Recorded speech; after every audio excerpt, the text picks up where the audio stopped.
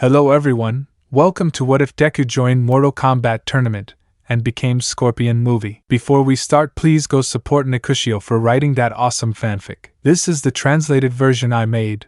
There will be some mistake in character's gender, but of course Deku is a male. A villain attack and a missing 4-year-old green-haired boy. What changes will a world that doesn't know the skills of the Mortal Kombat Tournament bring? Izuku, hero, villain or antihero? For the first time since its existence, the UA will witness the first Mortal Kombat Tournament in the history of its world. Several fighters will be Izuku's teachers, but Kuai Liang will stand out the most, so Izuku will use that name. A new Lin K. Clarifications before starting. This happens after the defeat of Kronika. Liu Kang restored all of the Mortal Kombat fighters to the timeline before he went back to the beginning of time, so even Shao Kahn is back, saving Shang Tsung. Quan Chi is back and in the world of heroes without anyone knowing. Izuku's masters, Kuai Liang, father and teacher. Liu Kang, hand-to-hand combat, not his fire attacks. Rain, attacks and fighting style. Kung Lao, attacks and the use of the hat. Shiva, brute strength and physique. Scarlet, use of blood. Raiden, use of lightning. Fujin, use of wind. Ermac, telekinesis. Takeda Takahashi and Kensher, use of their powers. Nightwolf, use of his powers. Ship, Aizuoka, I'll give him a chance and I won't be such a hater of him. Izuku's disciples, Koda, Katsuma. Now let's get on with the story. In a world where 80% of the population has powers called Quirks, lives Izuku Midoriya, a boy like many others with the dream of being a hero. Because with the appearance of Quirks, the profession that everyone dreamed of could become a reality. But just as heroes emerged, so did villains, starting a war between good and evil that currently has no rest. In Mizurufu, we can see two green-haired women, a very beautiful-looking woman accompanied by a 4-year-old boy heading to the hospital, the reason being that the boy had not awakened his quirk, and it was assumed that such a power could be awakened until the age of 4. Izuku, Mom, what do you think my quirk will be? The boy asked excitedly. Inko, I don't know. Izuku, he must be a great one to be a hero like Almight. Inko, okay, calm down. In the hospital. Nurse, can I help you? Smiling. Inko, yes, we had an appointment with the doctor. Nurse, let me see, checking her computer, your name please. Inko, yes, Midoriya Izuku. Nurse, I see, marking the appointment, come in please. Izuku shot out like he had a kilo of sugar in his system. Inko, Aizu-chan, wait. In the doctor's office. Doctor, what brings you here, Mrs. Midoriya? Inko, well, we wanted to know my son's quirk. He's already 4 years old and he hasn't woken it up. Doctor, okay. Come this way, showing medical equipment. The doctor proceeded to take blood samples, x-rays, and measurements for about half an hour. When he was finished, the doctor asked to wait in the waiting room for the results. Izuku fidgeted while looking at the hero posters posted there. Inko, Izuku, calm down son. Izuku, I just can't be calm, Mom. Nurse, Midoriya family, in the office. Doctor, the results are ready, but first, can you tell me that you want to be a boy? Izuku, I want to be a hero like All Might. Doctor, you should give up since you don't have a quirk, leaving the little one stunned. Inko, but how? Doctor, as you can see in the x-rays, in the phalanges of the foot, there is a bone that the Quirkless possess, and your son has it, since several doctors have come to the conclusion that without that bone the quirks manifest, and with it they won't. After that, Inko maternally took Izuku, who was still in shock. So on the way home, none of the green-haired men realized that they were being followed by a sect of individuals with masks on their faces. Inko, what's going on? Seeing several people surrounding them. Man 1, we're from the Yakuza and your son being quirkless is necessary to be a lab rat. Inko, stay away from him. Izuku, Mom, what's wrong?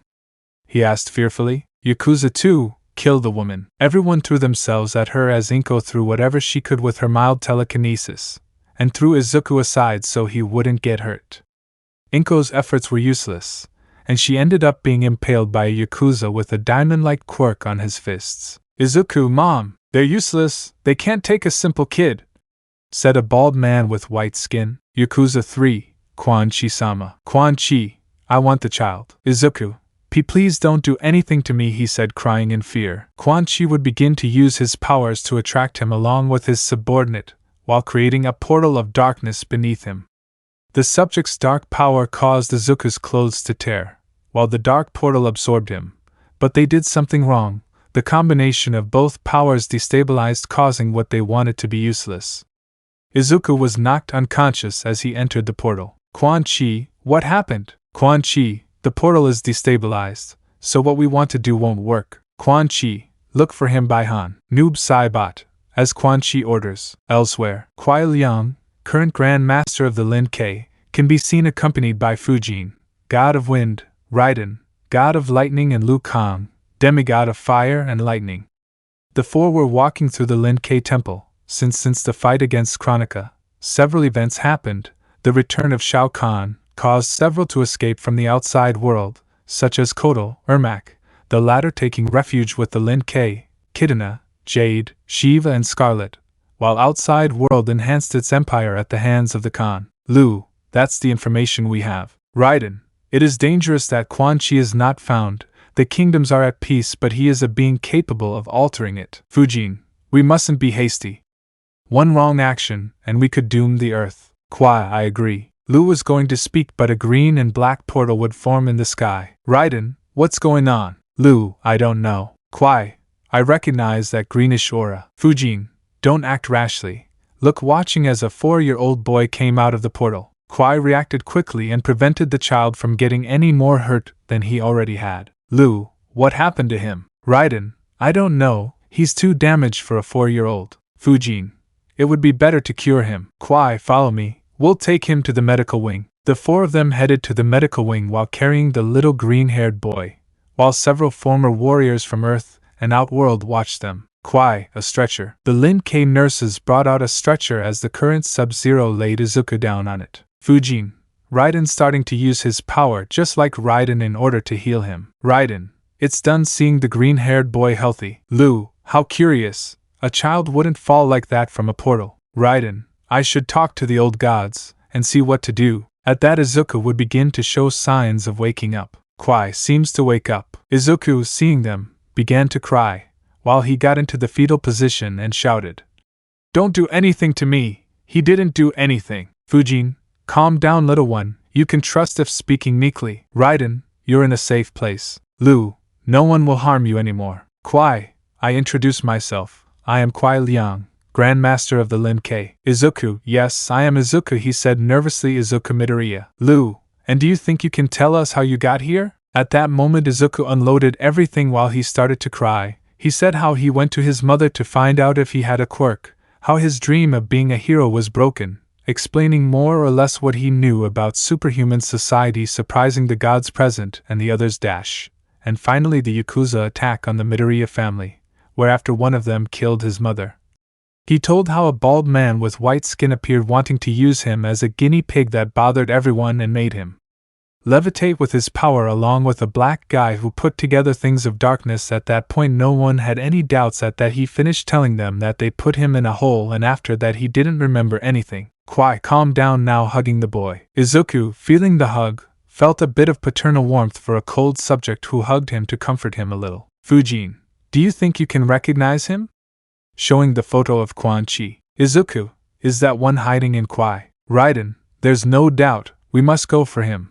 But we can't move without thinking. Izuku, where will I stay? Kuai, if you want you can stay with me. Izuku, really? Kuai nods, thanks. Kuai, and let me tell you something, you can be a hero, you don't need that thing called quirk. With the skills of the Lin K that you will learn you can be a great hero. Izuku, thank you, and yes, I will be a Lin K. Kuai, in that case, welcome to the Izuku clan. In the other world, the news of Inko Midoriya's death and Izuku's disappearance caused a great stir among his loved ones, especially the Bakugo, who were devastated, while the smallest ash-haired boy made the decision to become a hero to find his best friend. The workout new Sub-Zero, Lin K Temple. It had been 1 week since Izuku arrived at the temple, and in that time Kuai Liang with Raiden introduced him to the other warriors and the Lin K.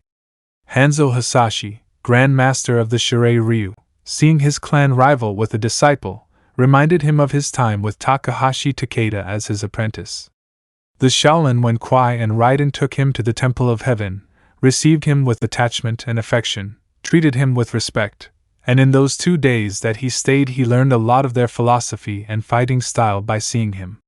Kuai was somewhat surprised. Just by watching a fight he could execute some movements and replicate them with effort, so after visits with the other fighters, such as Sonya Blade, Jax Briggs, Johnny Cage and Kenshiro, as well as the group of young successors of the original fighters, Takeda Takahashi, Kung Jin, Cassie Cage, Jacqueline Briggs, who in a short time Izuku considered his older brothers. It was Monday, the first day of training with Kuai Liang, in which Izuku would begin to train in the powers that being a cryomancer carried.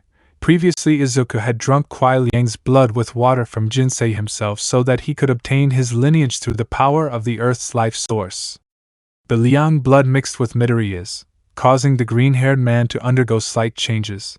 His hair darkened a little and ice began to form on his arms. Kuai, well Izuku, with this, according to Raiden's words, you have assimilated my blood, so you are my blood son. Izuku, really?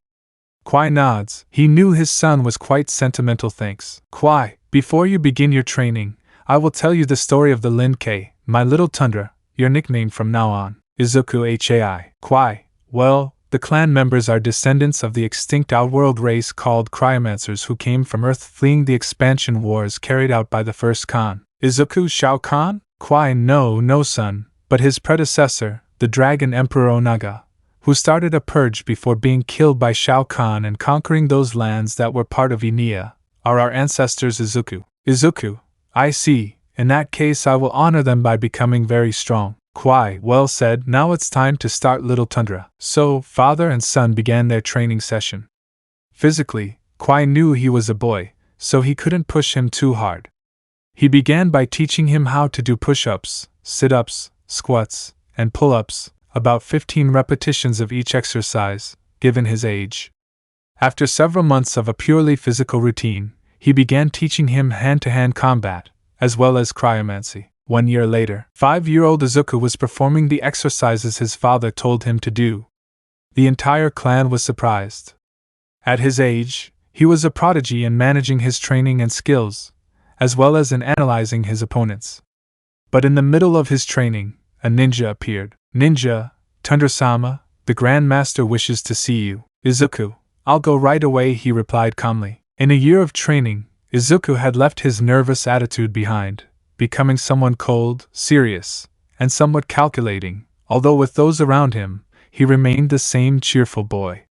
So, after putting on his clan's t-shirt, he performed his exercises in only shorts and traditional shoes in the cold climate of his home, while for his 5 years, he had a defined torso. In the temple, Kuai was meeting with Nightwolf and Fujin, who showed interest in the green-haired man. Kuai, so you want to train him, shaman? Nightwolf, the Great Spirit saw potential in him, so if he suggests I train him, I will. Fujin, and I want to train him to help him become a hero in his world when he returns. Kuai, I understand. At the temple gates Izuku was calmly entering under everyone's gaze. Izuku, father you called bowing in respect. Kuai, that's right Tundra, Lord Fujin and Nightwolf have asked to train you. Izuku, I accept your master training bowing. Both of them got to work on the Lin-Kei temple, since Kuai Liang wouldn't let Izuku leave his lands, so they focused on strengthening him even more, going from 15 repetitions to 25 physically, while with Fujin and Kuai Liang they meditated concentrating on the wind and the cold, achieving a balance between both elements. With Nightwolf, he made him meditate to discover his inner animal spirit, which turned out to be a white wolf that currently accompanies the green-haired man. The training lasted 2 years, where Izuku at 7 proceeded to go with Raiden, Liu Kang and Kung Lao, who wanted to teach them how to use the Shaolin arts. Kuai Liang at this point decided to trust Izuku to pass, as he would soon give him a test to grant him the title of Sub-Zero. Temple of Heaven. Izuku was arriving accompanied by Fujin. Fujin nervous? Izuku a little, but that doesn't mean I'm not excited. Liu Kang, welcome bowing, which Fujin and Izuku reciprocate welcome to the Dragon's Grotto, the Temple of Heaven, the place where the Jinsei is kept. Next to me is your second master, Kung Lao. Izuku, it's an honor to meet you, Master Kung Lao. Kung Lao, the pleasure is mine. Izuku, Raiden, Fujin and Liu have spoken well of you and the expectations they have for you, and your world will soon face its first Mortal Kombat if all goes well. Izuku, as if everything goes well. Liu, Izuku, there's a chance Shao Kahn will ignore the rules of Mortal Kombat and invade, or at least challenge your world to a tournament and invade regardless of the outcome. Izuku, I see. Raiden, so I want to ask you, are you willing to defend your world, young Lin-Kei? Izuku, Yes, Lord Raiden, with determination. The Mortal Kombat Tournament will surely be rigged to weaken forces, and if the top fights they will not kill, so if necessary I will gladly be willing to participate in the tournament and kill my opponent if necessary. Raiden, that's a good answer, young Lin K, but your opponent won't always deserve death. Izuku, my enemy today may be my ally tomorrow. Raiden, good answer. Then he takes out a sword sheath with him. This is a gift from me, young Lin K. Izuku, thank you, Lord Raiden, with a bow. Thus began a tough year where Izuku quickly adapted to training with his masters, so quickly that Liu and Raiden intensified their training, having a Lin K much more prepared than with their ice. While this was happening, the outworld panicked. Shao Kahn launched a coup against Empress Kitana and her allies, forcing them to take refuge on Earth, these being Shiva, Queen of the Shokan, Rain, Edenian demigod, Scarlet, a fighter with the use of blood magic, Jade, companion of the Empress, Kodo Khan, former emperor of our world. Scarlet, Rain, and Shiva managed to obtain asylum with the Lin K, where they saw the little green-haired 8-year-old boy arrive with a face with the same scar on his eye as Kuai Liang had. Shiva, who are you, child? Izuku, I am Tundra, son of the Grand Master of the Lin K. Shiva, really, kid? Izuku, I think you need me to prove it to you. Kuai, round 1 fight. Izuku would create 2 ice axes as Shiva approached him, burying them into the Shokan, while the green-haired man proceeded to hit him until with his heel he would slightly fracture the four-armed man's skull. Shiva would recover and give several blows to the green-haired man while sending him to one side of the battlefield. Izuku would recover by sending a sphere of ice, freezing Shiva and giving multiple stabs with an ice sword, finishing by hitting her with an ice mace on the body, leaving her on the ground. Izuku, try my ice. Shiva would stand while again it would be said, Kuai, round 2 fight, hiding his pride for his current son, as the combat kids, Hanzo and Kenshin, arrived. Shiva would approach Izuku, who with a quick blow would fracture the Shokan's jaw, while kicking her ribcage, breaking several ribs. The Shokan would recover and dodge an ice sphere to launch a fire sphere at the green-haired man, who would receive the impact. Shiva would deliver several blows to Izuku, who, taking advantage of an opportunity when his guard was down, would freeze Shiva to attack with a combo of blows, stabs and cuts plus a sledgehammer blow to the Shokan. Izuku would create 2 ice axes, hitting both of them to the Shokan's body and burying both at her sides, while the outgoing blood froze, and with a Spartan-style kick he sent the Shokan Queen back. Izuku would create a 3rd axe, hitting her head, causing blood to spurt out, and freeze to firmly grab the axe and drag her while they hooked onto the first 2 axes, turn 360 degrees and throw her to the ground. Shiva would be half-witted. Sub-Zero finisher. Izuku would knock her to the ground with a palm strike. Izuku, do you believe me now?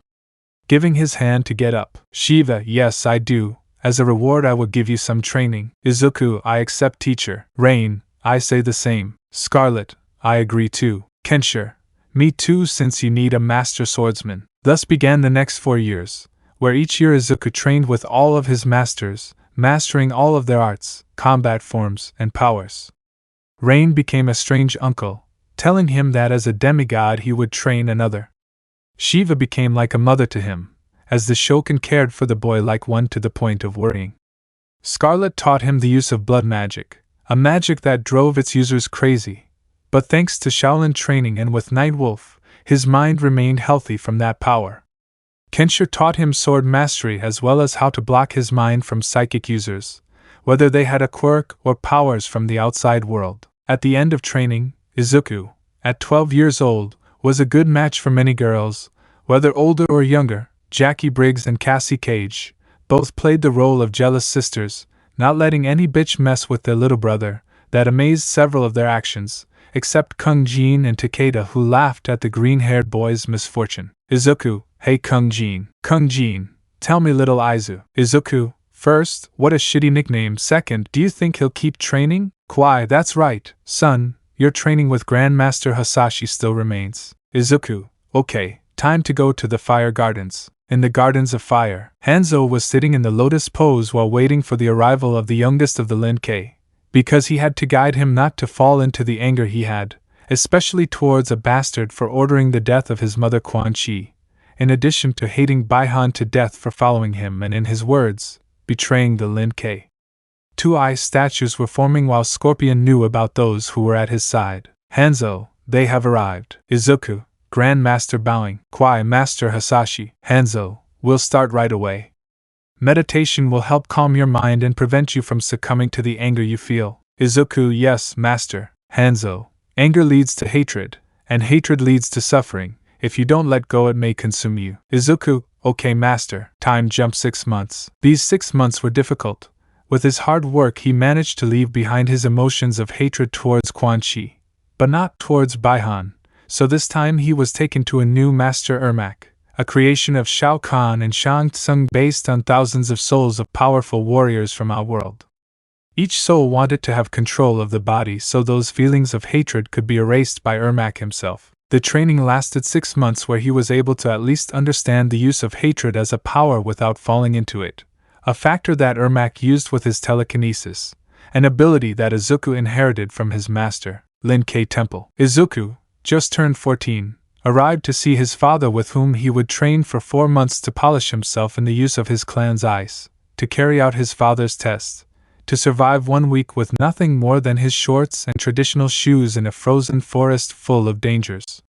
Those 4 months flew by where his skill was polished to the point that he could face several experienced warriors and emerge victorious. So Kuai Liang began the test by throwing Izuku with only shorts and traditional shoes to the coldest and most dangerous slope of the mountain where they live. Physical image of Izuku with the Lin-Kei logo tattoo. Izuku faced several enemies, bears, wolves, some moose that attacked by his mere presence, and each and every one was defeated. Izuku did not emerge unscathed. Several wounds on his body left several scars, which the young Lin-Kei bears with great pride upon completing his trial and being able to take the name his father bequeathed to him. Kuai, are you ready, young Tundra? Izuku, thank you, Grandmaster. Kuai, it's time for you to get up, Sub-Zero. Izuku stood up under the respectful gaze of the other members of the Lin-Kei. In the world of heroes, several things happened in the first place. All for one rose up against the heroes, causing Almight and him to clash, with the blonde receiving his traditional injury with steroids. In the second place, Quan Chi met with All for One, agreeing to work together, since AFO wanted to maintain his integrity. So thanks to Quan Chi, he showed himself in favor of Emperor Shao Kahn. In the third place, with the support of Quan Chi, several criminals grouped together under the command of Kano, Cable, and Cobra, forming a new Black Dragon, which served as support for the recent League of Villains that was secretly forming.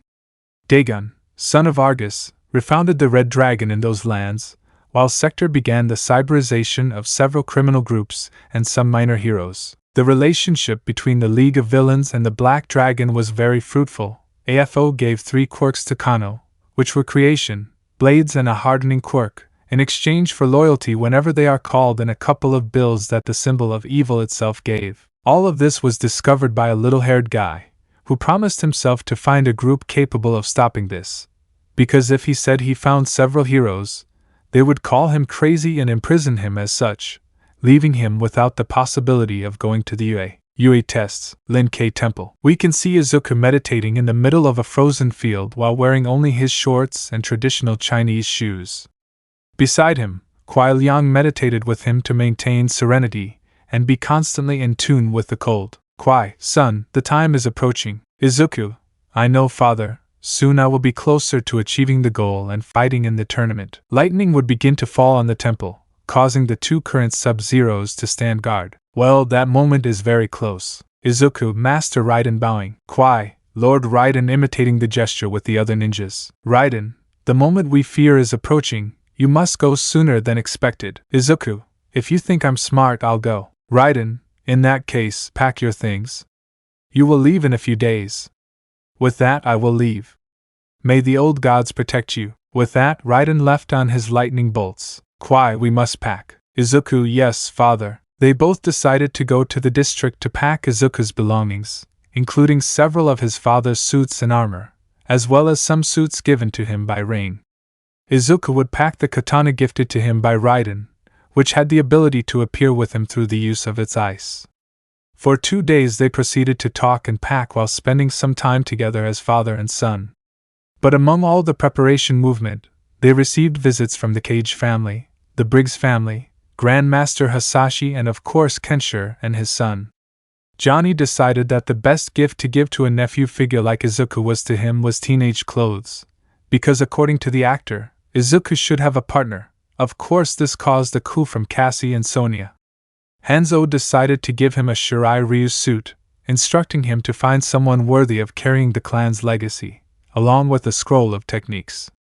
The Briggses donated a set of military computers to aid him in his search efforts, and the blind swordsman's family gave him a katana so someone worthy could wield it during the tournament. 2 days later, Temple of Heaven, Fujin, Nightwolf, Raiden, Kung Lao, Kung Jin, Liu Kang and Kuai Liang were prepared to leave, one of the last gifts being a Shaolin fighting-style scroll and a Kung Lao hat. Raiden, may the old gods protect and guide you. Fujin, you have our support if necessary. Liu, don't let hate get to you. Kung Lao, you have our moral support in the tournament. Nightwolf, may the Great Spirit guide you. Kung Jin, not every villain is bad, some can be corrected. Liu, it's time, right? Kuai, son, take care. Liu, learning Shang Tsung's sorcery is a pain, waving his arms as a portal opened. Izuku would start heading to the portal. Kuai, cold as winter. Izuku, deadly as the night. Father and son would hug as Izuku passed through the portal, so Liu decided to close it. Raiden, we await news, young Lin K. Near Mizudafu, Japan.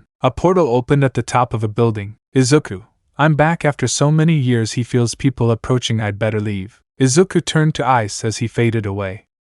The arriving heroes saw nothing but nothingness, not a mark, not a scratch, so they decided to leave. Oradera Secondary School. We can see a teacher analyzing his students' applications. Most of them wanted to be heroes, especially one, Katsuki Bakugu, an explosive boy, who as a child was very temperamental.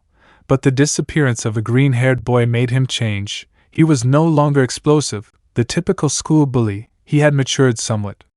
In his application he had stated why he wanted to be one, and it was simple: find his childhood friend.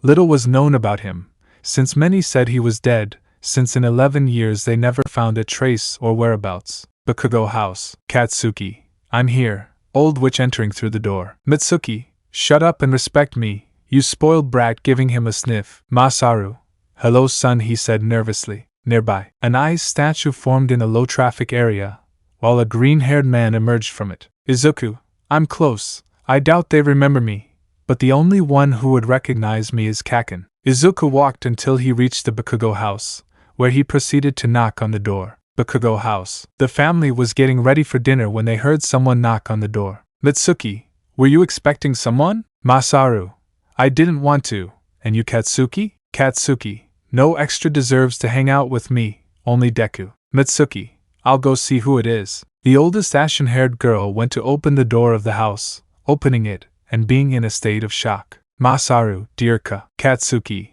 old man who Deku. Izuku, it's been a while. And Mitsuki, Uncle Masaru and Kaken. Katsuki just threw himself at him. Katsuki, damn nerd.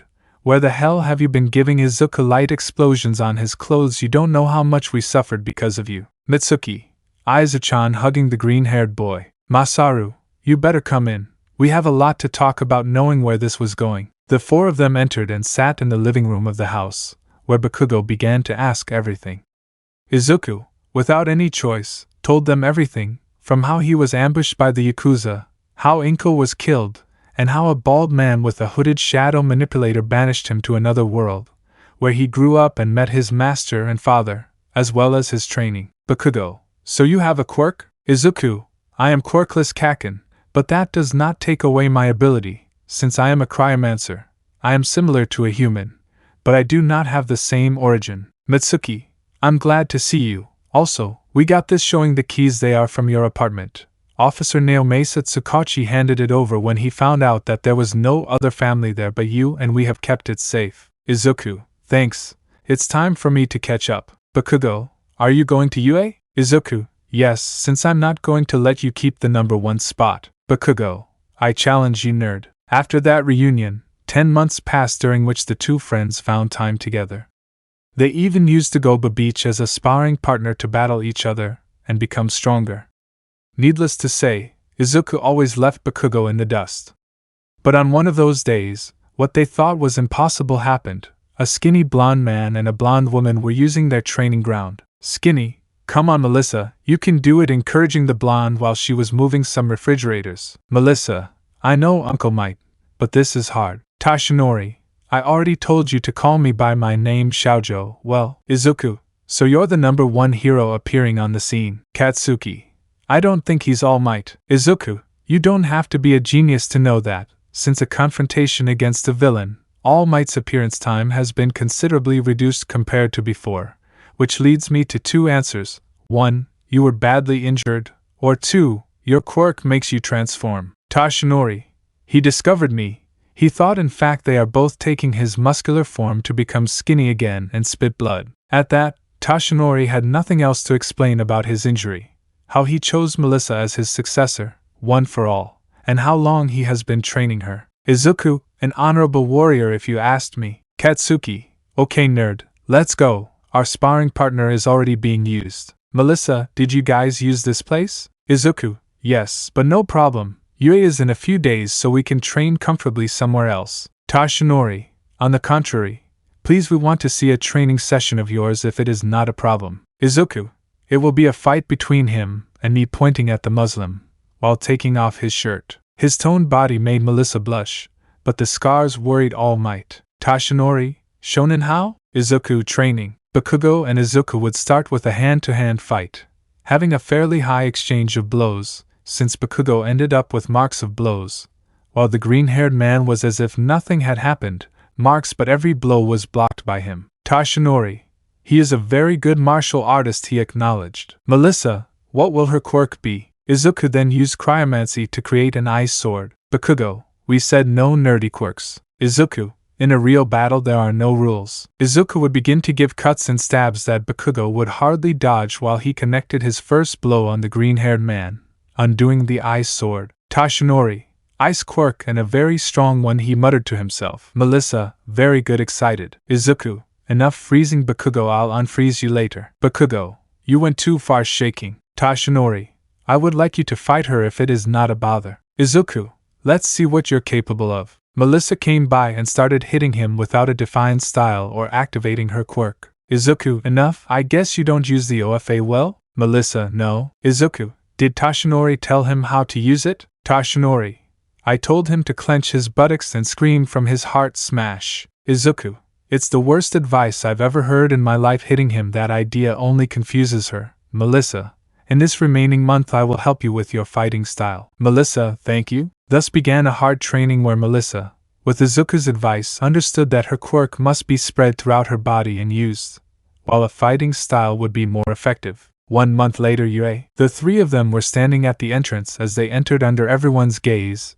Izuku was serious, which was scary in the others. Izuku, TSK, if they get scared with me since I'm a civilian, I imagine how they'll do it with a villain. Bakugo, calm nerd, in that they see how a girl with brown hair and rosy cheeks falls. Izuku, are you okay?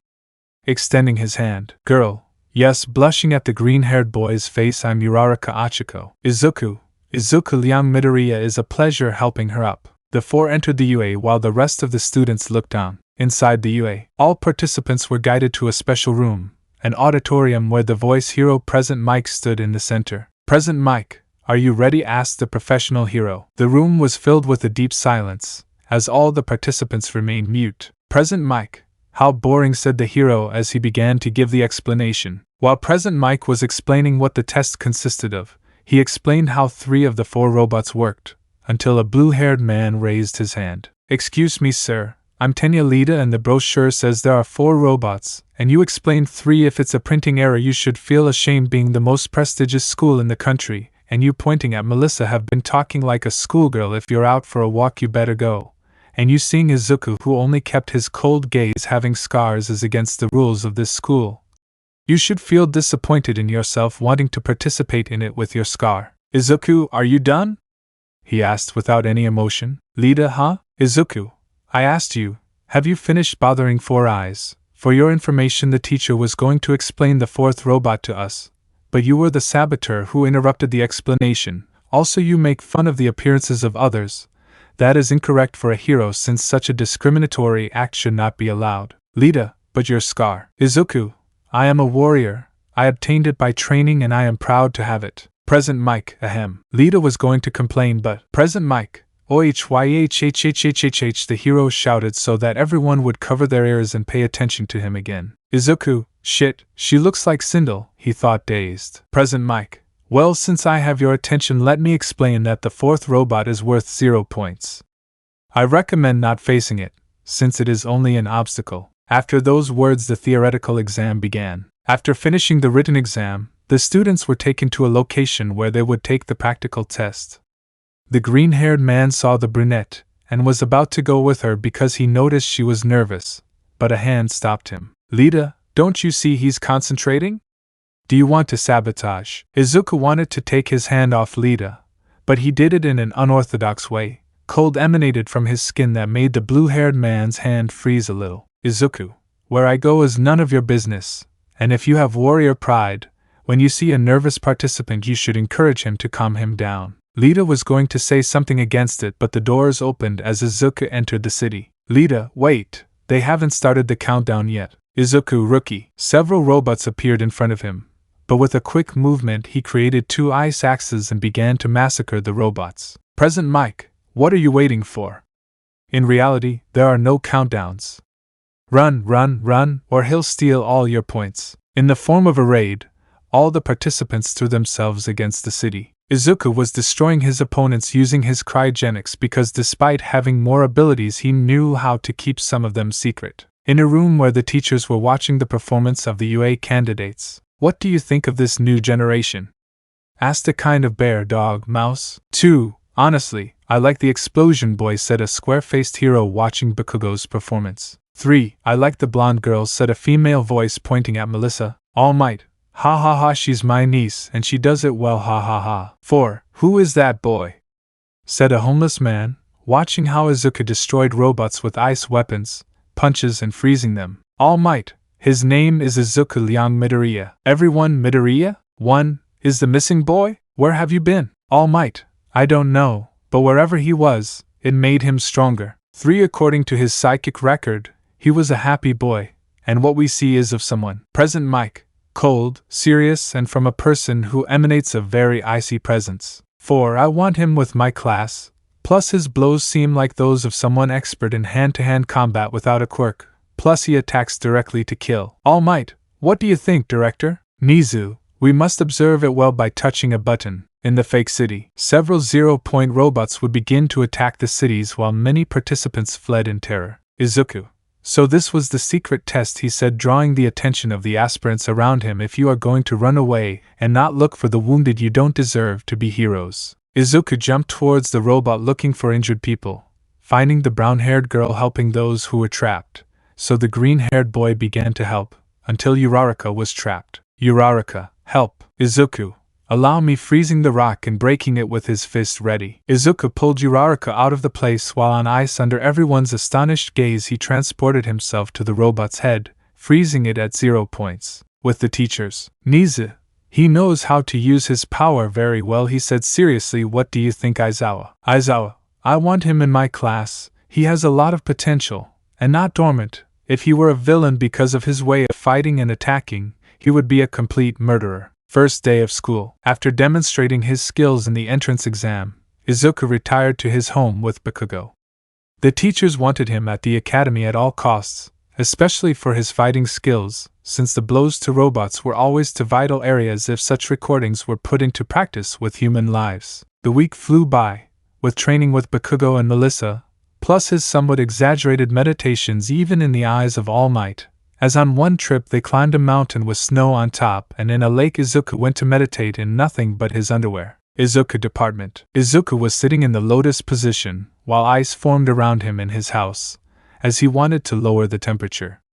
His concentration was interrupted by the sound of the doorbell. A grumpy Izuku answered the doorbell and received a package from UA, which contained a school uniform, 2 pea kits, and a record. Izuku, I guess I should see this. Pressing the button. Hologram. Hello? Am I a dog? A bear? A mouse? No, I'm the principal of UA Nizu. Izuku, a rat. That's new, though it doesn't surprise me. I've seen Zatarans, whatever Farathor were, Tarkatans and Shokans. In the recording, Nizu, young Liang Midoriya, I inform you that you have passed the theoretical exam with 100%, and a total of 150 points in the practical exam. For destroying robots, that means you passed. But that does not mean that they are your total score. In view of your actions together with that of Miss Ochako Uraraka, a special jury of teachers have decided to give you special points. Because both of you have realized along with Miss Shield the true purpose of the test, the true meaning of being a hero. Self-sacrifice, obtaining 70 rescue points, giving a total of 220 points, surpassing the record of 170 points held by Almight. Welcome young Liang, this is your Hero Academy. End of recording. Izuku, yes, and the possible venue for the Mortal Kombat Tournament, he said sarcastically. Sighing, I guess I'll tell Kaken, although he'll go into Muslim mode for being surpassed. After those words, Izuku retreated to the Bakugo house where Izuku, to prevent the Muslim from starting his tantrums and knocking down 4 Jenga towers like a September 11th, decided to freeze him a little. 1 week later, Izuku was standing in front of Bakugo, who was sleeping peacefully while saying Shine in his sleep. Izuku saw that it was 8 in the morning where they would enter UA at 9, so he decided to do something that for many would be a joke. He made an ice sphere and dropped it between Bakugo's body. Bakugo, how cold is this shit? Izuku, shut up, we have to go. Bakugo, damn nerd, standing up heavily, I'm going to get revenge blueberry ice cream. Bakugo proceeded to take a shower and change into his UA uniform. Outside the Bakugo residence, Izuku was talking to Mitsuki while Bakugo came out ready to leave with his usual bitter face. Izuku, hold me, we're late. Bakugo did as requested and both became ice statues that crumbled instantly. At the UA, room 1A, most of the students were present when suddenly 2 ice statues began to form. This made them inertially put on guard.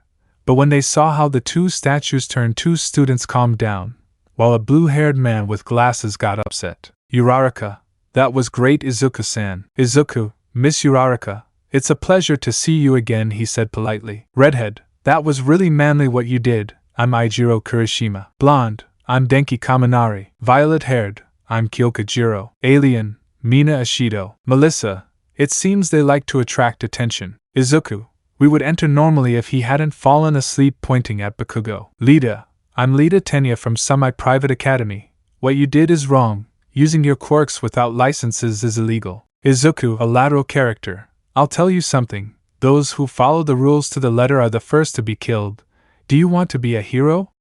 Learn to find a way to bend the rules to save more lives, he said with the coldest look there is, even surpassing the cold hug of his mother-in-law. Lida, but still. Izuku didn't want to continue talking, so he ignored him, while he watched a bicolored boy with a cold look towards him, so he only returned a similar look. Mina, hey, what's your name? Izuku, my name is Izuku Liang Midoriya. Everyone greeted him except the 2-colored one who saw a pendant on his school uniform, something that the redhead with shark teeth also noticed, but no one gave it any importance. The conversations were about to continue when a kind of caterpillar appeared in the living room. Caterpillar, if you came to make friends, it's better that you leave. At that everyone became silent. 8 seconds to calm down, not very rational. I'm Aizawa Shota and I'll be your home teacher. Anyway, put this on and I'll see you in the courtyard. Everyone went to the locker room. Men's locker rooms. Everyone was changing, but they stopped when they saw Izuku's well-formed body full of scars, cuts, punctures, of all kinds and in every shape and angle. Kirishima, hey Izabro, I know you look very manly, but how did you get so many scars? Izuku, a warrior is always proud even of the marks he bears on his body. Kirishima, manly? Izuku, I got them by training. My teacher and father, who many will say was a monster when they saw my training, made me grow stronger, to eliminate my worst fears. I learned to fight even in the open against animals. The one on my chest pointing at it was made by a bear. Kirishima, that was very manly, starting to cry. Lida, but the one in your eye? Izuku, a bastard did it to me. He wanted to enter my family's home and steal secrets from it. So at 10 years old I faced him with my father's sword, ending up with this mark. Kaminari, and what happened to him? Izuku, the rules of my family are that villains are not welcome. We live in isolation and we have secrets like any family, and if necessary, in order to protect ourselves, we will cross the line. 0. And what did you do to him? Izuku, I have nothing. My father locked him up and ordered our people to keep him alive but suffering for messing with us. Lita, like a mafia. Izuku, we Lin-Kei keep our affairs secret, and if necessary, any intruder in our territory will die. Sato, they are some kind of clan, aren't they? Tokoemi, everyone has their own darkness. Izuku, yes, we are a clan so to speak. Mineta, hey, leave that aside and come see. Lita, what thing? Mineta, look at a gift from our senpais, pointing at a hole we can see our companions, the Yo-Yo-Tetas, Urarakas, but Hagakure's floating panties. At that the environment felt cold, very cold. Everyone's breaths could be seen in the area, while the ice covered the hole.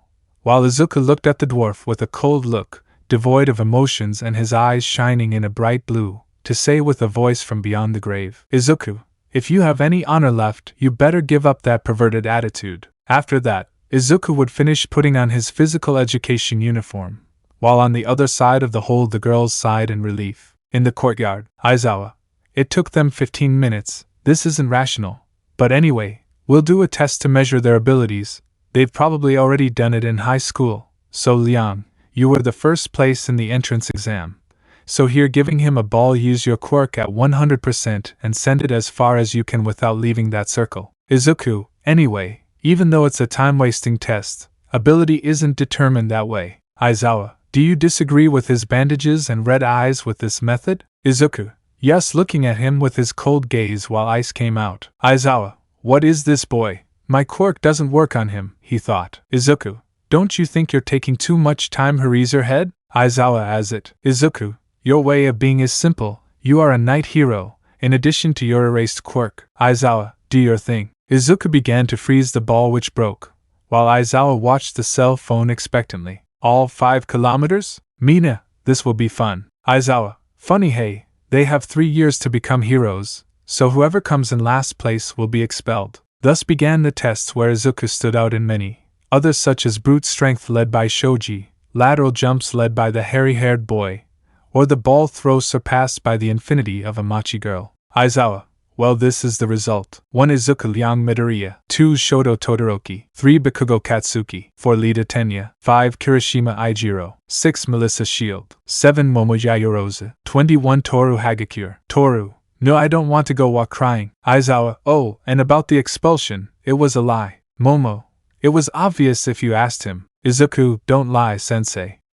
Maybe many don't know this, but you have expelled entire classes due to lack of potential. Momo, I didn't know, surprised and nervous. Thus passed the class hours where they would learn about their subjects, their class schedules and outings. Elsewhere, I'll give you a couple of my men and a general. Manolo, well, I hope they are useful. That's how it will be. Tamura Shigaraki, just as your teacher will give you a Nomu to kill Almight, the most important fighter you must kill before the tournament, you will have a great warrior, isn't it, Goro? Goro, as long as they fight and aren't cowards. What do you think, Shigaraki? Shigaraki, the symbol of peace will have one last breath. Master Quan Chi. AFO, don't fail without giving them a greeting. Practices of heroism.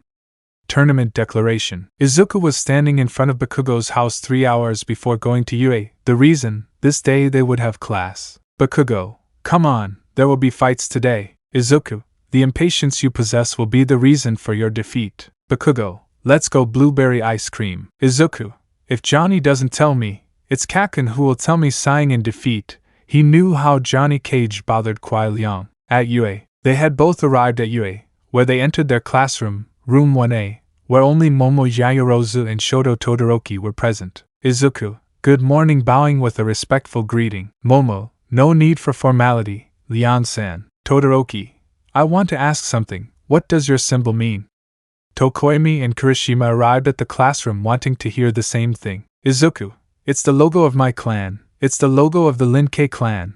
Only the best warriors are forged there. Todoroki, do you work with ice? Izuku, yes, lying a little because he knew how to use blood magic and the storm, as well as wind and lightning, and sometimes you get a guardian animal, a white wolf, materializing at his side. Kirishima, how manly. Todoroki, surprising. Bakugo, I didn't know that. Izuku, they didn't ask. Aizawa, so a skill of your clan while the director and all might listen through the cameras. Izuku, she is alien to Quirks. If you want to know, wolf spirits are assigned by a shaman and they are attached to you. We both depend on each other. If I die, he does too. Everyone, surprising as they finished entering. After that conversation, Classes at UA began, history with Aizawa, English with Present Mike, where Izuku drew attention for his fluency in speaking it. He was not stupid, he spoke Chinese and Japanese naturally, but despite speaking English, he had learned it being with the Briggs and the Cage. Classes continued with literature at the hands of Cementos, art with Midnight, who was surprised by the Lin K's eye sculpting skills, as well as mathematics with ectoplasm. At lunch Izuku got along well with Shoto Todoroki, because both were cold, and between cold they could understand each other, in addition to knowing a little about the bicolor's past, proposing that during the breaks they train together and take the ice to a new limit. Another with whom he got along well was Kaminari Denki, who found it irritating that he looked like a miniature version of Johnny Cage, Kirishima Eijiro. Got along with the young Lin K, his company being quite acceptable and pleasant. He had things that he respected about the redhead, because his kindness and energy made him unique. Mashireo Ojiro was the other with whom he got along well. Both were people of honor, and between martial artists they understood each other. After lunch it was time to return to classes. Mina, why isn't Aizawa-sensei coming? Zero, yes, I'm bored. Ha ha ha ha, I am. Entering through the door like a normal person. All but the bicolor, the Lin K and the human bomb. It's All Might. Kirishima, this is manly. Kaminari, learning from the number one hero is great. Zero, super cool. Mineta, great. Izuku, they are noisy expelling cold. Learn to have respect for the teacher, and not behave like children. Mina, how bitter. Zero, yes, old man, don't be cold. Todoroki, I'm with him, he thought. All Might, ha, let's leave that aside. I will be your teacher on basic hero training, and what we will do today is taking out a paper. All battles. Izuku, interesting with a slight smile. Bakugo, let the hell be started. All Might, language giving him a comical shape, but let's put that aside. You'll need these for this class. Touching a button and 20 briefcases coming out. I'll see you in the Gamma field. Momo and Leon-san? Noticing that the Lin K was not there. Shoto, I don't know, besides he doesn't have a suit. Bakugo, he didn't ask for a suit, he wants to wear his own, his clan suits. Lita, so his suits are his. Moving her robot hands. Everyone, what did he just say? Sending Lita into the Hashirama-style depressive aura. In Kampogama. All Might, they say the suit doesn't make the hero, but you guys look amazing. Lita, Leon-kun is missing. Tsuyu, it's true. Karo, Melissa, you're right with a Canon Deku-style outfit. Mineta, Yue is the best looking at girls pervertedly. Suddenly the atmosphere became very cold. Men and women blew steam from their mouths, while some who were lightly clad, like Momo and Kirishima, shivered with cold. All Might, how cold at you. Mineta, I'm scared, shivering from the cold. In the center of them all, an ice statue began to form, which amazed everyone and terrified Mineta, and began to take color into a human being. Izuku, sorry sensei,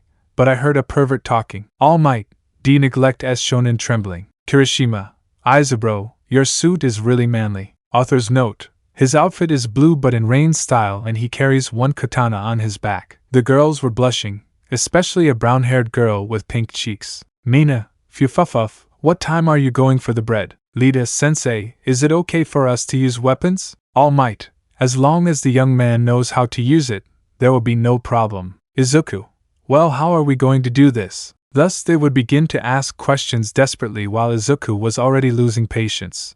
So emanating cold he made everyone shut up. Izuku, All Might can continue. So All Might explained that they would make 2 versus 2 teams where one team would be heroes and another would be villains. Villain groups A, C, E, G, I. Hero group B, D, F, H, J. Lone group Izuku. So all the groups passed while Izuku patiently waited for the rest, ignoring some of Momo's suggestions, since Yayorozu was very attached to the rules and plans, something that in itself was not bad, but it left everything to possible failures in his opinion, leaving little freedom of movement and little field of action in case of unforeseen events.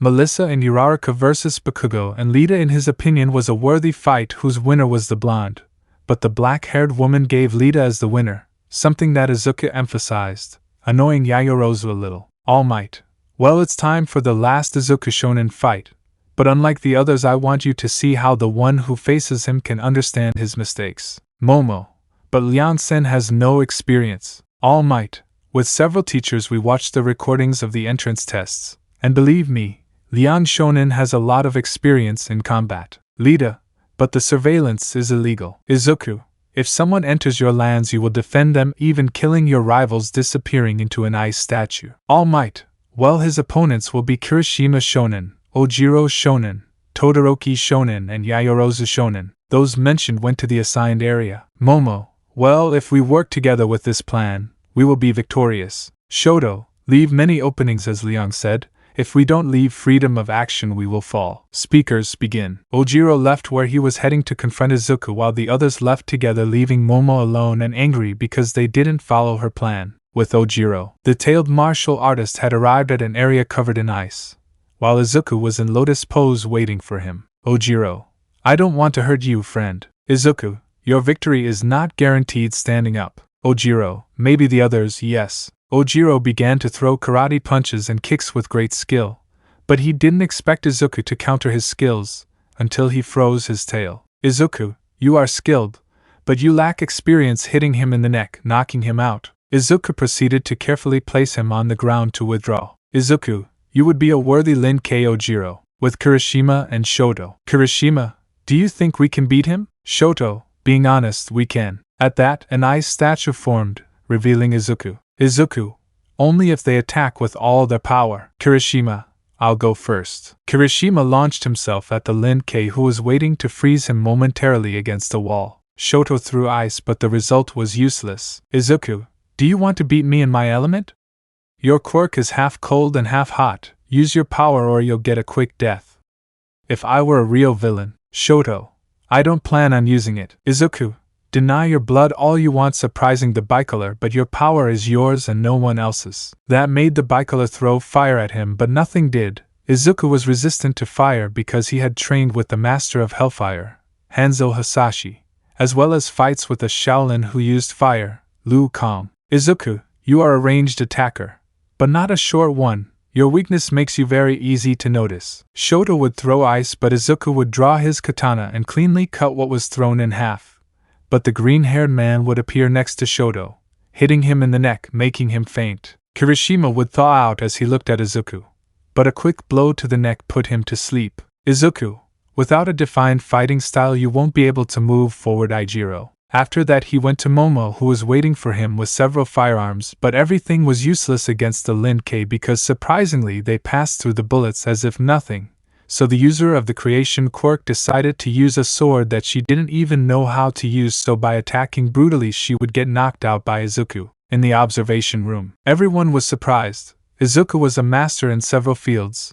He did not underestimate his opponent, and was also attentive to his surroundings. Almight, Izuku Shonen wins. In the room everyone was asking the green-haired boy questions, who calmly answered each and every one, especially Kirishima and Shoto's request to train martial arts with him, which the green-haired boy accepted. After those classes and with no injuries other than Bakugo and his pride at being defeated by Melissa, they decided to withdraw. The next day, everyone wanted to enter for another normal day of classes, but the press was interrupting the students' path, until Izuku got rid of them with the cold air that emanates, sending them flying. Classes went on as normal, with Aizawa returning the attitudes in All Might's class, correcting some others, and also congratulating Izuku for his calm, serenity, and demonstrating what is always lacking when it comes to combat.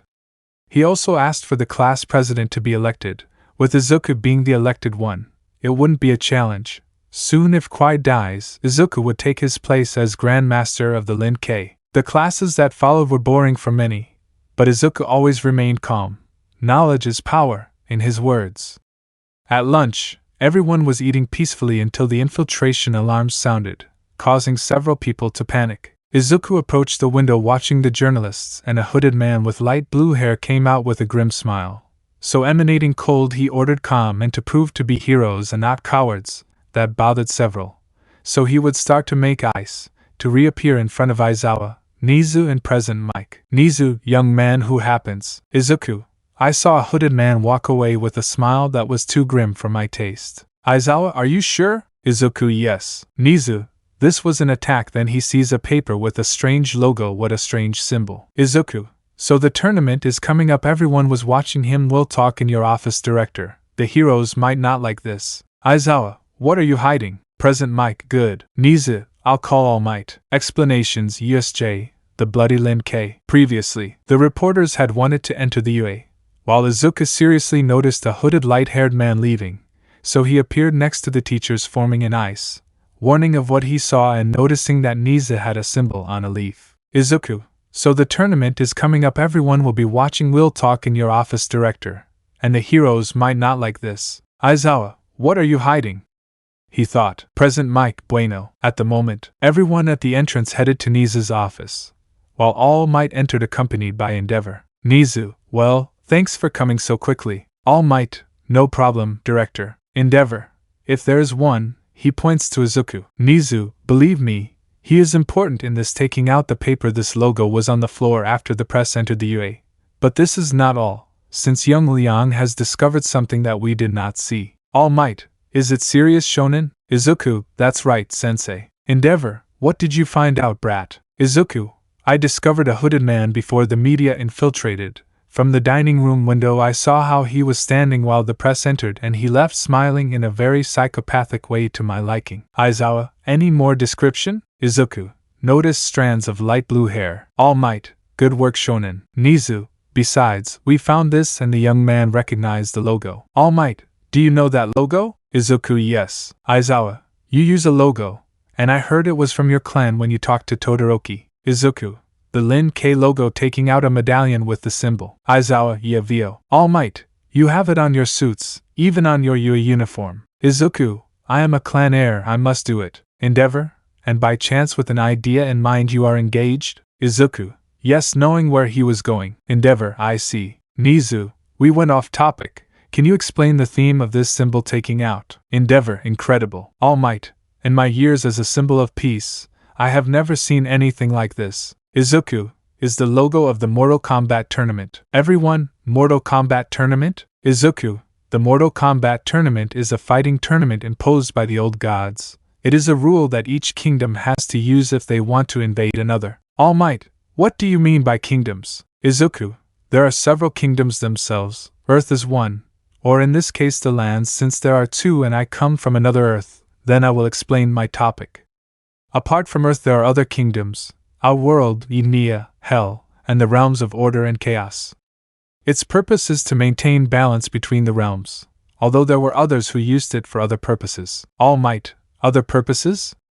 Nizu already had an idea. Endeavor, sounds like a fantasy story. Izuku, I know, but it's real. In the past, Outworld was ruled by Onaga, the Dragon Emperor, an ambitious man who wanted to become immortal. It was said that his armies were invincible, but he left when his most loyal servant, his butler, murdered him. His butler, who soon became known under the name of Shao Kahn, wanted to form a wide empire, unified the existing races in Outworld, and launched a conquest. All Might, conquest? Aizawa, a conqueror. Nizu, so he used the tournament to invade and conquer, looking worriedly at the symbol. Izuku, in short, the rules of the Mortal Kombat Tournament require 10 tournaments to be held for each generation. I don't know how the generations are taken, but the first to fall was Enia.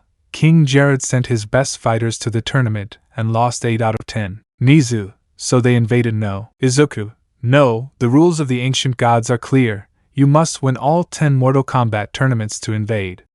But in the case of Enia, Jared's wife, equal to Shao Kahn's ambitions, in addition to being his lover, killed Jared and proclaimed that they would marry, leaving their daughter Kidna alive.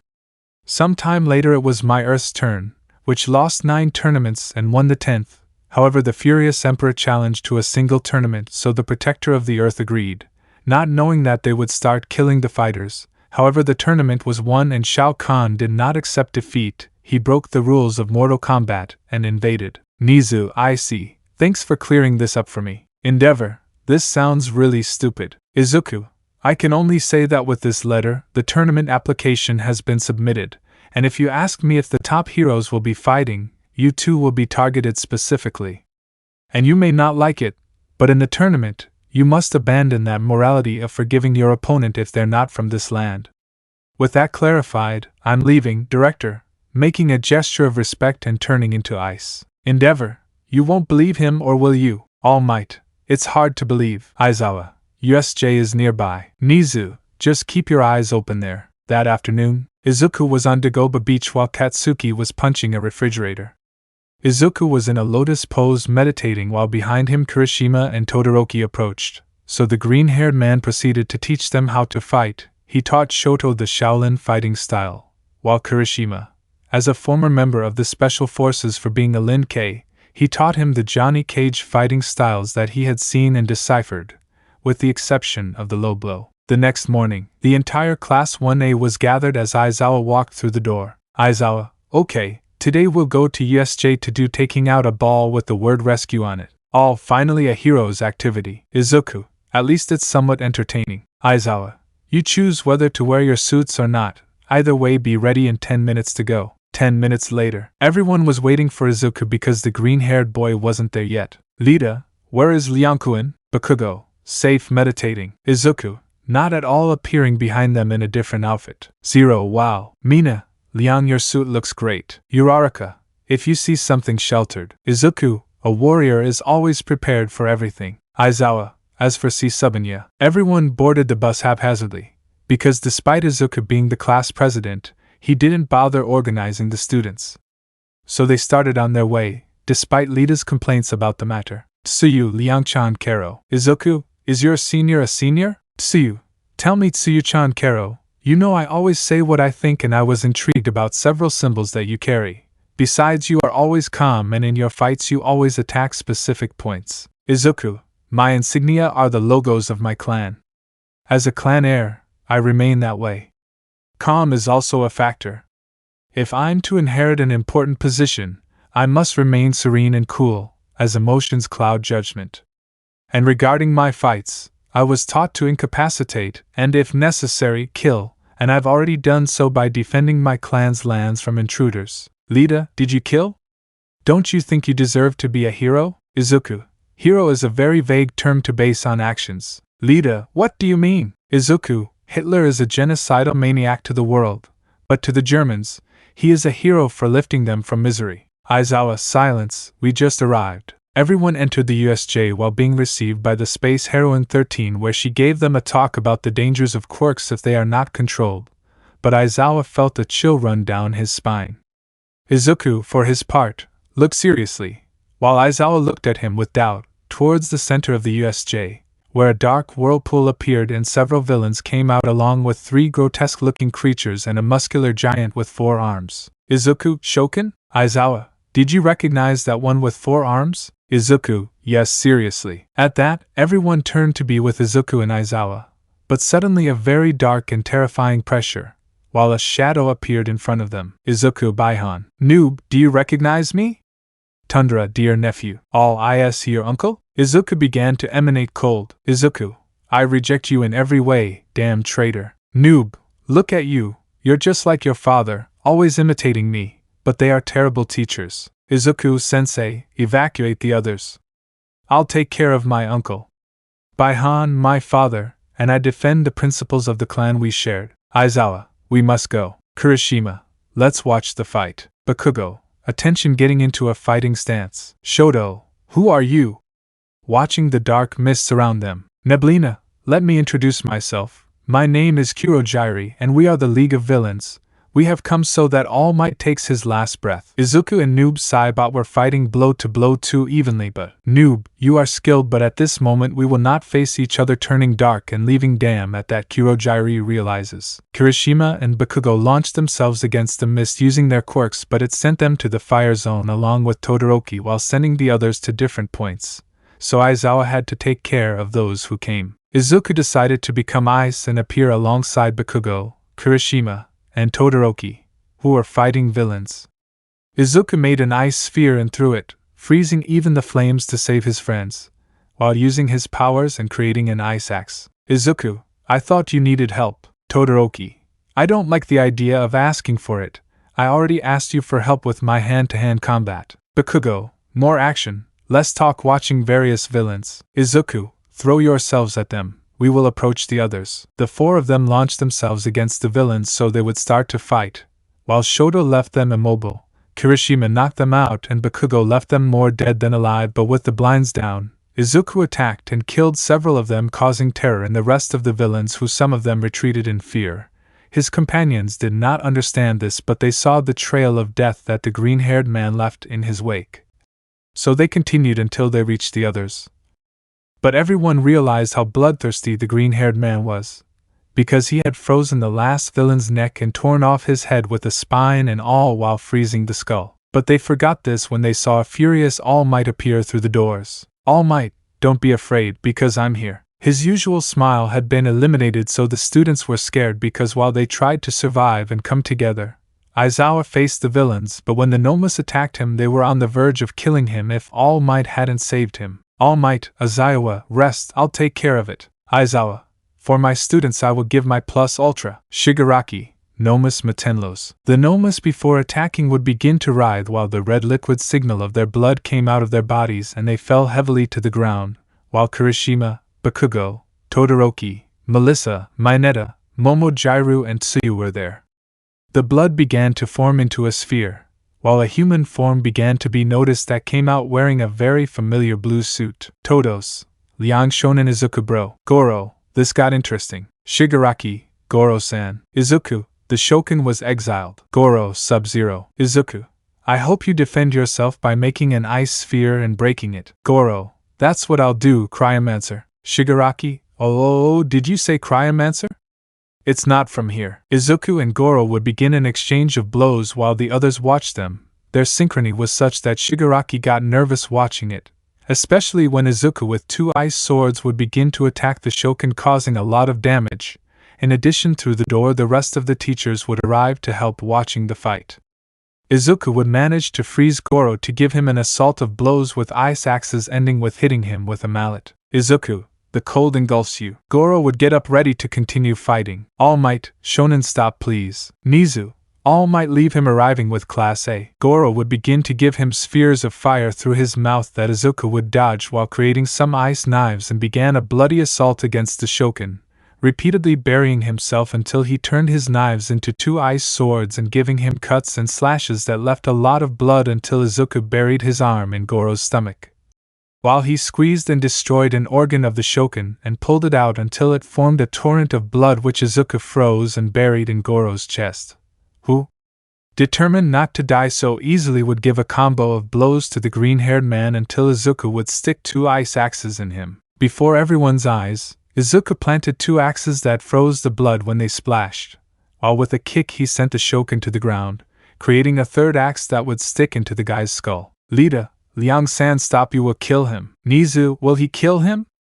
He thought. All Might, this is wrong unless? He thought, alarmed. Aizawa, he must be a tournament fighter. If they attack going for your head, it's because they want to take out warriors. All Might calmed down at these words, but they saw when Izuku did a 360-degree turn in the air with the last axe he buried and left Goro on the ground, while he stood limply on his knees. Class 1A, except those who trained with him, please stop. Izuku, without a hint of mercy, would place his hand on the Shogun's neck, beginning to freeze it, until he pulled its head and pulled out its spine, while raising it in a sign of victory. The weakest of mind vomited, others fainted from the freckled man's brutality, and the teachers wanted to stop him, but Nizu and All Might said everything before them. Shigaraki, damn brat, you ruined everything, throwing himself at Izuku. Kurojiri, Shigaraki. The light blue-haired boy didn't hear Kurojiri's scream as he felt two arms in his own. Izuku, it seems you like destroying things. Do you think I didn't see how you damaged Aizawa-sensei's arm? Starting to freeze Tamura's arms. Shigaraki, what the hell are you doing to me? Kirishima, what does he do? Lita, he won't dare to. Bakugo, yes, he will. Shoto, is that his mastery on the ice? All Might, Shonen. Izuku, I'll give them a warning. All Might, let them know that if the tournament starts, the Lin K is on their side, freezing Shigaraki's arms completely. Shigaraki, stop it, starting to cry. Izuku, why would I do it? I saw how you wanted to kill Melissa and Tsuyu-chan. Why would I have mercy if you kill anyone you don't like just to hurt All Might's pride? Izuku exerted his strength, and Shigaraki's arms were torn to pieces. Minute 1.10 until before he throws it away. Shigaraki, ARGH. Tears showing. Lita, he froze his arms. Momo, he destroyed them mercilessly. Izuku, Tsuyu, are you okay? Tsuyu, this is natural. Nizu, well, you should leave with the other teachers. young Liang will come with me and Almight. Kurojairi quickly appeared and took Shigaraki away from there, preventing him from being arrested, while the others left with the police and ambulances. Nizu, for his part, took Izuku before the extra heroes who arrived arrested him with the police, while they examined all the dead in the area. Elsewhere, Shigaraki appeared falling into the room screaming from the pain he still felt. AFO, Shigaraki, how was it? Kurojairi, Master, we need support. The attack failed. AFO, I expected it. That means we should move with greater caution and the Nomus. Kurojairi, without his blood and being impossible to recover. AFO, did you see Shigaraki? Kurojairi, he is the one who ended up the worst. Quan Chi, why Goro? Shigaraki, dead. Quan Chi, who killed him and did this to you, noting his lack of arms. AFO, what? Quan Chi, your apprentice doesn't have his arms. Shigaraki, damn Cryomancer kid that caught the Witcher's attention, I'll kill him, I will. Quan Chi, did you read Cryoman? AFO, what's up with this? Noob Saibot. Quan Chi, my brother sent his son to the academy. The Lin K is aware of our moves. AFO, Lin K? Quan Chi, I will make new arms for your apprentice. AFO, now I must leave. With that clan present, many problems will arise. Talks, training, sports festival. Previously, Izuku had committed a small massacre and proved to be a complete bloodthirsty man by how he killed the Shogun and took Shigaraki's arms. Nizu, young Liang, please come with me. At the moment, the police looked at him with some fear and anger, but they could do nothing about the rat's request. All except Naomasa Tsukachi, who was with Nizu. The heroes wanted to arrest him, but the teachers reluctantly prevented them, since several wanted fame, calling him a murderer, and so on. Class 1A was the most affected. On the one hand, they thanked him for saving them, but on the other hand, he proved to be a complete murderer. He had already told them that he had already killed the intruders in his clan. Therefore, they were divided into three sides: those who support him, those who do not support his actions but do not consider him a villain, and of course, those who consider him a villain.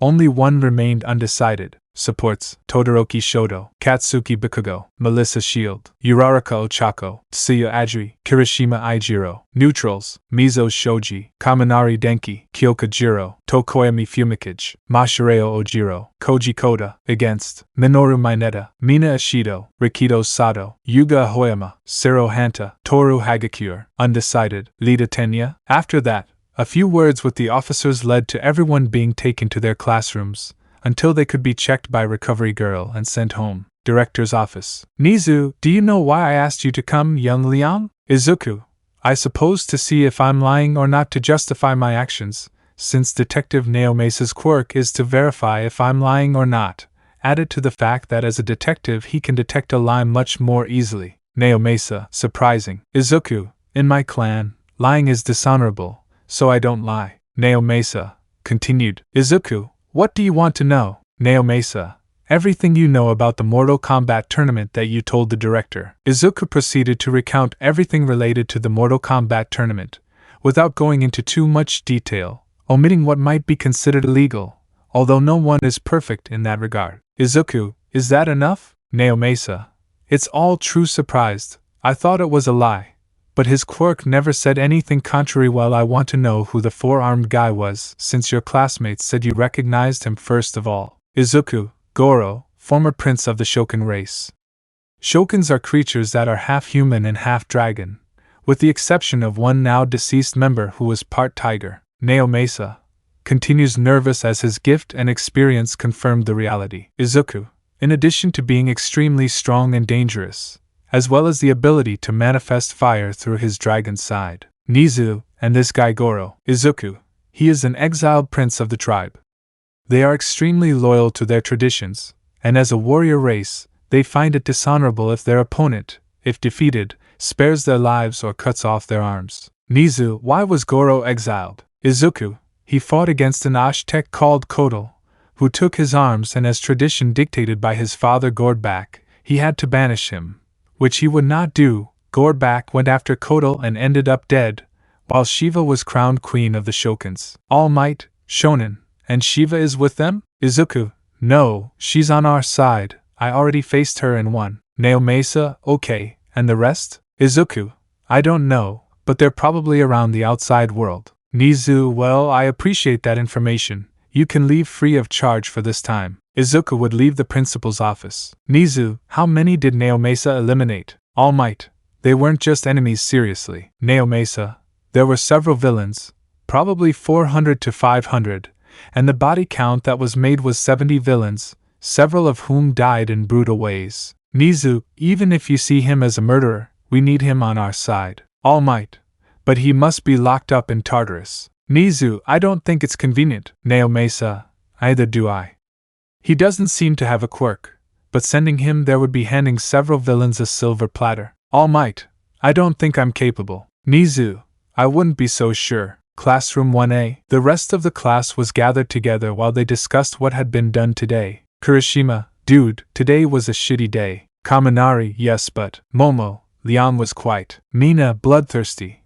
I don't trust being with him. Shoji, I don't care. He was defending his territory before, and he already said that he had killed, and to avoid harming us, he killed for us. I prefer to be his ally than his enemy. Mineta, but he killed me, terrified that he doesn't guarantee that he won't kill us. Katsuki, I'm with the nerd. I know he can be bloodthirsty, sadistic, I don't know, but with what we saw I don't rule it out. Shoto, I'm with Liang. Kirishima, Liang bro is extremely manly. Thus each side was armed based on its arguments. At the entrance of the living room, Aizawa, you heard a lot. Izuku, I don't care what people think of me. If I'm bloodthirsty and a murderer, I don't care. Aizawa, come in. So they both entered the room. Aizawa, okay, in a few weeks, for weeks, it will be the sports festival. Everyone would scream with excitement except the Muslim, Izuku and Shoto. Aizawa, silence with his quirk active. Although they have 4 weeks since the UA will not open, they will have to train much harder than expected. I have been clear. All yes, sensei, as say shine. After that they retreated while 4 boys agreed to go with Izuku to train, without waiting for the time of suffering that awaited them. In the Midoriya house, Izuku was looking at a medallion with a dragon while waiting for his companions. Katsuki, well, nerd, we arrived carrying suitcases like Shoto, Kirishima, and surprisingly Kaminari. Izuku, fine, but Kaminari? Kaminari, hello hihi. Izuku, do you want to train? Kaminari, yes, I realize that USJ that I'm not much help. That's why I want to train and get stronger. Izuku, that's enough for me. At that a portal would open in front of everyone. Izuku, let's go in. Kaminari, it's safe. Bakugo, whatever, let's go before the old witch regrets it. Kirishima, we will have men's training. Shoto, let's go, looking out the window at an annoyed Endeavor. The 5 would enter the portal and it would close while a note was displayed on the floor of the door. We're off to train. Don't disturb me or break into my home, or I'll hunt you down and eliminate you in the coldest, most bloodthirsty way possible. Endeavor, Shotua, on the other side of the portal. Kirishima, where are we? Izuku, in the Temple of Heaven, have arrived. 1, glad to see you, Izuku. 2, let's hope they are worthy. 3, come on, don't be like that. Izuku would make a pose of respect. Izuku, it's good to be back, Father, Lord Raiden, Lord Fujin, and Masters Liu Kang and Kung Lao. Kung Lao, I didn't even speak. Raiden, we heard about the attack. Fujin, I'm glad you're all okay. Bakugo, nerd, could you introduce us? Izuku, sorry, I present to you Lord Raiden, God of Lightning and Defender of the Earth. Raiden, it's a pleasure to meet you young people. Izuku, at his side his brother, God of Wind and Defender of the Earth, Lord Fujin. Fujin, the pleasure is mine, young people. Izuku, Liu Kang, current guardian of the sands of time, as well as my teacher. Liu, it's a pleasure bowing. Izuku, and Kung Lao, a friend of my teacher and my teacher too. Kung Lao, it's a pleasure. I thought it would take longer to arrive. Izuku, father. His friend's father? Izuku, Kuai Liang, Grand Master of the Lin K and former Sub-Zero. Kuai Liang, it's a pleasure to meet you. Kirishima, old, both have a very manly mark. Izuku, it's not that bad. I see you've arrived. They heard a female voice. Some footsteps were heard. Everyone, Uraraka? Uraraka, yes, it's me. Teacher Kidano went to look for me at the school exit, since Liang-kun is from this world. Raiden, I agreed that they should find and teach someone some Edenian arts from that world. Izuku, Jade and Kidana-kan, it's good to see you again, bowing to you. Kidana, I'm not Kan anymore, but I appreciate the greetings. Jade, well, I think it's time to get back to training. Uraraka, I see you guys. Izuku, of course with a slight pink tint on his cheeks that only Quai noticed. Raiden, well I guess we'll split up. Young Kaminari, I'd like to be your teacher. Kaminari, I accept Lord Raiden, he said enthusiastically. Raiden, we have 3 months since 1 month there is 3 here, so we say goodbye disappearing with Denki and lightning. Lu, Todoroki, I think Kung Lao and I can train you. Shoto, I accept. Fujin, I guess it's my turn with you, young Kirishima. And he is not the only one. Izuku Kensher, Kirishima, in that case I'll train with you too. Shoto, thank you Master Kung Lao and Master Lu Kong. Lu, we will retreat to Wushi. We wish you luck. Katsuki, I'm staying, but who will I go with? You'll come with me. You need discipline, maturity, and humility, as well as a lower ego, said a person of color with metallic arms. Major Jackson Briggs, blonde, Bakugo. And will you help me become stronger than the extras? Jax, we have things to do and fighting styles to train, don't ask for mercy or clemency, because from here to that festival you will come out broken, physically and mentally. Thus, the most boss of the bosses of Mortal Kombat took the Muslim to train, to be tortured in a great hell, because of his ego. Izuku, I guess we'll leave you, Lord Fujin, Master Kensher and Kirishima. Kirishima, see you Izaburo. Both cryomancers would go in an ice statue directly to the Lin-Kei Temple, to begin training. What changes will happen from now on, nobody knows. Sports festival, cavalry race and battle. We meet at the Temple of Heaven 3 months later. 1 month in UA, Izuku's friends had made substantial improvements in combat, being considered quite powerful in hand-to-hand combat without quirks, plus Kirishima and Shoto, for knowing the Shaolin art mostly, the use of the sword and the shark teeth and the power of the wind, and the use of the hat, and the nunchaku in addition to having accepted his fire side with the philosophy of Liu Kang. Kaminari had a quite impressive improvement. His limit had expanded exponentially. He had learned Raiden's techniques in addition to being a fighter with the bow staff and the naginata. Bakugo, for his part, had changed a lot. If one saw him, they would say he was an imposter. Jax broke the Muslim, making him less explosive, proud, and above all, he stopped saying shine or extras all the time. Bakugo learned a lot from Jax, his hand-to-hand combat style, as well as combining his quirk with them, as well as preparing a system like his daughter has to make her blows stronger, as well as gaining a certain appreciation for smoking like he did. Raiden, Quai and Izuku are missing. They would go with us to see the festival. Smoke, Lord Raiden appearing wounded is attacking the temple. Raiden, hold on using your lightning. Lin-Kei Temple. Kaminari, it's cold. Shoto, it's an interesting place. Bakugo, what do you think, master? Lighting a cigar. Jax, keep your eyes open. Kirishima, I feel presences nearby. An army of Tarkatans would attack them. Kirishima, master throwing a blast of air. Fujin, well done repeating the gesture. Shiva, I see smoke arrived in time splitting a Tarkatan in half with brute force. Kaminari, he looks like the one who attacked us at the USJ. At that moment, more than 20 Tarkatans were seen frozen to death in a field, while father and son combined their attacks and fought together. Bakugo didn't think twice and threw himself at several Tarkatans, hitting them with his arms and explosions, killing about 10. Upon the arrival of reinforcements, the Tarkatans retreated. Shoto, are you okay? Izuku, yes, placing his arm on his abdomen because he had a wound. Raiden, allow me using his power to heal Quai and Izuku, in that case we must go. Lu, okay, opening a portal. At the UA, all the classes were already gathered waiting their turn with their teachers, but those 5 were missing. In the waiting room of course 1A, a portal like fire would open. Aizawa, shoots behind me. Almight, Shonen's ready. When they saw figures, they saw about 5 figures appear with more visible appearances. All, Izuku, Liang, Shoto, Shonen's, Bakugo, Kirishima, Kaminari, Pikachu. Izuku, we arrived on time. Aizawa, until they arrive. Shoto, we are not the only ones. Other subjects would emerge from the portal, surprising everyone. Raiden, it's a pleasure to meet you. Aizawa and All Might, are those you? Bowing to Raiden and Fujin. Nizu, Lord Raiden and Lord Fujin, astonishing all the classes in the room and top heroes who had arrived in the area. Endeavor, did Shoto go train with them?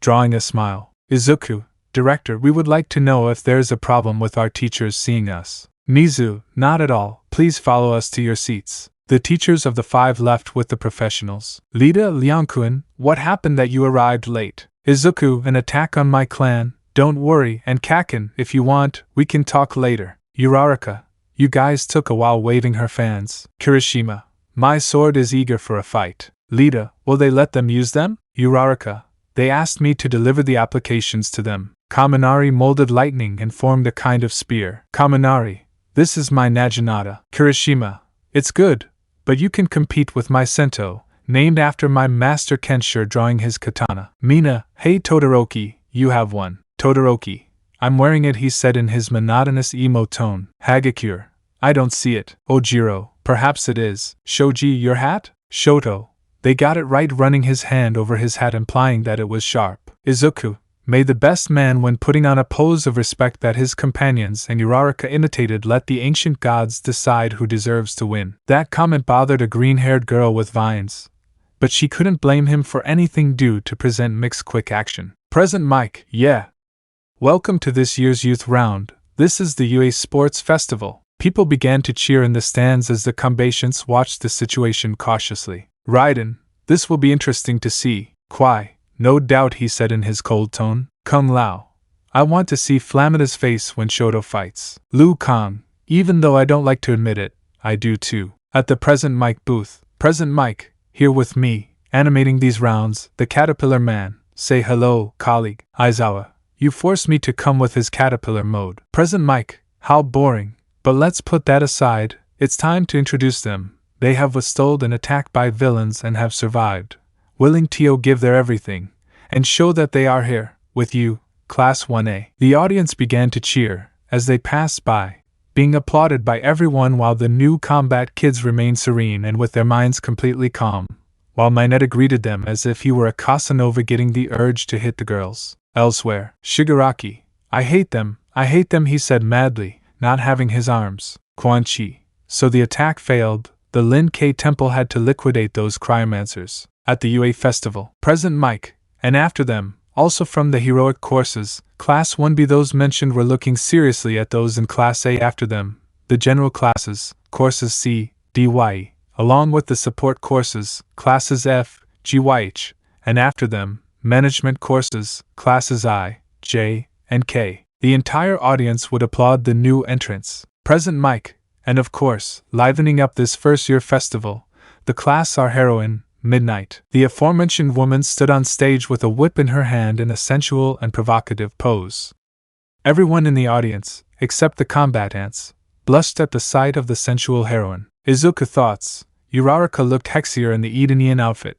Moment, I'm thinking, turning his face away with a slight blush. Mineta, UA is great, drooling. Kirishima, inner peace, trying not to succumb to his hormones like Kaminari and Shoto. Bakugo, hump, not bad, but I'd rather have a cigarette. In the stands, Jax, it's good that I'm married and have a daughter. Lu, I only look at Kidana so that doesn't affect me. Kung Lao, too bad Jade is engaged to Kotal. Raiden, talking about his conquests again. Fujin, I guess Cupid touches us, brother. Quai, well done, looking at his son who remained calm. Kenshiro, I'm thankful to be blind right now. In the arena, Midnight, well, it's time for the player's speech. Pass young Izuku Liang. The aforementioned passed in front of everyone while everyone said it was because he was the best because of the entrance exam, and they also considered him arrogant. Izuku, well, all I ask is that you put your heart into this competition. Show what you're made of. Victory isn't for the strong, but for those who fight and prove their worth.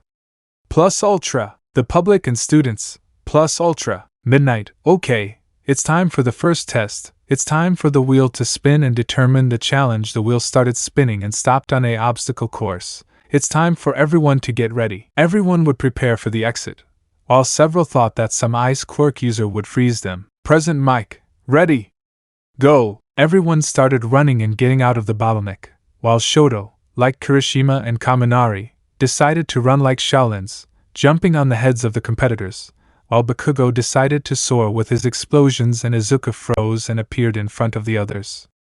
Uraraka was more subtle and decided to soar with her fans, being the first 6 to advance, while the rest of Class 1A, Class 1B and some from General Studies and Support followed them. They ran like this for 5 minutes until they reached an area with robots. Present Mike, if you thought the race was simple, you thought wrong. Welcome to the first stage of Robo Inferno. The new combat kids would begin to cross the grounds, freezing, exploding, cutting, hitting and pulverizing any robot that crossed their path. The contestants were racing to reach the next obstacle, one by one, a cliff with several platforms connected by cables. Present Mike. If the previous test wasn't enough, how about the fall? Izuku just froze and walked past the Shaolins who were jumping from rock to rock with professionalism while Uraraka and Bakugo went with their quirks and levitating tools. Thus they continued the race until they reached the last obstacle, a minefield, which with great care began to be crossed, except for Izuku who froze his path in his wake and did not bother to destroy it, being the first to reach the finish line. Present Mike. And the winner of this round is Liang Izuku. The audience erupted in applause as Kuai Liang clapped lightly. He knew that a first win was a bit premature. One by one the remaining 42 contestants managed to reach the finish line, the last being Ahoyama Yuga. Present Mike. OHYAHHHH. This year has been really exciting. It's time for a 30-minute break and we will continue with. The roulette wheel started to spin and stopped at a point. Present Mike. Cavalry battle. This is how the half hour would pass, with several deciding to go with their families and teachers. After eating a little and resting to regain their strength, they set out to continue the competition. Midnight would explain the purpose of the cavalry battle, something that seemed strange to the combatants. Therefore, she gave them 15 minutes to choose their teams. Team Liang. Izuku. Uraraka-san, would you like to team up? Uraraka. Sure. Shoto, do you accept me? Izuku. Of course. Uraraka. We're missing one person. Hey you, yes, your blueberry ice cream. Izuku. What do you want? He said coldly. He only let Bakugo and Johnny Cage call him that. I'm Meihatsum. Let's be team first place. Izuku. Sure. But don't tell me blueberry ice cream or I'll kill you. Mei. Sure, taking out her babies, but you'll have to try my babies. Present Mike. Time out. Teams. Bakugo. Original in the anime. Momo. Everyone except Todoroki and add Shinzo as a horse with Kaminari as the rider. The rest remain the same. Midnight would deliver the list of points per team where Izuku knew how to foresee this, so when placing his he was calm. Present Mike. 3, 2, 1 Gyo. Everyone would throw themselves at Izuku who signaled Todoroki, who quickly threw his hat obtaining 4 ribbons and placing them on the green-haired boy. Several would rush in to find her, but were frozen, beaten, or simply defeated by the team. They collected several tapes and eliminated several useless individuals. Bakugo and Kaminari never went after them, so they focused on collecting tapes to get past them. Present Mike. Time over. The teams that will move on to the next round have been chosen. First we have Team Liang, followed by Team Kaminari, Team Yayorozu, and Team Bakugo, with the fifth and last team to move on, Team Monoma. Add Tokoemi and Tetsu, and remove Hananuki and Bando. Izuku. Here it is defined. Shoto. Let's prove that we are capable of fighting in the tournament. Bakugo. Nerd, if you lose before we face each other I'll kill you. Kirishima. Let's give it our all. The 6, HAI. 1 versus 1 combat. The superiority of the Combat Kids. The Combat Kids were taking advantage of the break and the recreational games for those who hadn't made it to the final stage of the UA fights, while talking with their teachers, seeking support and advice to avoid any stupidity, although such things aren't always avoided. The tranquility could continue but, Endeavor. Shoto. Todoroki. What do you want, old man? Looking at him seriously but with amazing calm. Endeavor. I want you to use your side. With my power you will win. Todoroki. Your power? Endeavor. If my power. Todoroki. This is the stupidest thing I've ever heard. Do you control my flames? Endeavor. Well, no. Todoroki. Do you generate or extinguish my fire? Endeavor. No. Todoroki. You see, it's my fire, not yours, and if it makes you feel better, I won't live in your shadow and fulfill your stupid ambitions. Endeavor. Don't raise your voice at me. Kung Lao. Or what? Holding the fire hero's arm. Endeavor. Let me go if you don't want me to send you to jail. Kung Lao. You sent me to jail? Endeavor. Of course, I'm the number 2 hero. Mizu. If you keep doing that I'll take away your license. But you need a lesson. You'll be suspended for 3 months. Endeavor. It's your fault trying to hit Kung Lao. Kung Lao took a combat stance to block, but Shoto jumped on him, kicking his father multiple times. Liu Kang.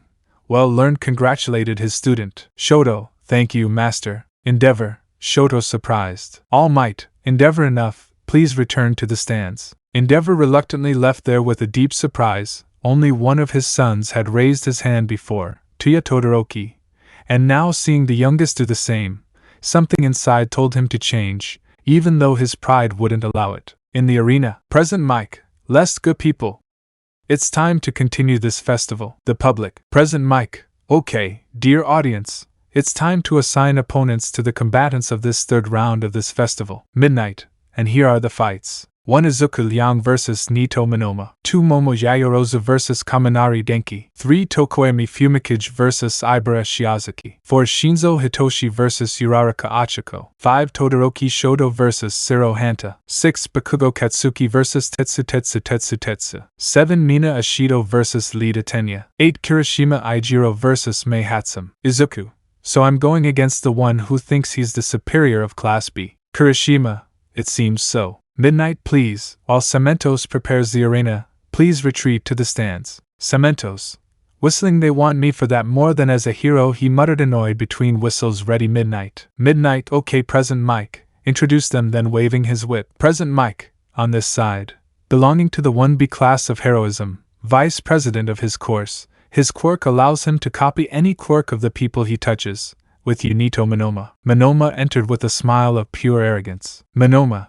Let's see if the bastards of Class A surpass those of Class B. Ha ha ha ha ha ha, our class will be the superior one, ha ha ha ha ha. Present Mike, what a strange boy. But well, let's leave that aside. This other one, the president of Class 1A, is cold, he is quiet, he is serene. Winter is much warmer than him, from the coldest mountains colder than the Arctic itself. Proud heir to his clan, he is Izuku Liang. Izuku walked in calmly as a storm of icy ice came out through his hands. Izuku, arrogance will be your downfall, getting into a fighting stance. Midnight, fighters ready, while Izuku calmly watched his opponent, which bothered Monoma. Izuku, yes, teacher. Monoma, clear. Midnight, and without killing his opponent both would not fight. Monoma, having copied Kendo's quirk, threw himself forward, distributing punches, while Izuku calmly blocked and froze Monoma's fists. Monoma, how you froze me, surprised. Izuku, fight without your emotions and arrogance, and you will win. Monoma, I won't listen to any extra from Class A, throwing himself at the green-haired boy. In the stands, Quai, this fight has already been decided. Jax, and I said my student was explosive and arrogant, this kid surpasses him. Raiden, it's disappointing that they have that arrogance. With the students, Kendo, I don't want to admit it, but Tetsu, what's going on? Kendo, Monoma is going to lose. Tetsu, what? That's not possible. You support those bastards? Kendo, no, I'm a realist. Look closely. The boy from Class 1A is superior in quirk control and hand-to-hand combat. He's also calm, serene. He doesn't let his emotions enter the fight. His judgment is not clouded like Monoma's. That silenced several who wanted to rant against Kendo for being realistic. In the arena, Izuku was dodging Monoma's blows with two quirks, Tetsu's metal and Kendo's amplification. Monoma, let's see what you think of this, using Momo's quirk to form a sword. Izuku, I hope you know how to use it, making one out of ice. To the surprise of the audience, both would clash weapons, but Monoma's weapon would break while Izuku's ice buried itself in the blonde-haired boy's shoulder, leaving him in pain and screaming in pain. Izuku, do you want to continue? Monoma, who are you? With fear, the stands were silent. They knew that this was part of the fight, but they saw something more bloodthirsty than what they are used to seeing. Monoma, I give up. Midnight, the winner by surrender is Izuku Liang. The stands would begin to cheer as the green-haired man calmly left the platform and the robots took Monoma to the infirmary. Present Mike, well, it's time to continue. On this side, the lady who believes everything she wants, daughter of a famous Japanese family, belonging to Class 1A, Yayorozu Momo. Momo, I don't know how strong he became, but I won't trust him. Present Mike, from this other one, it is electric. It belongs to Class 1A, Kaminari Denki. On the opposite side of Momo, yellow lightning bolts would begin to fall from the sky, while a Kaminari in a posture very recognized by the god of lightning, protector of Earthrealm, made an appearance. Kaminari, let the ancient gods define the winner. In the stands, Ibara, how dare you say that, she whispered angrily, blasphemous. In the arena, Midnight, ready? Both would nod as they took a fighting stance. Midnight, fight. Momo charged forward with a metal rod resembling a bow's staff, while Kaminari used his lightning to shape his naginata. Midnight, I have to stop this, she thought, alarmed. Nizu, don't do it, he shouted from the speakers. Midnight didn't stop the battle. As Kaminari and Momo clashed their respective weapons, generating a fight between experienced martial artists. Momo had to retreat while Denki made a lunge with his Naginata while pushing Momo away from the combat zone, ultimately leaving her outside. Momo, curse, I lost sitting outside the arena. Kaminari, if you learn from this defeat you will continue to move forward, extending his hand to him. Momo would appreciate the gesture and stand up. Midnight, that's sportsmanship. In the student stands. Jiro, since when is Kaminari polite and not a pervert? Tsuyu, since she stopped hanging out with my Neta-chan. Karo pointing at the great-haired boy frozen on a wall. In the arena. Present Mike, fabulous battle dear audience.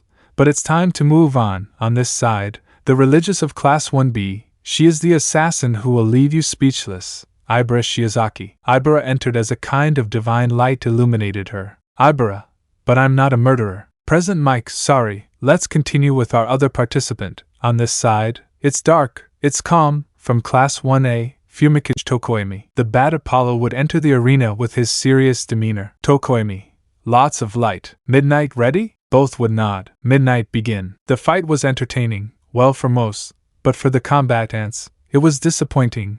They depend too much on their quirks and not on their physical abilities or their fists, which will lead them to defeat.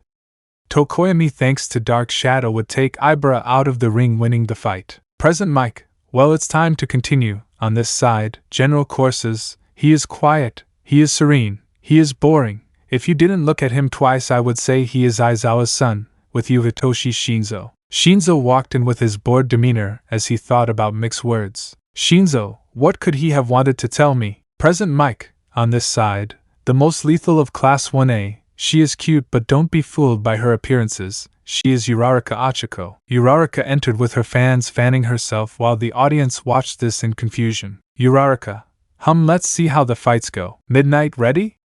Both would nod. Start. Shinzo, you must be blessed for your quirk. Uraraka wouldn't respond and would throw herself with her fans, throwing punches that Shinzo had to dodge, realizing that they were sharp. In the stands, Izuku, deadly as the winter night, he said, somewhat fascinated by the machi. Mina, so you like Uraraka, huh? My sure Pyro sense can't handle so much information. Hagakure, they are also perfect for each other. Tsuyu, you're right. Karo, Izuku-chan is serious while Achiko-chan is funny. The combat kids, if only they knew he was one of the deadliest of the group, they thought. In the arena, Uraraka gave Shinzo no chance to defend himself, until she connected with a blow, which Kirby took advantage of to make him float and throw him off the platform. Present Mike, the winner is Ochako Uraraka. The audience would begin to applaud. Uraraka, if you realize your gift is not that of a villain, it would be one of the most powerful in this school, but if you depend on it, you will only condemn yourself. After those words, Shinzo was left staring into nothingness, thinking about everything.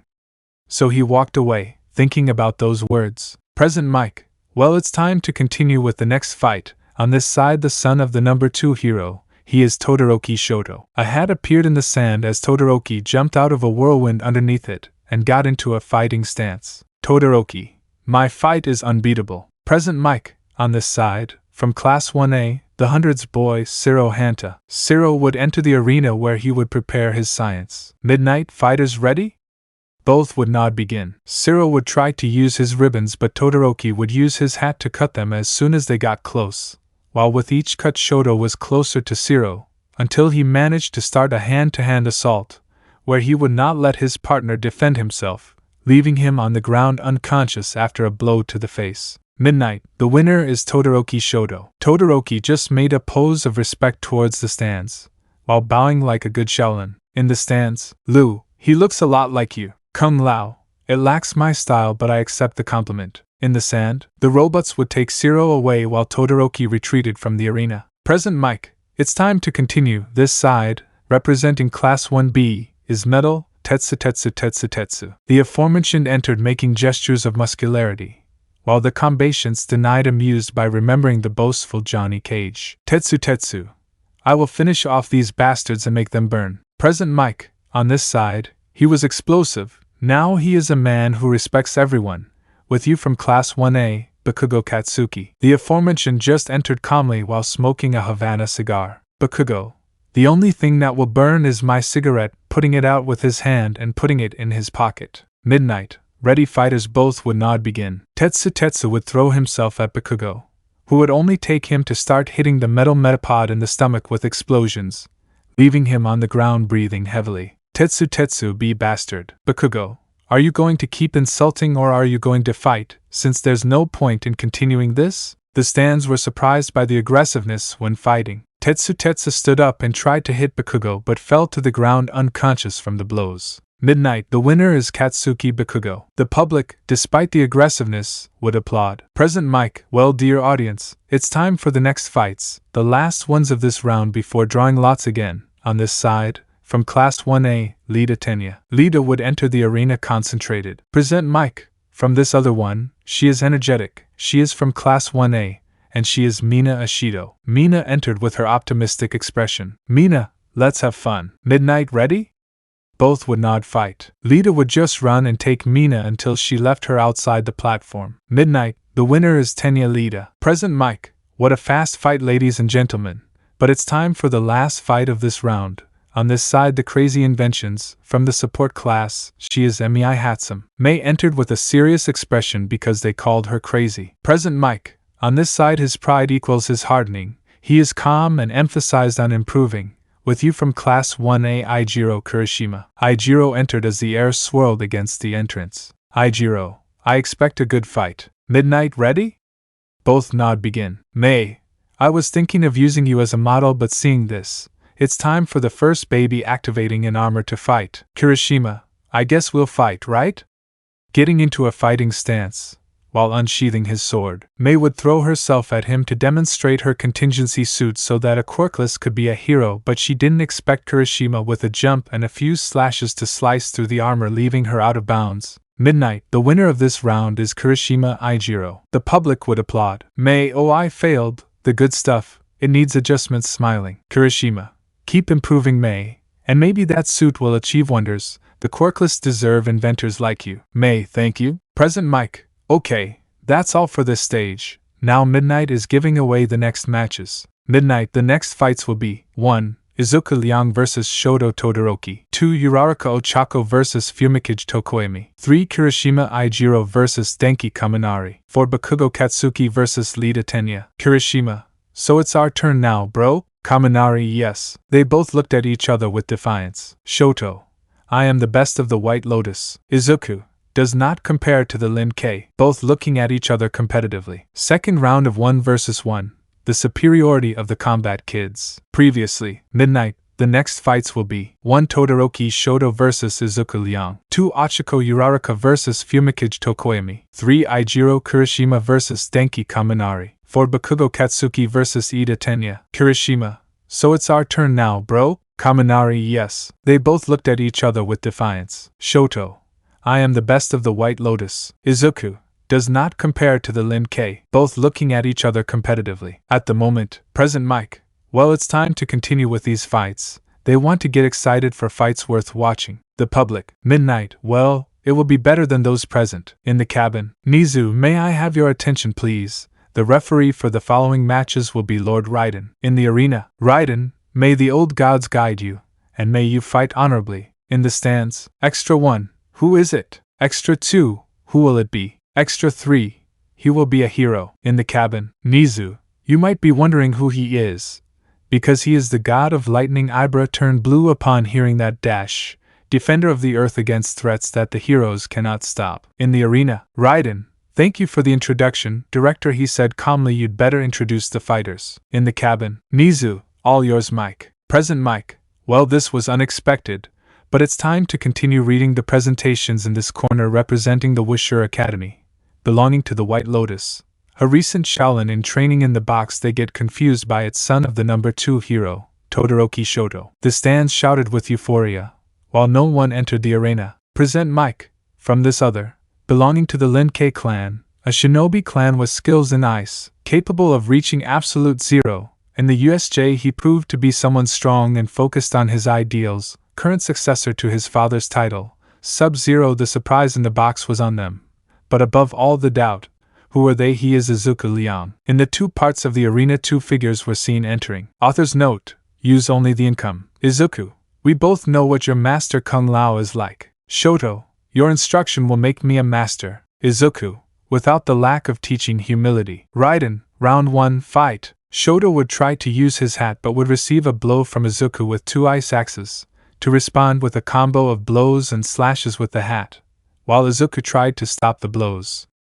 Luckily for Izuku, he would begin to block the blows, managing to freeze Shoto, beginning an assault of blows and slashes while he took out 2 ice swords and finished Shoto off with a blow with an ice mace. Izuku, your pride condemns you. Shoto would stand up while the audience remained static because, as if the blood was evident in addition to the brutality of the fight. Cementos. Midnight, we must stop the fight. Midnight.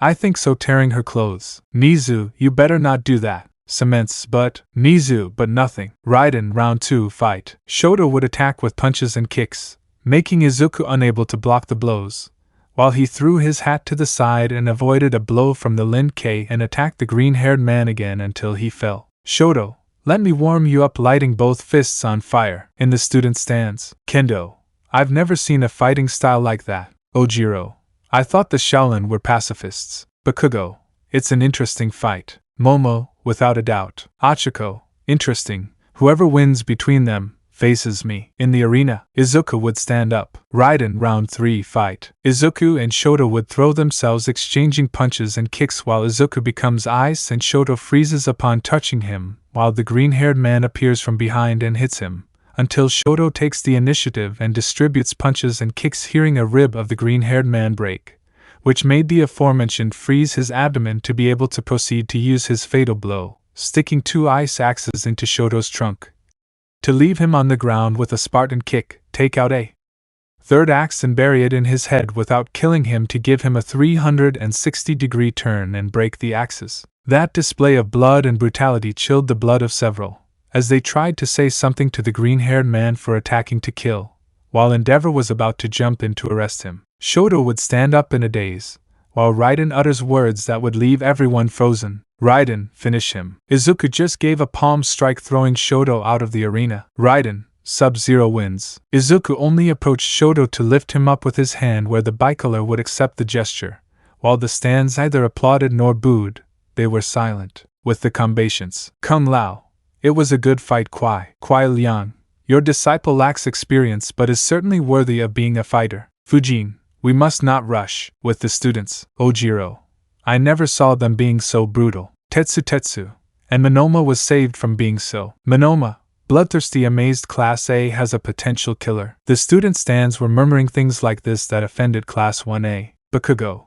As if we care about the opinion of someone who wouldn't dare to kill someone to save several lives retreating. Tetsu. But that's not manly. Kirishima. Manly is admitting that he's right and that he has the balls to do it, retiring with Kaminari. Uraraka. If you don't know about that, you don't deserve to be heroes, retreating. The room fell into a deep silence. Tsuyu. Achiko-chan has changed a lot. Momo. Yes, although Todoroki looks cute as Shaolin. Kyoka. And Kaminari in his suit. Setsuna.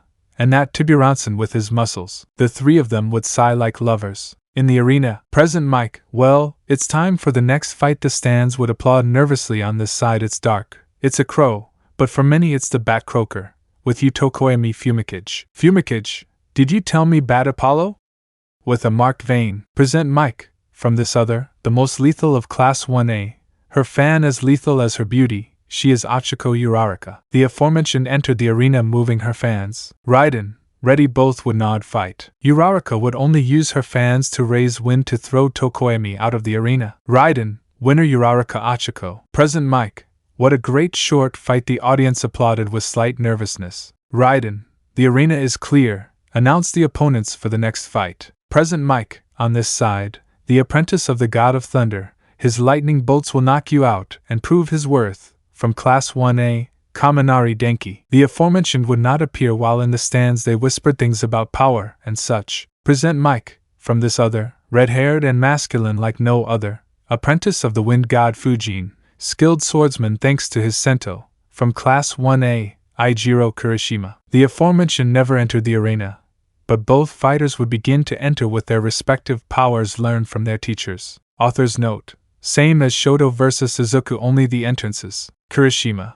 It's time to show which of the 2 brothers is better. Kaminari. And that's what we'll talk about. Kirishima. Like I said, it was about time. Raiden, round 1 fight. Both would begin to exchange blows with Katana and Naginata while blocking each other. Then Kaminari would launch a lightning bolt stunning Kirishima, who in time blocked a kick from the blonde, to begin an assault of punches and kicks, ending with a whirlwind around him sending Kaminari flying. The blonde would get up to be received with air bullets that the dyed redhead would throw falling to the ground. Kirishima, the wind swallows you up. Kaminari would stand up again. Raiden, round 2 fight. Kaminari would throw himself with electricity hitting Kirishima, who managed to make a wind tornado in the last blow to throw him far away and give him a kick that cracked the blonde's skull a little. Kaminari would get back up while Kirishima used his hardening, but the blonde would put together an electric field and trap the dyed redhead to control his lightning like a chain and bury one in the form of lightning in his abdomen. Kirishima, seeing this, would stand up since he was not finished yet, while the public asked for the fights to stop, that this was already too much blood, that instead of forming heroes the UA was preparing murderers and villains. This bothered even Almight, but he decided not to speak so that the fight could continue, since he knew that the League of Villains and their allies watched this festival. Kirishima with his wind would create a crossbow and launch wind arrows, burying several in Kaminari's body to hit him, and bury his sword in the belly in a non-vital point, to let him fall to the ground, where the stunned blonde would stand. Raiden finish him. Kirishima would use the wind to send him out of the arena. Raiden, Kirishima wins. Once again the public was paralyzed with fear. What kind of monsters the UA was creating to be heroes? They were sure that they would not be heroes at all with such brutal movements. In a remote bar, Shigaraki, but what? How can they be so, seeing his robotic arms? Damn blueberry ice cream, I'll kill you, looking at Izuku with hatred. Quan Chi, if Raiden is there and several boys are apprentices, Mortal Kombat is expected. All for one, you're not saying that. Quan Chi, yes, I don't think they will send All Might, since it is not certain. There they possibly have 6 tournament fighters who will not have the slightest sign of mercy to the opponents from the outside world that they face. At the festival. Present Mike. It's time to move on. Dear audience, on this side, the serial smoker, the Muslim of the hero class, Katsuki Bakugo. The aforementioned entered the arena while smoking his cigar. Present Mike. From this other, the heir of the Ida family, brother of the turbo hero Ingenium, he is Ida Tenya. Ida, smoking is wrong at UA, waving his arms. Bakugo, whatever you say, 4 eyes. Raiden begin. Ida ran against Bakugo, who waited for him, and with a well-connected blow to the jaw, added to the speed at which the blue-haired boy was going, the boy with glasses fell knocked out by a blow from the Muslim. Raiden, winner Bakugo Katsuki. Midnight. Well, with these results, it's time to show the pairings of the semi-finalists of this festival. No one in the audience applauded because they were already scared of the 4 who arrived. Midnight. Well, the fights are 1. Izuku Liang vs Achiko Uraraka. Izuku, I hope you fight with every Nia apprentice. Achiko, I hope you prove yourself capable of being a grandmaster. Sub-Zero, looking serious, but with a red tinge. Midnight. I'll love as a joke, but making both of them blush. And the second. 2. Katsuki Bakugo vs Eijiro Kirishima. Bakugo, you better fight, bastard. Kirishima, whatever you say, bro. They both looked defiantly at each other. Names of heroes and internships. During the sports festival, Hosu, a figure with katanas and red bandages, can be seen looking out over the city. False heroes must be eradicated. Not everyone is worthy of such a title. This figure was Stain, the hero killer, one of the most wanted antiheroes for his reputation of killing heroes. One might wonder who he considers to be a true hero. Many will say that only Almight, but that's not the case. He only says that so that he can be taken into account and gain fame.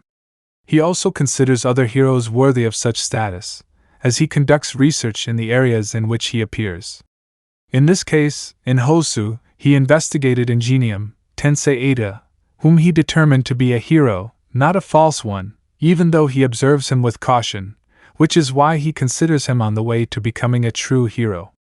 But among all those who taint that word was Native, who had committed horrors while hiding as a professional hero.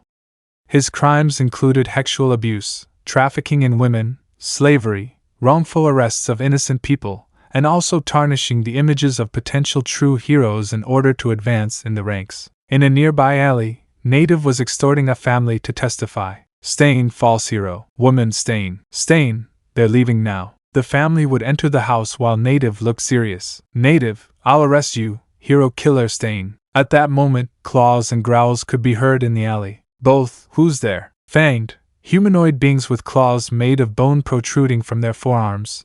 This was taken advantage of by native who escaped, leaving only Stain. Stain, coward. We hope your meat tastes delicious, hero killer. Stain, who are you? Unsheathing his sword, I'm not an easy guy to kill. In a nearby alley, Ingenium was approaching. 2. Damn, native, you are a coward, and I am Uraraka, leader of the Tarkatans. Stain, I don't care who you are, but if you stand in my way to purge this world of false heroes, I will kill you. Uraraka, grow. The Tarkatans threw themselves at him as the assassin put up a fight despite the disadvantage. Get away from him, kicking a Tarkatan behind the assassin, neglecting your rear? Stain, I appreciate the help, Ingenium. So both would start a fight. UA Stadiums. Ida had to leave the UA due to a call from his mother, since his brother was hospitalized. Time skip 1 week after the festival. After the end of the festival, the UA decided to give the students a week off, good for the new generation of combat kids. After recovering, they returned to their teachers, having a couple of missions in hell. Room 1A. Mina. Oh, what a day. I couldn't even finish arriving because I was receiving compliments from everyone. Ciro, can you blame them? Mineta, although I don't think the others will receive. Aizawa. His companions will come through a portal opening itself, the reason being that the children of Japan want them as their idols. Hagakure. But how if they are murderous and bloodthirsty? Tsuyu. Maybe because of his Kero movements. My little brother imitates Kirishima-chan's Kero movements. Aizawa. Anyway, after the others pass through the portal, sit down because today we will have a special heroism class. On the board a name was seen that made everyone scream, well, most of them. Code names. Aizawa. Silence.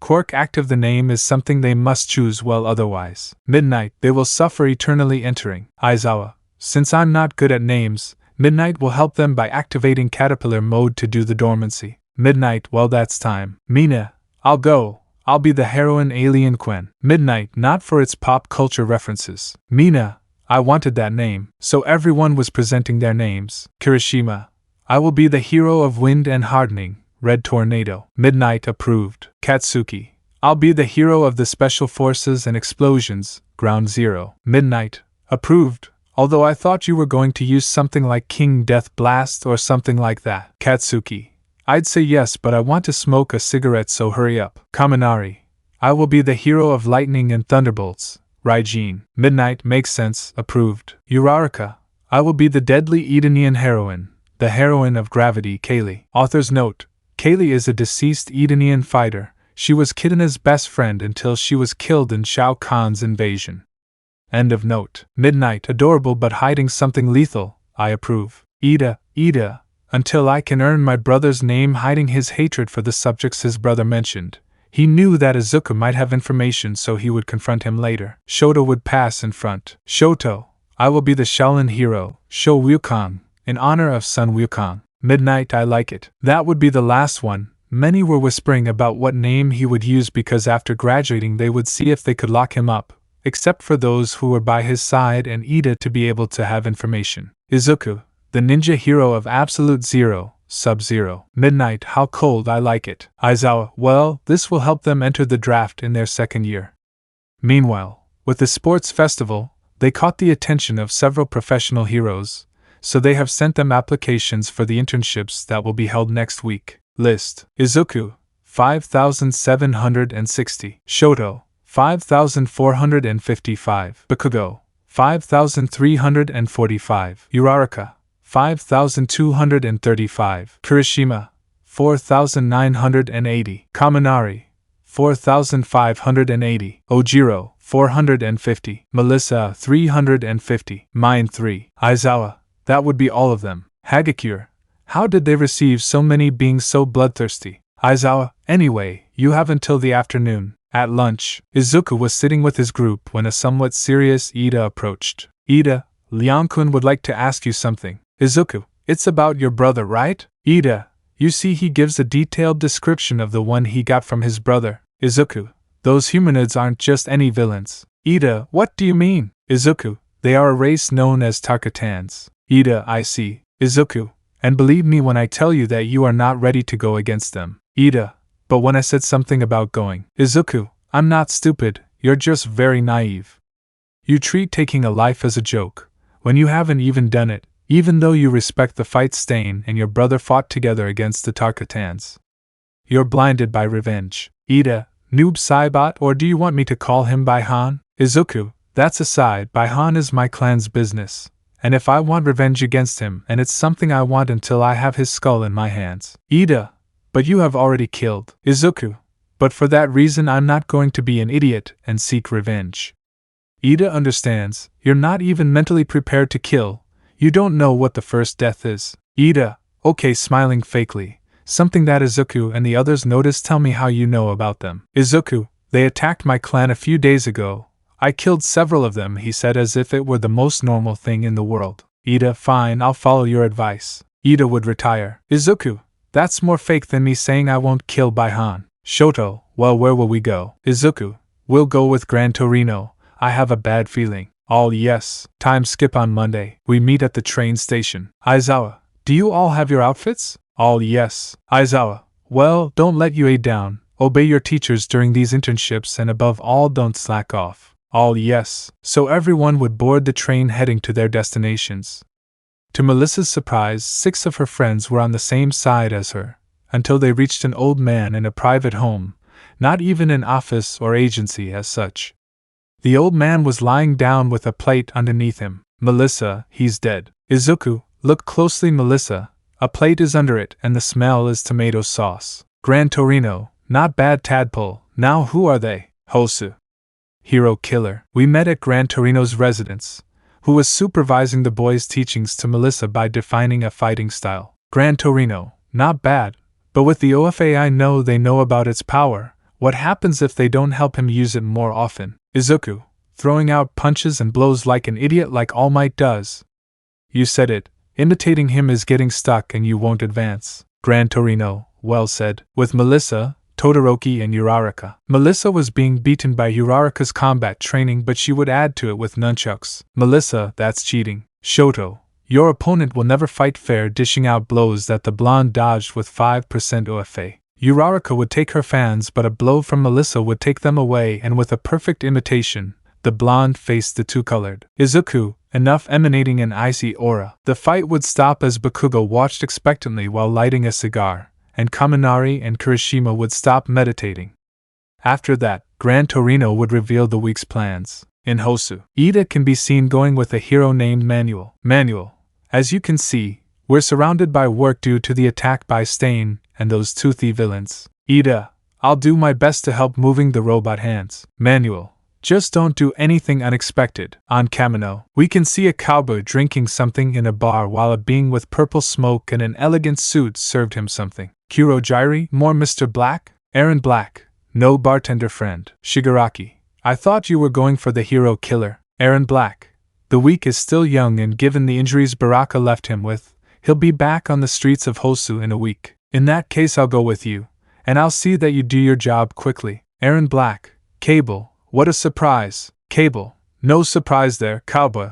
But back to the point, I have a couple of Tarkatans for that night to distract the heroes, and some Nomas would be useful. At that a screen would light up. All for one. Indeed, my speedster friend, you will have 3 Nomas. Cable, thanks for the Nomas. The screen would black out as Shigaraki felt his arms expel green energy, as they took the form of a dragon's. Kurojairi, Shigaraki Tamura is fine. Quan Chi, indeed it is. My magic is ensuring that the graphs on those new arms work. Kurojairi, I would like to know who they are. Quan Chi, they're from an old acquaintance. Something Shao Kahn kept in his vault, the arms of the Dragon Emperor Onagao.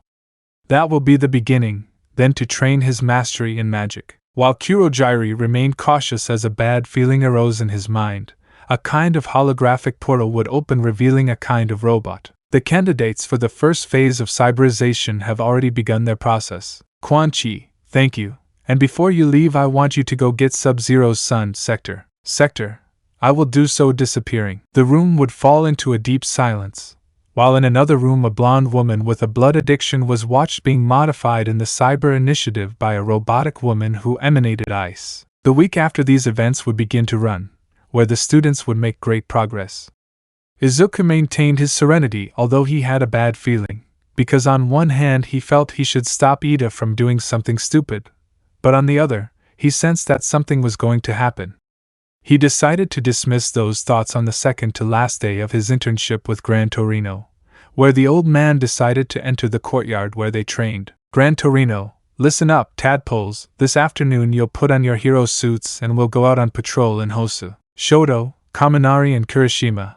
That's how we'll do it, master bowing. Bakugo, at your service. Melissa, yes, teacher. Izuku, as ordered. Uraraka, I will do so. That night, the group reportedly boarded a train bound for Hosu, while the children approached the combat kids on the train, under the worried gaze of their parents. Kid, your moves are great. You do ha-yeah and start kicking on the bike looking at the half-half. Girl 2, your fans are beautiful and deadly. Kid 3, your ice is amazing. You can make weapons, that's great. Gran Torino, they like his moves. Melissa, they're like something out of a video game, hee. Near Hosu, Stain could be seen chasing Native as he ran. A portal opened in one area while Manuel and Endeavor were present. Endeavor, what's going on? Several robots would begin to emerge from the portal and attack several heroes, while Ida would take advantage of the situation to sneak away and go see Stain. Manuel, where's Ida? Dodging blows. In a building. Baraka, stupid human, give the order for the Nomus to attack, he ordered Cable. Cable, okay, Nomus attack the city. Aaron Black, I have Stain. The Nomus would throw themselves into the city while the three of them go after the hero killer. On the train, screams of fear followed by several civilians running in front of the combat kids would catch their attention. Kirishima, back unsheathing his katana. A Nomu would appear in front of him, so with his agility he would cut the Nomu in three, leaving it dead. Izuku, the city is on fire, prepare yourselves. The group would jump to help except Melissa, who would stay with Gran Torino. Melissa, guys. Gran Torino, those brats annoyed. While giving a slight smile, let's go, we must help somewhere else. In an alley, Stain had decided to finish off Native, managing to corner him and cut him. So using his quirk he would paralyze the hero, so he would do his monologue to kill him. But, Ida, hero killer Stain? Stain, who are you, kid? And why do you wear the costume of a true hero like Ingenium? Ida, he's my older brother, and he came to talk to you. Stain, I listened seriously, having a slight idea of what he wanted. Ida, thank you for saving my brother. Stain, you're welcome. Ida, I wanted to ask you for training. I want. Stain, no interrupting. Ida, but, Stain, killing is not easy. Tell me, are you willing to take a life extending a katana while pointing at Native? Do it, take it. Ida would take the weapon but would tremble. Stain, do what you expect. Ida, I can't. Stain, you see, it's not easy to cross that line. Once you cross it, there's no turning back. At that moment, two shots are heard, one of which hits Native in the chest. Aaron Black, these are good words for a killer, pointing his revolvers. Stain, who are you? Aaron Black, someone who wants your head, but Baraka, you will pay for those of my tribe that you killed. Ida, Tarkatan, surprised and scared. Baraka, fear, you smell like terror. That gives a sweet taste to the meat, taking out his claws. Baraka approached Ida, who, panicking, did not move until, stay away from him. Shoto appeared, giving him a series of bicycle kicks to get him away from the speedster. Cable, not bad, Shaolin. Aaron, from one man with a hat to another, noticing Shoto's hat, good hat. Shoto, mine is lethal black. Baraka, Gen NAR combat. A horde of Tarkatans would come out towards the three until the first ones turned into ice statues, astonishing Stain and worrying the three of the league, while lightning and gusts of wind took the others. Izuku, I thought I told you not to do something stupid. Cable, I'm faster than your father Sub-Zero. Izuku, we can see that. Cable, we both know that jail won't stop me. Shoto, the White Lotus can redeem you. Cable, I will live free or I will die fatally. Kirishima, I'll take care of the speedster. Shoto, I'm going against the Tarkatan. So the two would divide their opponents, while Kaminari kept Aaron with his rays. Izuku would hit Ida on the head for being an idiot while using his eyes to suture Stain. Izuku, you must leave, this is no longer your business. At that point, several Tarkatans would attack Izuku, where he would form two axes with ice and the massacre would begin. Author's note, Night Wolf is Izuku. Ida, seeing what his partner was doing, felt a little scared. Stain, somewhat bloodthirsty for apprentices to heroism. Izuku, we both know that heroes don't kill, so I would prefer antihero for myself. Stain, and you're going to UA? Izuku, yes, freezing two Tarkatans and bursting their heads together, I must have something legal. With Shoto, note, do not use friendship. Shoto would take his hat and bury it in Baraka's head up to the sternum, splitting the Tarkatan's upper body in half. Shoto, flawless victory full of blood. With Kirishima. Author's note: Kirishima is Fujin and Cable is Cable, just their fight. Kirishima, my wind is faster seeing the aforementioned on the ground. Aaron, I wouldn't touch him if I were you, pointing the revolver at Kaminari while the aforementioned had his Naginata. Kirishima, your friend for mine, no one should die today. Aaron would accept the deal, while the rest would withdraw. The others would approach. Uraraka, what we missed appearing with Bakugo, Gran Torino and Melissa. Gran Torino, a gentle massacre took place looking at the bodies. Stain, they were interesting. Ida, don't kill, don't kill, don't kill, he repeated, traumatized. Kirishima, Black took Cable, but oh well. In that they would be surrounded by robots. Izuku, now this bastard. Sector, it seems Kuai Liang is not good at teaching manners. Izuku, Sector, seriously, what are you doing here, traitor? Sector, the traitor would be your father Liang.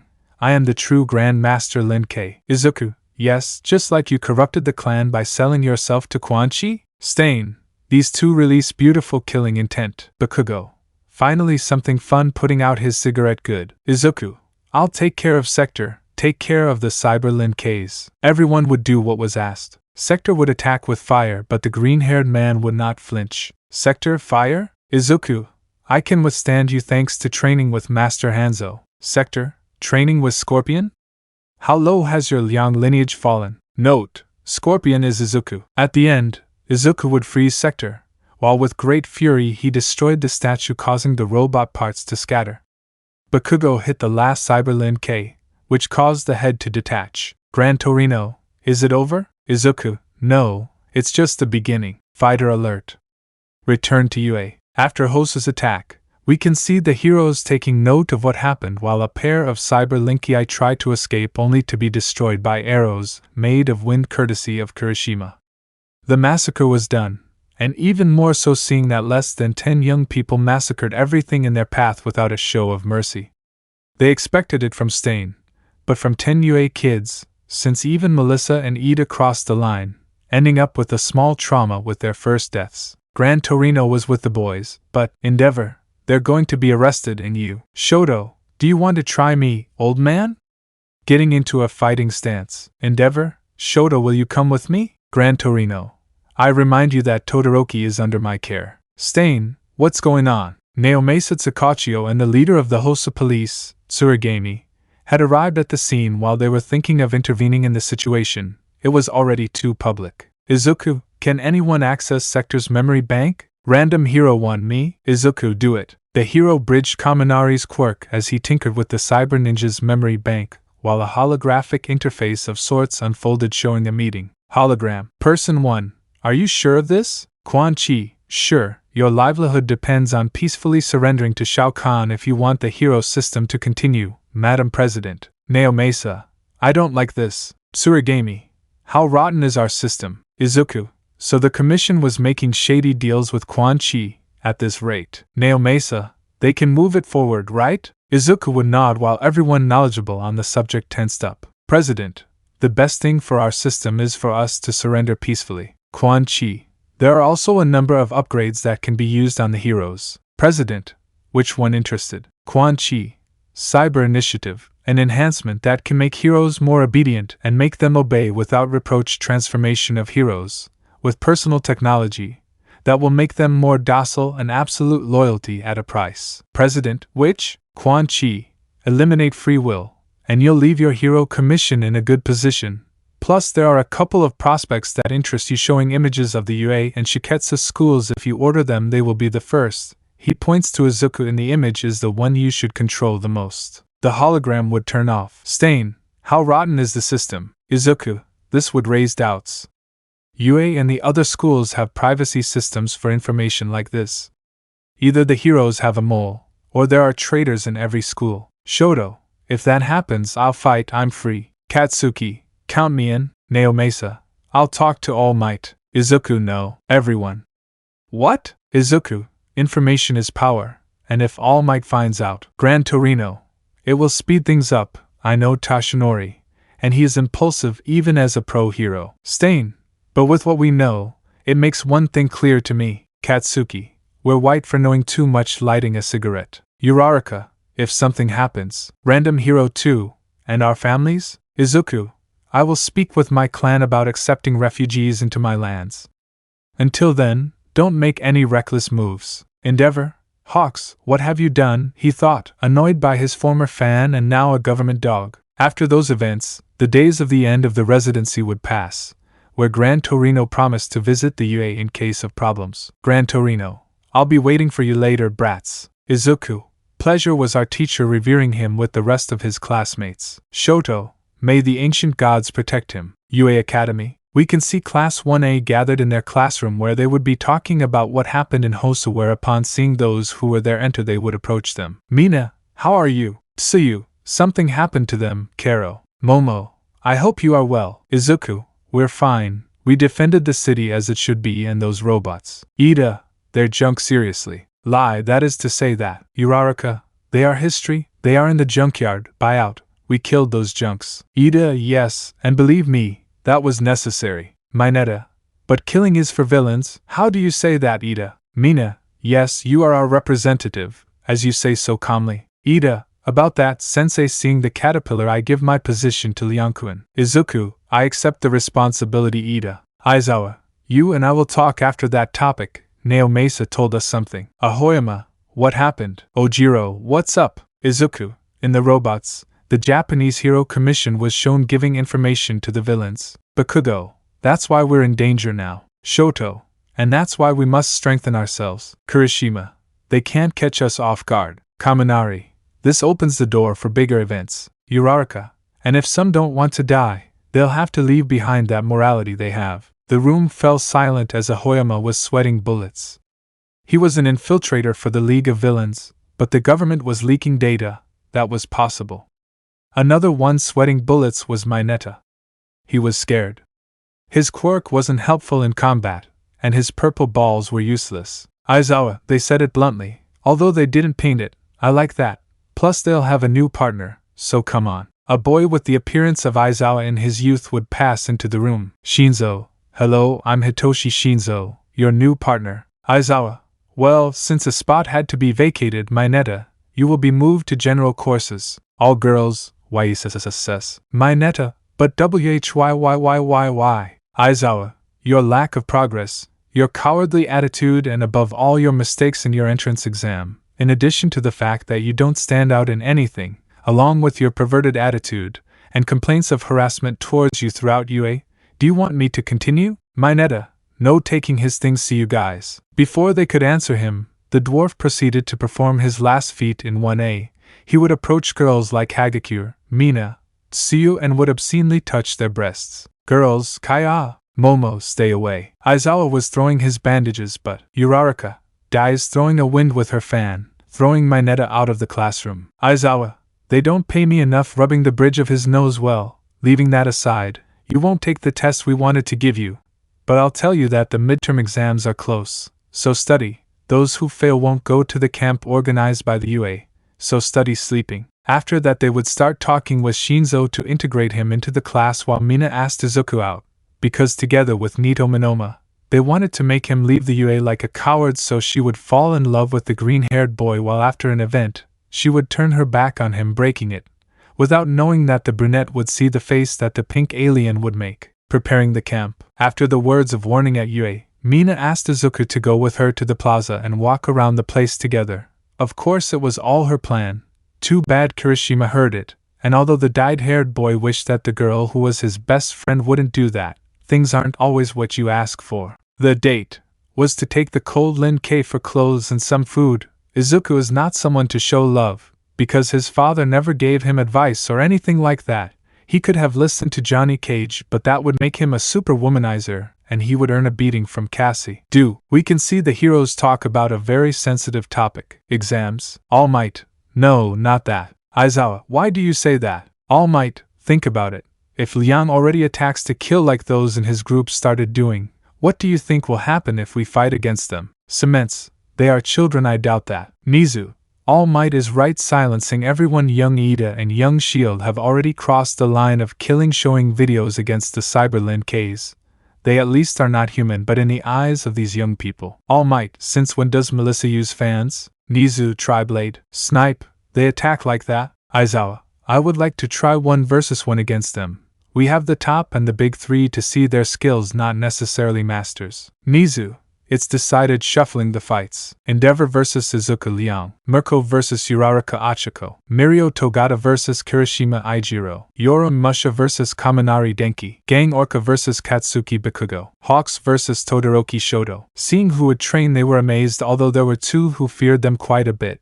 Liang will kill if necessary, and he showed it. All Might, well, who's hungry? Aizawa, I want to sleep. After that, Aizawa would give the announcement of the exams in room 1A, while Mina seemed somewhat annoyed, because Izuku did not show affection or anything like that, but was a cold, rude guy, almost without emotions, and an attempt at Monoma's lunch to intimidate the green-haired boy, which left him frozen in the room. The weeks of preparation would begin, where Izuku would help those who asked him, especially by training a little frog in attacks and the use of the Boo staff, in addition to Rain coming to supervise a little certain activities of his apprentice. In addition, All Might was arriving at the place where he trained and listened to his training. Rain, you haven't used what I taught you, blocking a blow. Izuku, information is power, and keeping skills secret, freezing the block. Rain, still hitting a little, your ice and the blood you've used won't be enough to keep a low profile. Rain would throw a killing blow, causing All Might to come out of hiding, only to see Izuku turn into water and reappear behind Rain and land a blow on him. Izuku, All Might? What are you doing here? All Might, well, you see, I came to talk about the exams and all that. Rain, he's All Might? He looks like a complete skeleton with serious anorexia and Paco addiction problems. Seeing the skinny All Might. Clarification: Paco is one of the cheapest drugs in Argentina and one of the most problematic because it is much cheaper than cocaine or marijuana. Izuku, sensei. All Might, sorry. Izuku, if I let Lord Raiden heal him, it would look like sensei. All Might, well, I'll keep that advice in mind. Izuku, well, I guess you heard I have a couple of unknown abilities. All Might, yes, would you mind telling me? Since the others will think it was given by a villain, and how can you analyze many? They act before thinking. Izuku, I see, your emotions will cloud your judgment for the leader of the League of Villains. All Might, yeah, wait, how? Izuku, you don't have to be a genius, sensei. If we analyze the light blue-haired boy from the USJ, it is more than clear that his mental instability prevents him from even being a villain, much less a leader. All Might, it's true, relaxing. Izuku, not to mention that the mist that accompanies him told him in the USJ young master, which means that 1, he is an apprentice to villain, or 2, someone wants him to be a symbol that confronts you, at least in ideals. Every yin has its yang, and if you are the symbol of peace, someone will be the symbol of war. You are order, and your opposite is chaos. And if you have an apprentice, All Might, maybe he has it, clenching his fists. Izuku, I'm glad you understand something you haven't seen. So All Might would withdraw surprised. Not only was Izuku someone strong but also intelligent, he analyzed what he knew, an intellectual average higher than Nizu's, impeccable combat without the use of quirks, weapon handling, cryomancer by not having a quirk, user of blood magic and manipulator of water and the storm. Izuku just looked at him with pity and sadness. Izuku, out of respect for you, you should put aside your morals this time and eliminate him. That will make the government appear as it is, but in your image they continue to operate in the shadows. Rain, it's admirable that he hasn't let his morals go to the sidelines. Few people stand up to the idea of crossing the line and remaining firm in their convictions, in cases like his. Izuku, yes, but that's why he'll never give his 100%. I'm just worried about what will happen if his opponent kills him. There will only be chaos. Rain, well, it's time to continue. So the two continued their practice match until late at night. The next day, room 1A. Everyone was expectant because 5 minutes ago they had finished taking an exam while a machine released the scent of hot paper and Aizawa sniffed it. A machine designed by David Shield to save work and correct exams. Aizawa, I love the smell of freshly marked exams. Thus he handed out each exam to each student, making it clear who was ahead. 1 Izuku Liang, 2 Melissa Shield, 3 Todoroki Shoto, 4 Momo Yaoyorozu, 5 Tenya Festival, 6 Kirishima Ijiro, 7 Bakugo Katsuki, 8 Kaminari Electricity, 20 Siro Hanta, 21 Mina Ishido. Mina, it can't be. Siro will miss camp. Hagakure, Sniff sniff, you guys should enjoy it without a sniff sniff. Aizawa. Well, it's time for the next part, he said seriously but hiding his aura that would give extra suffering to those who failed. It's time to go to the Gamma Field. Gamma Field. Aizawa. Do you know that you will have a practical exam? Mineta, will we fight robots? Nizu. Who said that, young man? Leaving Aizawa's bandages, they will have an exam where they will fight against the teachers.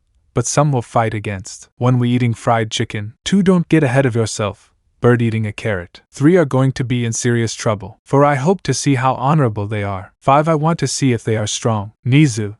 Well, I will select who will go against whom individually. The rest will do it in teams and against the teachers. All fine / whatever. Nizu. Ladies first. Uraraka Achiko will go against Mirko. Mirko. I hope you put up a fight, brat. Otherwise I'll break your bones. Thread. Kaminari Electricity. I'm against Yoromasha. Yoroi. I hope for a good fight, boy. Kaminari. Don't hold back, that wouldn't be honorable. Hey, I'm sorry. Nizu. Young Bakugo Katsuki. You will go against Gang Orca and stop smoking at school. Gang Orca. You've got guts, kid. I hope you're good, Bakugo.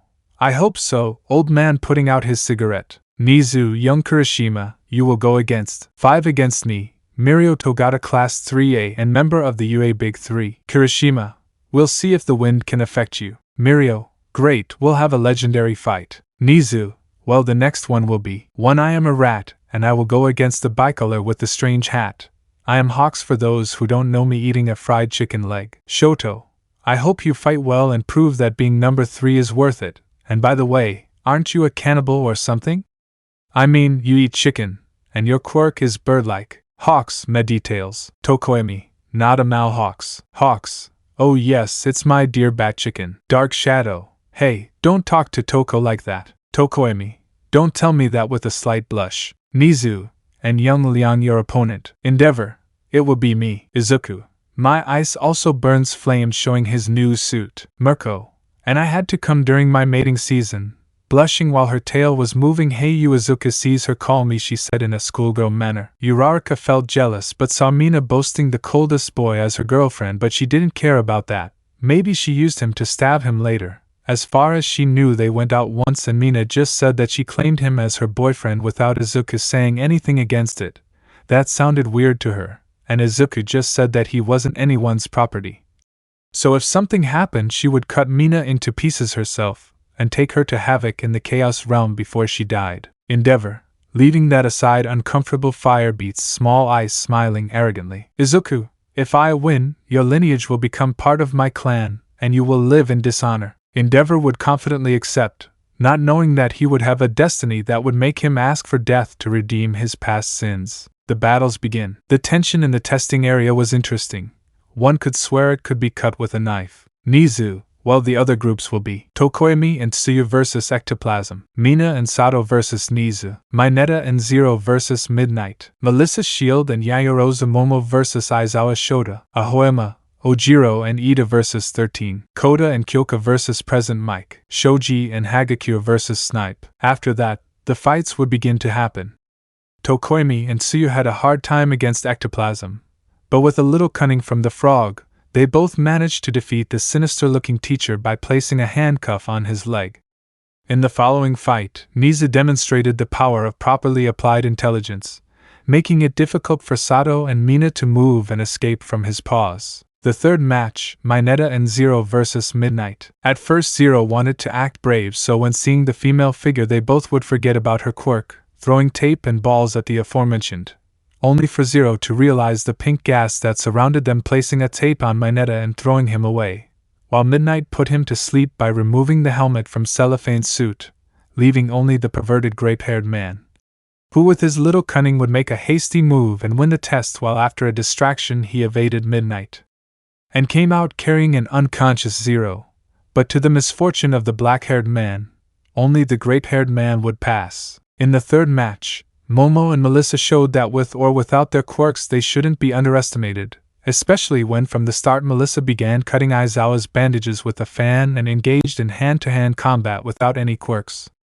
The Eraser hero had no choice but to be captured by Momo and some tapes of the same material as Aizawa's while they placed the handcuffs, winning the fight. The fight against 13 was long and difficult, but the result was not bad at all. since the three aspirants managed to defeat the black hole user. The fight between Koda and Jiro versus Present Mike, although disappointing due to Koda's cowardice and Kyoka's ingenuity, who managed to make the shy boy use the insects against the voice hero because they were his worst fear. Shoji and Hagakure vs. Snipe was a battle of precision and deception where the octopus boy and the invisible girl managed to defeat the cowboy hero. After the fights that everyone wanted to see would begin, as several wanted to measure the abilities of others, including their teammates. Almight. Well, it was a good job, so now it's time for the first 1v1 fight. In the fake city, Mirko was jumping between the buildings and the street looking for his prey until by pure luck he would avoid some fans. Mirko, but what? The rabbit would begin to follow the fans back until a brunette appeared wearing a revealing blue outfit with a matching face mask. Uraraka would throw the fan again while the rabbit launched herself at her, dodging the weapon while kicking that the brunette dodged masterfully, managing to connect a slash with the remaining fan and a kick, while the rabbit jumped after receiving the damage, passing the brunette, connecting a kick in the back. Uraraka would recover and jump towards her with two fans as daggers. In the observation room, Tsuyu, amazing Ochako-chan. Mina, she's very bloodthirsty. I don't like her. Hagakure, yes. Gang Orca, she's not a bad fighter. Yoroi, he doesn't abuse or depend on his quirk, it's formidable. Hawks, he is lethal nervous, as he felt the cold gaze of a Lin K. Endeavor, should engage her with. Shoto, don't even dream about it, old man. All Might, let's continue watching the fight. In the fake city, Uraraka would deliver a combo of blows to the rabbit without giving her time to react, while leaving her on the ground. Mirko would recover, spitting blood from her mouth, and would give a smile of pure emotion. Mirko, you are strong. Uraraka, but only one winner will emerge from here. Mirko, this will be exciting. Mirko would launch herself at the brown-haired girl, but the blows would be easily blocked while the bunny began to get angry, until her emotions clouded her a little and the brunette would give a series of punches, kicks and slashes against the professional heroine who would begin to respond to the blows. In the observation room, many thought it was hard to believe, but a student was on par with a top heroine, and precisely the most aggressive. The exchange between the two until Mirko would fall to the ground defeated unconscious from about 3 kicks from the brunette. Speakers, winner Ochako Uraraka. In the observation room, Hawks was incredulous. The girl he tried to stop had swept across the floor against Mirko. He was afraid, if his plan to test her strength went wrong, the Hero Commission's Cyber Hero project would be useless with them as enemies. All Might, who's next? Tamaki, FF missing and Mirio. Kaminari, Kiribro is missing. Nizu, next to fight, Kirishima Ijiro vs. Mirio Togata. In the fake city, Mirio was passing through the walls of buildings until a strong draft began to affect him. Mirio, I guess I can't tell you, boo. Kirishima, your battle experience can save you from this one. Mirio, and where's the fun? Speakers begin. Kirishima would begin to throw punches while Mirio used his intangibility to evade them, but while he kept his quirk active, his resistance was running out until it was exhausted, because when he evades punches he also evades the air, so he must breathe. That's where Kirishima masterfully would begin a series of well-marked blows in his fighting style until at one point he would connect a punch to Mirio's nose, breaking it. In the observation room, Tamaki, Mirio worried. Izuku, he is strong but he is confident. This confidence goes with the ability. Yoroi, that's very wise, young man. Shoto, senpai fights without a defined style, having been depending on top figures for so many years, with few heroes having defined fighting styles. Most of them become confident, abuse their quirk and attack brutally. Gang Orca, it's the difference between power and skill. Hawks, but quirks are everything, doubting the Commission's words, since with the Cyber Initiative would come the Zero Quirkless plan, in order to give way to human evolution by force and selectively. In the field, Mirio, seeing blood running from his nose, would get excited and would start hitting left and right without a defined style. Some would hit Kirishima and others would not, until the dyed redhead would use the wind to defend himself, sending the steroid-fueled Tin flying. Kirishima, this is getting complicated. Proceeding to cover his eyes. Sento, I trust your guide. Unsheathing his katana. Mirio would see this as an opportunity, but Kirishima blocked the blows and attacked firmly, managing to cut Kirishima, because his sword, like that of his master Kenshiro, contained some spirits that guided its bearer. In addition to the fact that the reflexes were higher in the dyed, It was not necessary to know that he could win. Mirio ended up tired while the Sharkson began to hit and slash until he left him on the ground and aimed at Sento. Kirishima, give up. Mirio, I give up panting. Speakers, Kirishima Ijiro approved. In the observation room, everyone was amazed and Hawks was afraid, because his plans included the idea of taking away some of their senses to have an advantage. But that possibility was going to the trash. Plus, Nizu, next to fight? Yora, I don't see Kugo Sakamada. Hawks, so the Orca will fight. Nizu, next fight Bakugo Katsuki vs Gang Orca. Ending battles. Previously, Nizu, next to fight? Yoroi, no way to Kugo Sakamata. Hawks, so the Orca will fight. Nizu, next fight Gang Orca vs Katsuki Bakugo. At the moment, Fake City. Gang Orca was entering the city while walking through some buildings, only to find a gray-haired guy with a grenade launcher on his back waiting for him. Katsuki, someone's going to lose their teeth. Gang Orca, or to be left without arms. Katsuki, only if they burst first. Speakers begin. Gang Orca would approach as Bakugo would charge at him, kicking him, which the hero would block, only to be grabbed by the hero and slammed into the wall. That didn't stop Bakugo from unleashing a flurry of punches, each blow exploding with his knuckles, increasing the damage. One blow briefly showed a bone in the hero's skull breaking as he stood up, stunned. Katsuki, do you want to continue? In the observation room, Hawks, aggressive. Izuku, he won't change his Muslim side for anything. Kirishima, a certain Bakubro won't change from that aspect. Denki, this will be exciting. Uraraka, I hope it's worth it and you win. Mirko, what happened? Coming in with crutches. Hawks, Mirko, are you okay? Mirko, of course, Bird, I was able to fight with great emotion, smiling wildly. In the fake city, Bakugo and Gang Orca would once again clash with blows, punches, kicks and explosions, being equal in combat, in addition to Bakugo not letting the cetacean hero occupy his blowhole to paralyze him until Bakugo would connect an uppercut in the jaw of the Orca, leaving the hero unconscious. Altavoses, Bakugo Katsuki. The explosive blonde would light a cigar and leave the fake city while the UA robots took him to the infirmary. In the observation room, Nizu, well, who's next?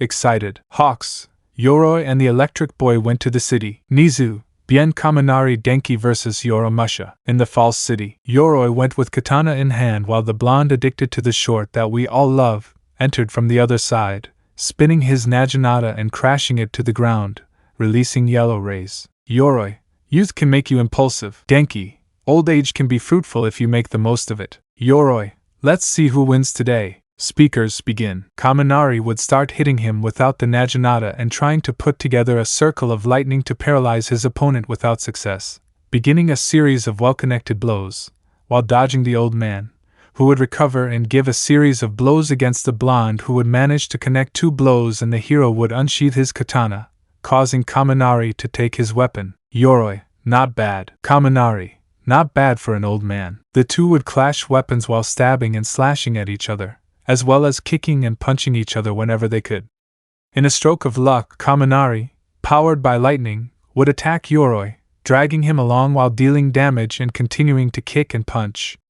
The two would separate, while Yoroi looked tired. In the observation room, Hawks, not bad, nervous. Izuku, he learned well the styles of Master Raiden. Kirishima, not bad. Mirio, they are monsters in combat. In the fake city, Yoroi would throw himself at Denki, who was calm, to be received by a palm strike to his jaw, breaking it, and starting a rain of bare-knuckle attacks, with the Naginata and with his lightning bolts without giving the hero a chance to defend himself, leaving him unconscious on the ground. Speakers, winner Kaminari Denki. Kaminari did what his companions did not.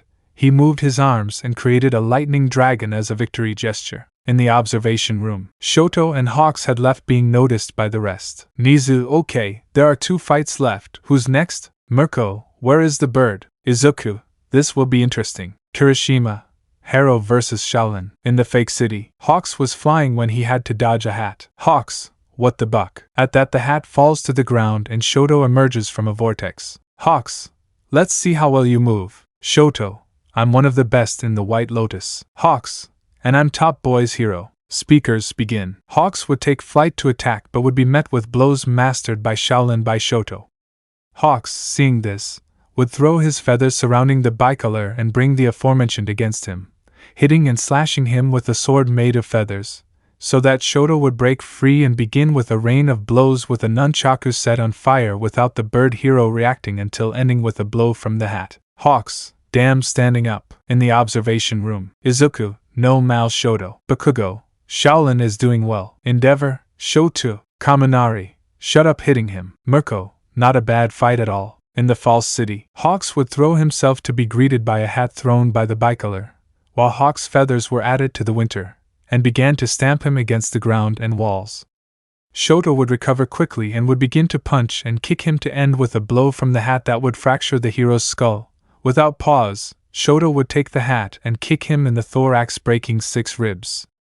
Hawks, despite the gravity, would get up and with a feather sword would cut and stab the bicolor, leaving him with somewhat serious wounds on his body, but surprising everyone that he did not show any pain, while Shoto would take advantage of his bewilderment and attack again with the nunchakus and leave Hawks on the ground. Second victory pose. In the observation room, the teachers who didn't fight would say that he went too far, but his friends applauded him for such a beautiful fight. Endeavor, I guess it's my turn. Izuku, let's hope that trust is maintained. Endeavor, fire melts ice. Izuku, and water puts out fire. Nizu, the last battle. Endeavor versus Izuku Liang. Almight, how nervous. Mirko, the dwarf has already lost. Almight, the one I'm worried about is Enji. In the false city, Endeavor with a confident smile was calmly entering as the puddles of water began to form a human figure. Endeavor, I didn't think you handled water. Izuku, a warrior knows where and when to show his skills. Endeavor, I'll make you knock them all out. Speakers begin. Endeavor would start with a flamethrower to keep the fight at a distance, while Izuku launched an ice attack, causing gusts of hot and cold wind to be generated in all directions. Izuku would freeze Endeavor while he tried uselessly with his flames not to fall before the ice, so he would fail and become an ice statue, causing the green-haired man to create 2 ice axes and begin his assault of blows against Enji, who would connect 2 good blows on the green-haired man, causing them to fight evenly until Izuku turned into water and reappeared below Enji, breaking Endeavor's jaw with a blow. In the surveillance room, Aizawa, they like to break jaws. Recovery girl, I'll have a lot more work sighing. In the fake city, Izuku would surround Enji in water, beginning to attract him towards him and give him a combo of punches, kicks and stabs with an ice sword, while Endeavor came up with a technique that would defeat the green-haired man and free him. Endeavor, prominence burn. An explosion of fire was seen, but the green-haired man was not there. Endeavor, oh. Behind the fire hero, an ice statue of the green-haired man would form, leaving him unharmed, beginning an assault of blows and unleashing his fatal blow. After receiving the 3 axe blows, Endeavor would be unconscious due to the overexertion of the last attack and the relative loss of blood caused by the wounds made by the green-haired man. Speakers, winner Izuku Liang. Izuku would only manage to make an ice sphere on the ground while everything around him froze. Pose 3. In the observation room, everyone's mouths were open. Several 16-year-olds had proven to be stronger than the top heroes who fought, leaving them in terrible condition. One thing was certain, they didn't want them as enemies. Elsewhere, Shigaraki, masters getting the attention of Quan Chi and all for one. Our informants notified us of something. Quan Chi, what? Looking at the light blue-haired boy with his new dragon arms. Shigaraki, Yue's camp is confirmed. AFO, organize the Tamura Shigaraki team. It's time to feel the terror, kill them. Quan Chi, if you kill them, I'll bring them back as returnees. Shigaraki, yes masters. Disciple in camp. After the battles, Aizawa would give his class 2 weeks off, as he revealed that everyone would go to camp, and also clarified that those who failed would have extra classes in addition to the training they would receive. Everyone decided to do their own thing, while Izuku went to buy some things at the mall. The kids recognized him from the sports festival and called him Sub-Zero. No one knew why, but Izuku never told them not to. This would have caught the attention of a group of 4 professionals dressed as cats and a child, although the latter was interested because of his facial scars. Blonde, he looks like a tough guy, I asked, looking at a green-haired guy in a black leather jacket. Brown-haired pixie, get a grip. Koda, he already noticed them. Idiots, he thought with annoyance. Izuku, so they're following me behind the heroes. The Hussycats, KYAAA. Koda, at what point did you move? Izuku, in plain sight. By the way, what should I bring to the attention of the Hussycats Veterans Rescue Group? Pixie Bob, I'm 18 at heart. Izuku, and I'm a Shirai Ryu, he thought sarcastically. Mandalay, did we notice your appearance, and that you were buying some weapons? Izuku, they said we were going camping, so putting away his survival kit. Kota, who is this? Doesn't he look like the idiots blinded by heroism? He thought analytically. Izuku was going to say something to Kota when he roughly grabbed the boy and moved him to put him away from some blades. Guy, wow, I didn't think you were fast Sub-Zero. Izuku, Cable standing in front of the boy. Cable, my swords and speed are stronger. Mandalay, you are arrested villain trying to attack Cable. Tiger would throw himself with the other Hussycats against Cable, who with his speed would leave the team on the ground. Kota was afraid, but before his heart froze seeing how the black dragon would try to kill Mandalay, Izuku would throw ice at him, freezing him. The heroes were not there, they seemed to have vanished. This caught the green-haired boy's attention, but before thinking a light blue-haired boy was about to touch the boy. But, Izuku, if you don't want to lose your arms again, you better leave him. Tamura Shigaraki grabbing the arm. Shigaraki, Sub-Zero, our confrontation is imminent. With my new power I am invincible, releasing himself. Izuku, I hope Johnny doesn't make fun of this. Resigned. Izuku only made the grand cage. Shigaraki, Kota, Suga with stars in his eyes. Cable would thaw out and take Shigaraki. Cable, I will soon collect the price on your head. Kano will pay me very well. Izuku, let the entire black dragon come if you want her, even if the red dragon falls. Mandalay, Kota and Cable, you play with fire. Sub-Zero. Izuku, winter will put out those flames. Cable would leave with Shigaraki through Kurogyri. Pixie Bob, where are the heroes? Tiger, what's going on? Ragdoll, that guy beat us very easily. Mandalay, thank you for saving Kota, hugging the child. Izuku, it's a pleasure. Kota, hey, that was great. Izuku, practice makes perfect. Elsewhere. Johnny, AC Choo. Sonia, Johnny, I'm sorry. Cassie, what's up? Johnny, I feel like someone is flattering me. In the shopping center. Kota,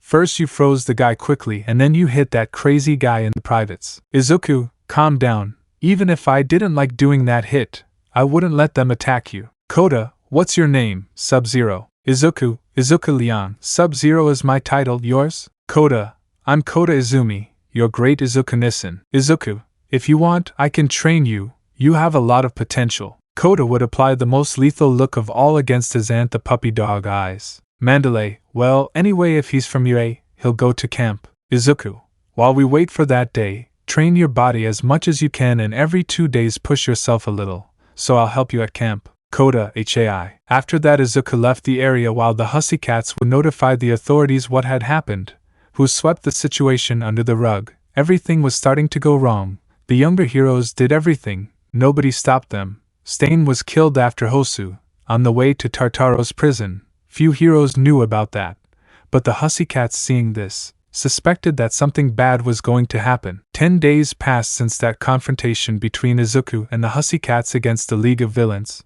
Now we could see Class 1A standing outside the UA Academy, with some suitcases in their hands. This was because their teacher Aizawa told them that they would have to go to camp the day before, so they would only have to wait for their teacher to arrive with the bus. Although they could also see how the students of Class 1B, Shinzo and Mei Hatsum, arrived. Bakugo, so Class 1B here. By the way, it's good to see you smoking a cigar. Monoma, look who's saying that, the idiot smoker, he would say, clearly annoyed and intending to provoke the ashen-haired boy. Bakugo, if you don't want me to teach you a lesson, spitting smoke in the blonde's face, shut up. Aizawa, enough. And Bakugo, enjoy your last cigarettes since you will not touch a cigarette in the entire camp. Bakugo, whatever you say, sighed. Izuku, even the most foolish person knows where to keep quiet. Monoma, what did you say? Damn freezer turning into metal with Tetsu's quirk. Kendo would hit him in the neck, making him faint. Shinzo just smiled. This camp would be interesting. Meanwhile, Ibra had been talking with Lord Raiden, who told her that the Abrahamic god, Elohim, was a member of the ancient gods, making the green-haired girl understand the existence of the tournament, gods like Raiden, among other things. Raiden, a pair of warriors are waiting for them at the camp, Niza has already informed. Aizawa, fine, whatever. You can store your bags in the bus's luggage racks. Don't worry, they'll fit without any problem, he said, putting his hands in his pockets. The students obeyed the teacher and heroes, so they went to store their suitcases in the luggage racks, so there was no problem at this point before departure. However, the problem was going to lie in the places of Group 1A, since those of Group B could fit well in their bus, as well as with Shinzo and Mei, who were sharing the bus with those of Group B. Aizawa told them that he did not care where they sat except for Mineta, who tied him in a seat next to him. Later they slowly settled in the bus, beginning the trip. At one point in the route the bus braked suddenly, exasperating the young people who just didn't understand why the bus was braking. Aizawa and the driver saw that several trees and rocks had collapsed on the road, which was strange because there was no warning of any landslide. Aizawa, something is wrong, but if necessary, we can defend ourselves. If that means asking Liang and company for help, he thought seriously. To speak, we will have to take another route to reach a similar arrival to the agreed one, but this will be a kind of test before reaching the camp. When he got off the bus, he approached where the trees and rocks were, looking up to see where the debris had fallen from. He was a little surprised because he could see that there were cracks in the rocks that started from very high up, almost looking like someone had caused the collapse on purpose. Aizawa, Liang, Izuku summoned his spirit to investigate, but the wolf found nothing. After at least half an hour, they cleared the road of debris so they could cross. Of course, Aizawa called for professional personnel to finish the job and destroyed the debris already beneath the hillside.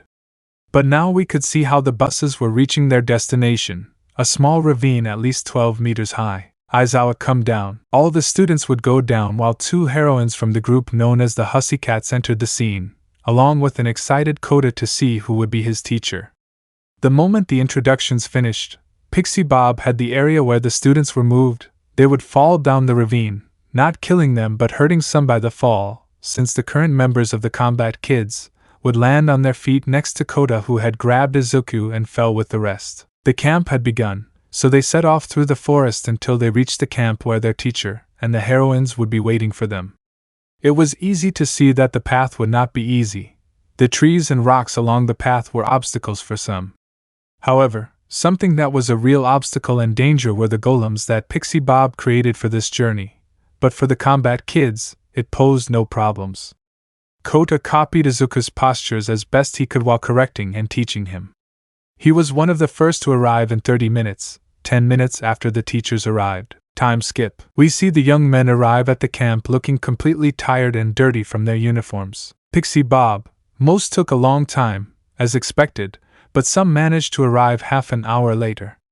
However, you were able to arrive much faster than the others, although you were more than contained from the start. With these words, many knew what he was referring to because it was true, and everyone knew it. Monoma, who is that kid and what is he doing here? He bellowed with annoyance and arrogance. Here we are, those who want to be heroes, get out trying to hit him. Before Kota answered, the temperature dropped quite a bit. Many saw their life flash before their eyes, feeling a thirst for blood.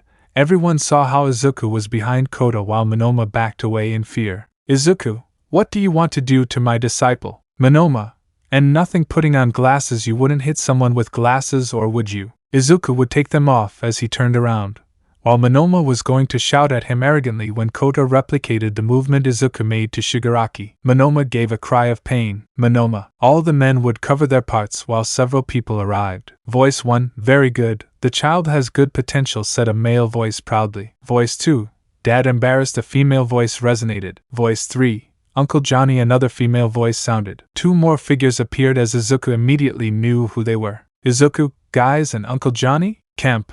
Lin K vs. X Lin K. Previously, after Kota hit Monoma in the privates. Voice 1, very good, the child has very good potential, said a male voice proudly. Voice 2, Dad, exclaimed a female voice. Voice 3, Uncle Johnny, I mention, another female voice. Two other male figures appeared on the scene, where a young Lin K knew who they were. Izuku, guys, and Uncle Johnny? At the moment, Kirishima, hey Izabro, do you know them? Uraraka, Cassie is happy. Cassie, wow, that's little soldier Machi, how have you been? Kirishima, I'm sorry. Takeda, you're improving your psychic perception a little. Kirishima, yes, it is difficult, but I will advance as much as possible in the camp. Takeda, I'm glad to hear that. The other figure only shot 4 arrows against a bicolor, so the aforementioned with his bare hands would deflect them with his Shaolin style and take the last one. Shoto, you don't change. No, Kung Jin. Kung Jin, not bad, you've progressed to being a Shaolin beginner. Johnny, well, since some of them are social,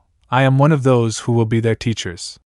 We have seen their abilities and, well, many of them do not stand out in anything, but we will be able to bring out their true selves. Bakugo. And to think that my ninja couldn't be any worse, sighing I'd kill for a cigarette. Voice 3.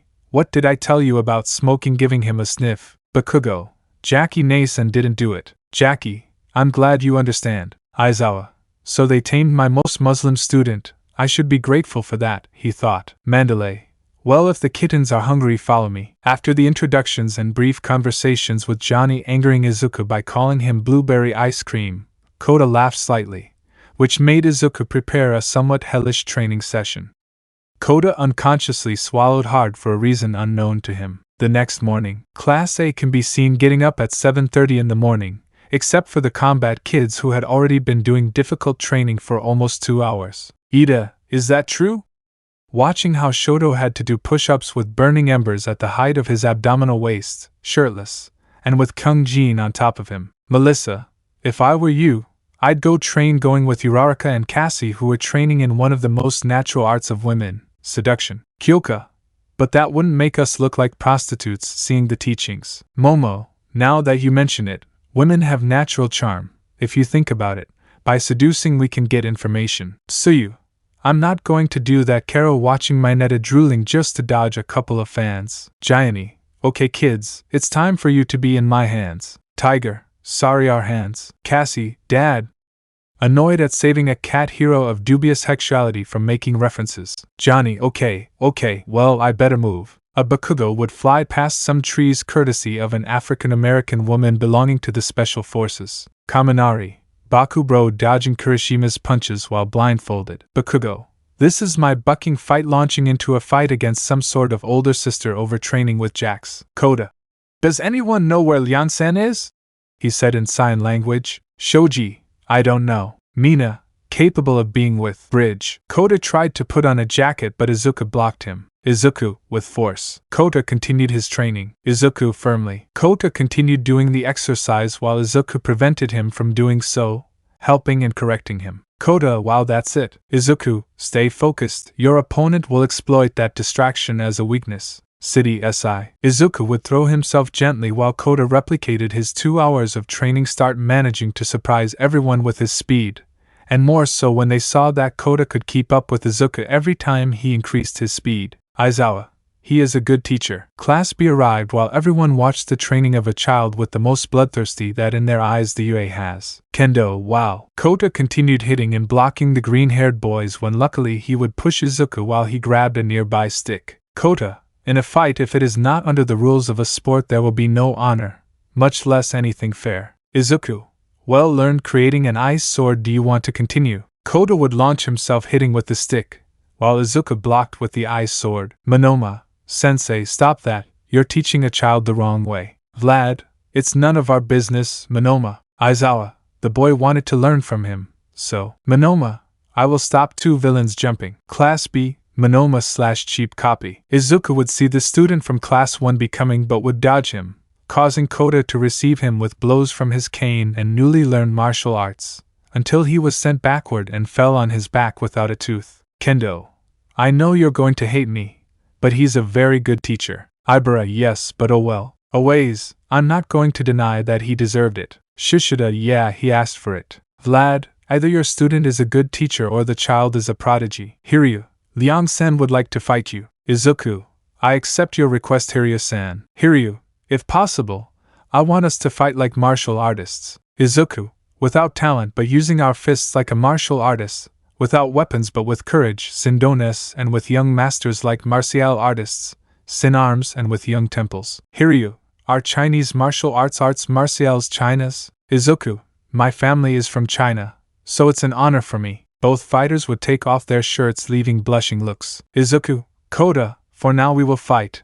I want you to watch and learn. Kota, HAI sitting down. Aizawa, Vlad and I will watch the fight as referees. Vlad, it will be at the first fall. Aizawa, Listos? Izuku, let's see how you move in Wing Chun pose. Hiryu, let's hope you know how to handle yourself in Tai Chi pose. Vlad, begin. Note, until the fall of Ambos, Aizawa and Vlad Tai. Izuku and the opponent from Class B would stand and bow to each other showing respect, while Kota took notes of everything he saw. Kota, sensei, that was great. Izuku, it's true, but don't flatter me, since that generates arrogance, and that is a factor of defeat. Kota, HAI with stars in his eyes. Hiryu, it's a pleasure fighting by your side, Izuku-san. Izuku, I would really appreciate that. Kota, master, what will you do now? Kung Jin, it's ready, warning that the brazier system was ready to be used. Kota just swallowed hard for what he had to do. Mandalay and Ragdoll, camp has begun. Time skip at night. Everyone was having dinner while Izuku was bandaging Kota's wounds with the help of his recent partner, an ally Hiryu Rin from Class B. This coexistence between the two bothered Monoma, since in his eyes the classes were enemies. Izuku, you did well, my little grasshopper. Kota, thank you, teacher. Hiryu, you trained him too well, I would like to compliment. Izuku, I accept the help. Aizawa, Mandalay already has it ready, bringing a very striking object. Hiryu, Wing Chun, a good martial art from our roots. Izuku, I'm half Chinese, half Japanese, I honor my roots. After that, Kirishima would arrive blindfolded, courtesy of Takeda, to help him with his telepathic powers, courtesy of Kenshiro. Izuku, watch out. Moving Kota away from an ice beam. Aizawa, where did that come from? Face me now, Lin-Kei scum, said a somewhat robotic female voice. Izuku, Frost? Frost, the true heir of the Lin-Kei, and not you, a blood child of Kuai Liang. Izuku, Frost gave you a home, you bit the hand that fed and sheltered you. Frost, when I kill you, I'll send your head to that Lin-Kei scum so I can kill him myself. Kirishima, can I help you? It seems that wealth can be divided. Hiryu, seeing the being, put Kota behind him. Aizawa, who are you? Do you fear me, child? Kota said nothing. What a pity the outside world fears the Naknadans. Kirishima, fear is not the same as respect, collector. Izuku, I'll take care of Frost, who is from my clan. Kirishima, collector is mine. Aizawa, Asunto de clan? Kota, I'll take notes, Izuku-sensei. Collector would throw one of his pointed spheres, but Kirishima with his katana would repel it, and disarm Collector of that weapon, beginning to exchange blows with him. Izuku, surrender, and for the teacher that my father was, I will have mercy on you. Frost, your father limited me, he didn't give me what I deserved. Thus began the fight where Kota took note of everything. Izuku in a stroke of luck would throw Frost into a wall and stick an ice axe in him. Segunda Britality. Kota Suga. Hiryu, not that I'm getting involved, but good fight. At that moment, the combat kids and Johnny arrived, while Kirishima, with luck and a tornado, killed Collector with a concentrated air shot and a wind crossbow. Minute 1.06. Johnny, it seems they're coming here. Cassie, I'll do a perimeter check. Kirishima, I feel 13 presences approaching this place. Aizawa, we'll be ready. We'll cancel the test of courage. Johnny, team, get ready. Combat Kids, SI. Camp, Villain's failure. After the attack by the Cyber Lin-Kei Frost and the Naknadano Collector, the night passed very peacefully, although Izuku and the Special Forces team kept watch, patrolling the surroundings. It was extremely gratifying since after Izuku's integration into the main group under the command of Cassandra Cage, the missions began to be more efficient, and after the admission of Katsuki Bakugo, Kaminari Denki, Kirishima Aijiro, Achiko Uraraka and Shoto Todoroki, they decided to form two squads, whereby changing Jacqueline Briggs for Shoto Todoroki, both squads were in operation. In the morning, classes A and B were getting up at 8 in the morning, while Kota and Hiryu were training with the combat kids, since 6 in the morning.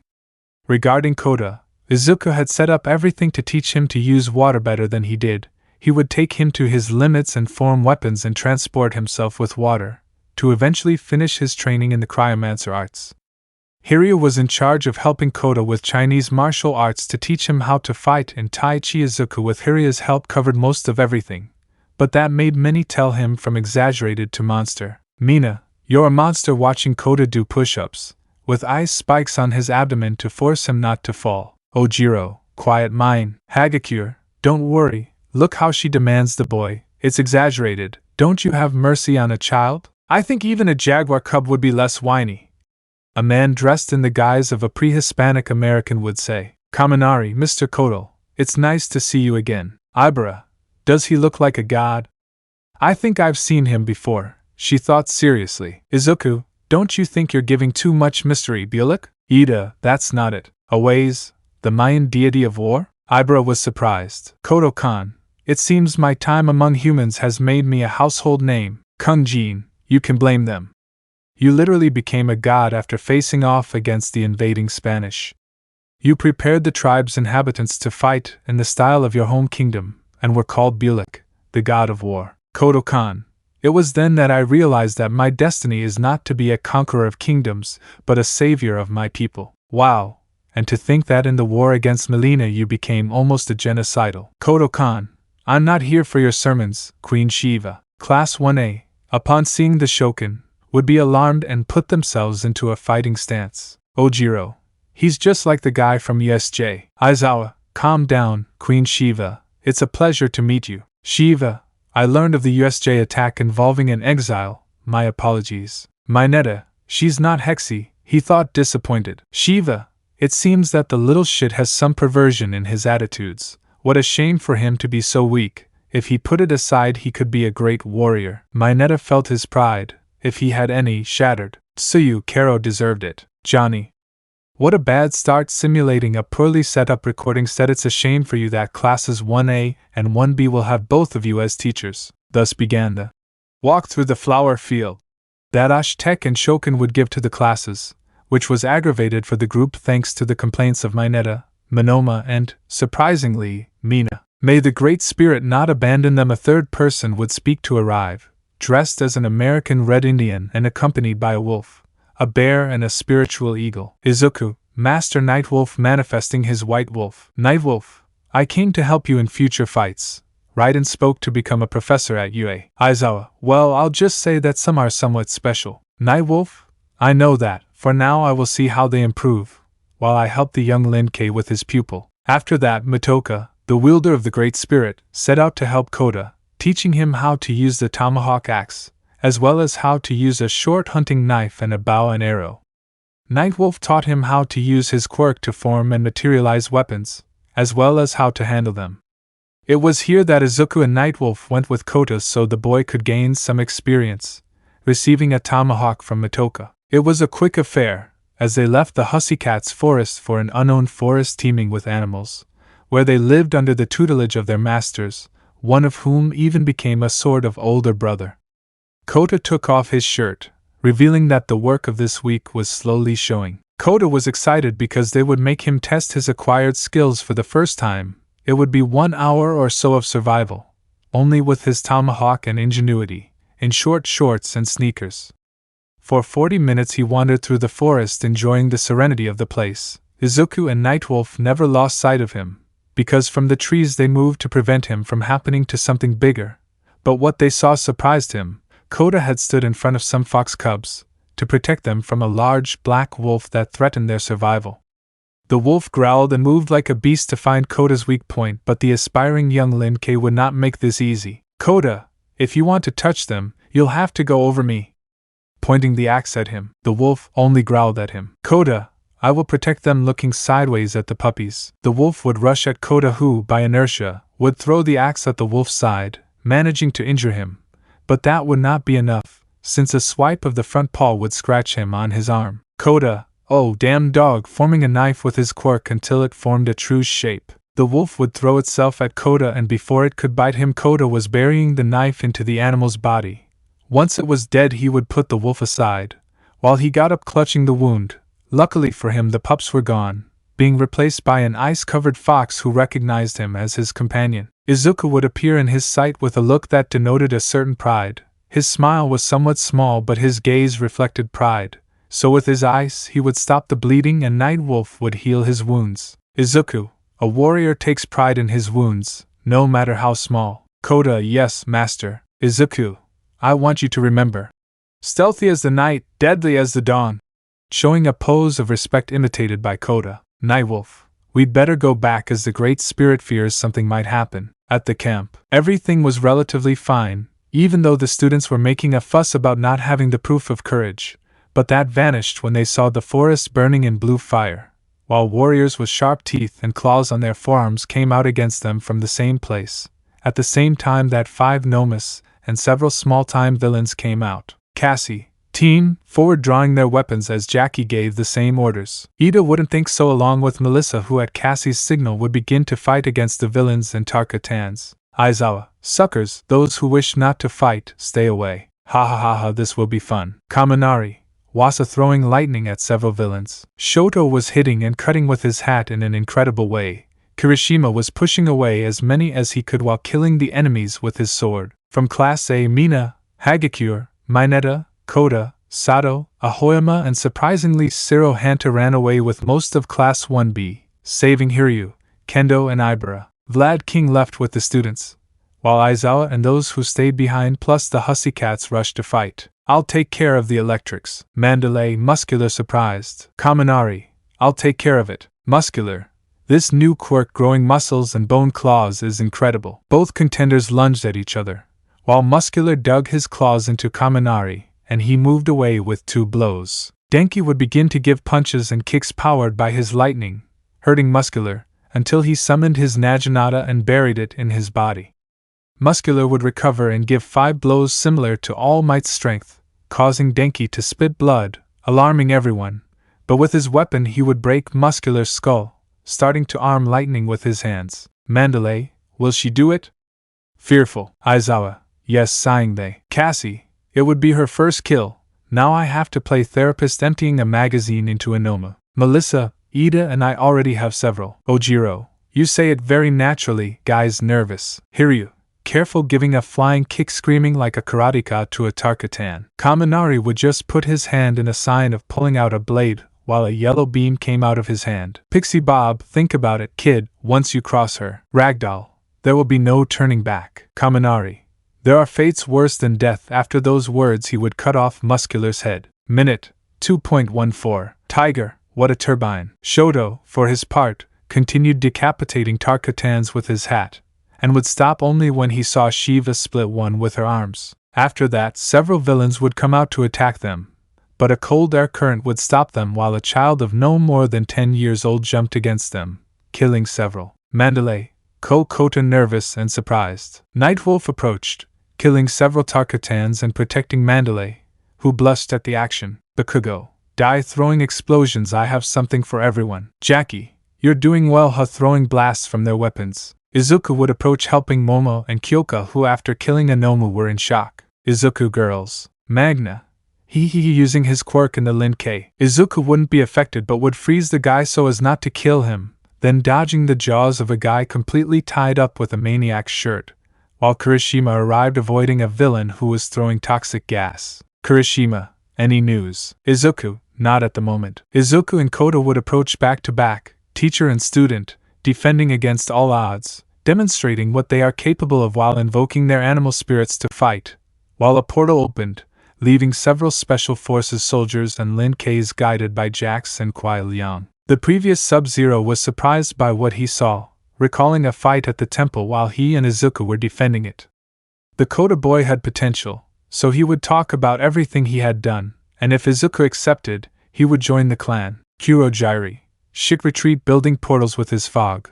While all the forces left without fulfilling their objective, we failed.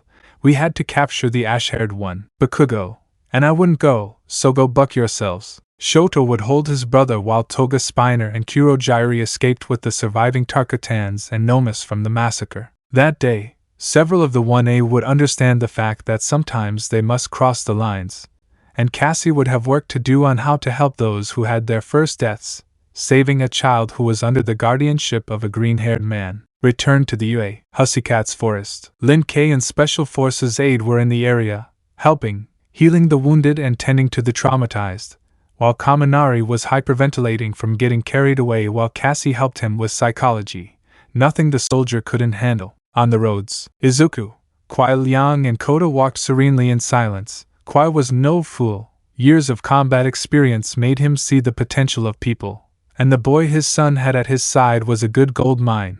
Also thanks to Johnny and Nightwolf, he knew about the boy's training and the test of skills he showed.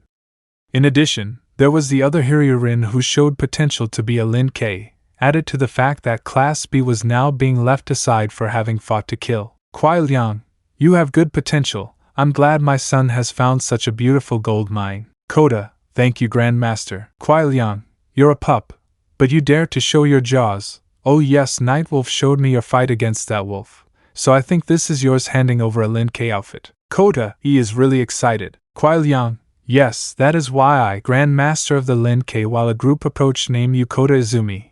As one more of the clan, from now on your clan name will be Aqua. Kota, I accept to be part of Grand Master, bowing. Ninja 1, welcome to the clan. Ninja 2, the Grand Master's son found a potential. Kuai Liang, I'll go see the boy you told me about. Izuku, whatever you say, father. After that, Kota and Izuku left with the others while the boy was excited at the same time that Kota would wear his clan outfits for the first time. With the others, classes A and B were increasingly divided, since after this fight many did not agree with what had been done, so there were confrontations, discussions, and even some blows, as was the case with Tetsu and Hiryurin. Aizawa and Vlad were interrogating Dabi, or as it was revealed, Tuya Todoroki, Shoto Todoroki's brother. Tensions tended to intensify, but Izuku, better stop. Monoma, shut up, you damn murderer. Mina, shut up, I don't know how I could agree to go out with you. Izuku, as far as I know, you were the one who invited me and behind my back tried to make me look bad with the blonde by your side. Mina, how? Uraraka, I found them and saw them. Mina, I told her. Monoma, damn bitch, throwing herself. Uraraka would only make a swipe with her fans, sending Monoma flying. Kota, what a low honor. Monoma, what did you say, you damn brat?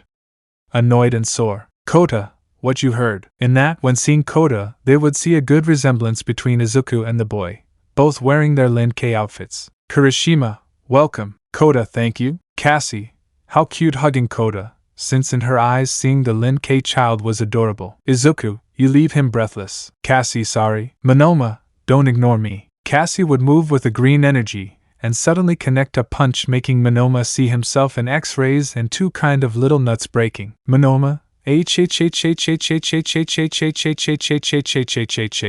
Monoma was on the ground crying blood from the pain he suffered. Cassie, learn to be a human being and not an arrogant boy. Kendo, teach me sensei. Ibara and her children went there. Class A and B covered their private parts, as the sound of them bursting could literally be heard. Mineta F, Ojiro F, Siro F, Aways F. So everyone except Kota and the combat kids gave their Fs to the fallen soldier.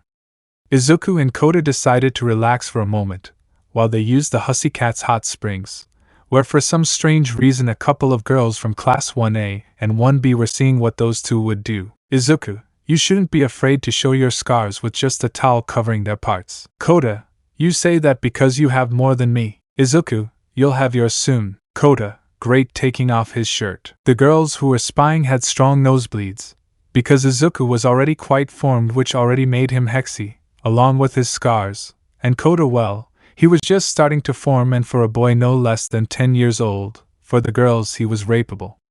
A falling sound was heard. Kota, what was that? Izuku, ignore and relax. Out of the waters, Momo, Ibara, Kinoko, Reiko, Tsuyu, Pixie Bob and surprisingly Ragdoll were blushing and muttering many incoherent things, with massive blushes and a torrent of blood, being closet perverts. Meanwhile, in the outside world, Emperor's Arena, location of his throne, you can see Shao Kahn very upset, because his plan of conquest was going to hell. Shao Kahn, you have failed me, damn sorcerer. Quan Chi, failed. We are just at the beginning of an accession to your lands, Emperor. Shao Kahn, how? With several of my best warriors dead, I strike the ground with force and his hammer. Quan Chi, it's the only way to merge two worlds without the old gods intervening. My lord, if instead of offering ourselves as conquerors we go as your saviors? Shao Kahn, Reiko speaks. Reiko, as you command. The Witcher has said that both heroes and villains, at least their leaders, are on our side to maintain their way of life in exchange for serving you. Why not use them to our advantage? Shao Kahn, what do you suggest? Reiko, sending attacks from some unknown race and having our troops show up saving the day will gain us local support, and the annexation won't require mortal combat. My lord is right. Shao Kahn, anyone else in favor other than Reptile? I, too, as Tremor said, me too. Shao Kahn, I hope you are safe, Nidhera. Nidhera, as you command. Also, my lord, if we find the meat dregs, we can bring your daughter back to you. Shao Kahn, get Melina ready. I want my daughter back. Quan Chi, as you ordered. Back on Earth, Hussy Cat's camp. The students were being looked after by the hero's recent arrival, where they decided to take them to UA. Mandalay also spoke to Nizu about Kota. Although the rat wasn't convinced, he had to accept that the boy would at least join in the training, as his instincts warned him of great danger, and they would need all the help possible. So he would board the bus to UA, since they had set up dorms there to try to keep them protected. On the trip, Kota remembered something. A few minutes ago, Izuku and Quai were handing Kota a bright blue drink, where the boy would accept this. Kota would drink the liquid and within minutes ice would begin to emanate from his body. Kota, wow, what is that? Izuku, a little bit of the Jinsei, the vital energy of the planet, with a little bit of our blood, pointing to himself and Kuai Liang, and that reason is what will allow you to use our ice. Like all Lin K. Kuai Liang, despite not being born into the clan, you have the heart of a Lin K, which makes you worthy. Kota, thank you. Starting to tear up a little. I promise not to let you down, masters. Izuku, I know you won't do it, little brother. End of memory. Kota, now my new life begins, he thought, looking at the landscape, while observing the UA in the distance, to look at his now older brother in everything except blood. I will not let you down. And Isan. Assault on the League of Villains. Living in the UA. After arriving at UA, Principal Nizu, accompanied by Almight, would welcome both classes, ensuring that everyone was okay, which happened, except for those who inhaled the villain's toxic smoke, plus the traumas of those who had their first death. Nizu, I'm glad you're all here. Now I can tell you that there will be student dorms at UA.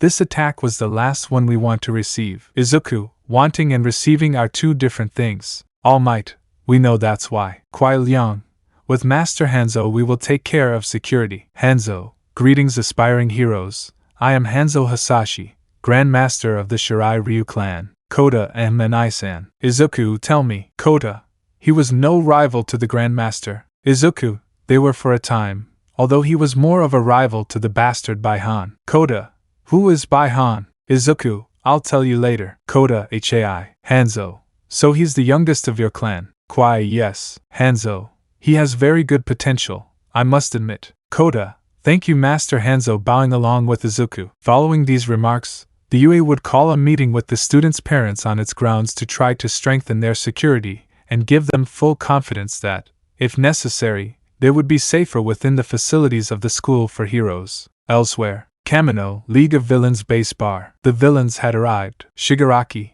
and the good news? Kurojiri. It failed. They were very well prepared. AFO, and what happened to the rest? Spiner, Dabi, Magna captured with Mustard. Shigaraki, and the others? Toga, dead. It was fun watching them get killed, she exclaimed excitedly. It was expected that the kidnapping would fail. Shigaraki, Sensei Quan Chi. Quan Chi, it's time. The heroes are coming, so the plan can work. AFO, they must capture me. Shigaraki, no, Sensei, no. AFO, this will help you learn an outside world, become stronger, and make the heroes think the war is won. Shigaraki, okay. Quan Chi would open a portal to the outside world, where the entire league, saving AFO, remained at the Kamino base.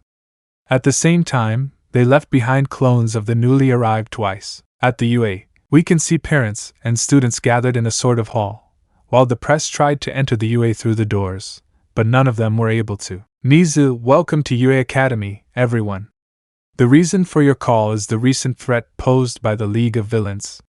If it were a one-time thing, we wouldn't have called you and would have handled this internally through system improvements. But as they say, one attack is a mere coincidence, two or more are no longer. Mr. Yayorozu, I speak for my family and those present here. But how is it possible that in two different situations, except for Class B the first time and with them on a second occasion, there have been two incursions by this League of Villains? Mr. Jiro, I agree with my daughter's friend's father, this is already too much of a coincidence. Mitsuki, it's true, for my part one know that it can be defended if this gets bigger.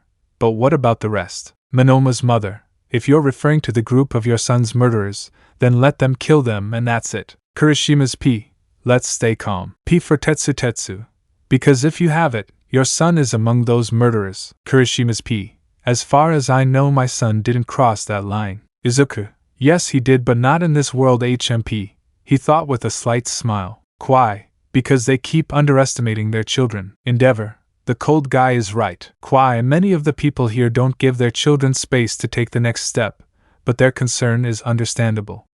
They're worried as parents, But they know something. They won't always be there to protect them from everything. Kirishima's P, you're right. Ojiro's P, it's true. Mina's P, my baby is in danger and you're talking about how to be parents. Uraraka's P, why the need to put them all down? They are our children, not a group of toddlers who need mom and dad behind them all the time. Mr. Yayorozu, you're right. Nizu, well, your concern is understandable, so we've decided with the UA to set up dorms inside, further guaranteeing the safety of the students. If you agree, you can move in here. Quai, it's no problem for me. Mitsuki, me either. Endeavor, me less. So one by one the parents expressed their opinions, some more convinced than others. After that, Aizawa would take his students to his settlement, the Alliance, a fairly large building with several amenities. After arriving at the Alliance, Aizawa would divide up the rooms. There were 8 per floor where he placed the 20 students in each one, leaving 2 to 3 free rooms, saving the first floor where Kota would sleep. His room was next to the green-haired one, leaving 1 room left on that floor. After that, Aizawa would send UA staff to bring the students things and went to answer questions from the press. Izuku, can I help you? Kota, of course. Both would withdraw while their companions waited for their things to arrive. On the first floor, Izuku saw all his belongings arranged in boxes, helping Kota with some boxes with his clan symbol. They were both using everything, and Kota even helped himself by lifting heavy objects to exercise his muscles. In just under an hour and a half, Kota's room was ready. Kota, something traditional. Izuku, not bad huh? Kota, something is missing. Izuku, something sharp, don't you think? Kota, yes, thinking about making a weapon. Izuku, in that case taking out a katana, it's my gift, little brother. Kota, wow, taking it and bowing thanks Enai-san. It's light unsheathing the weapon black steel, something similar to the Muramasa. Izuku, without the curses. Kota, would you teach me how to use it? Izuku, of course, after all, I am in a way your older brother and teacher. After that Izuku would retire to his room to begin his own business. On the lower level the first ones had already gone up to arrange their belongings, while Aizawa showed a human side to the press. Izuku would start with the furniture first while Kota approached to give him a hand arranging some things. For an hour, Izuku arranged his things with help, making his room a little more intimidating, as the presence of weapons gave it its touch. Kota, not bad, plus I can come drink tea with you. Izuku, of course. Shoto. So here they were entering. Izuku, you fix yours. Shoto, yes, although the old man went too far. Izuku, don't tell me it's too much for a Shaolin mocking. Shoto, no, nothing like that. Kota, Izuku and Enai-san in what order? Izuku, I'll help you. Between the two of them they would arrange Izuku's weapons shelf where several katanas could be seen. He had at least one of each type, wakizashi, tanto, chikudo, tachi and uchigata. He even had several wooden katanas arranged for practice. Shoto, and I have 2 weapons. After that Mina suggested holding a quarterfinal competition, with Sato winning for his desserts. Meanwhile, Momo revealed the league's location through the Nomu tracker, playing out the assault on Kamino like in the anime, with the exception of Hanzo, Kuai Liang, and Kung Lao. At the villain's bar, the heroes had already pulled off their heist, but something happened. Shigaraki. Goodbye heroes turning into mud like the others. Almight and oh. After that the bar would explode while Almight was covered in grey slime to reappear at the Noma's factory. Almight, all for one. AFO, oh Almight ha, will you kill me? When it was broadcast all over Japan, people celebrated seeing the hero defeat the villain, but were horrified by the skinny state of the symbol of peace, which was grabbed by Kung Lao. AFO, this is just the beginning ha to be put on the truck and sent to Tartaros. Everyone would frown and leave the place, starting to prepare for what is coming, preparing for the provisional license exams. After All Might's defeat and his transfer to Tartaros, Japan's maximum security prison, the media became alarmed when they saw All Might's condition, but the help and subsequent words he said filled them with doubt.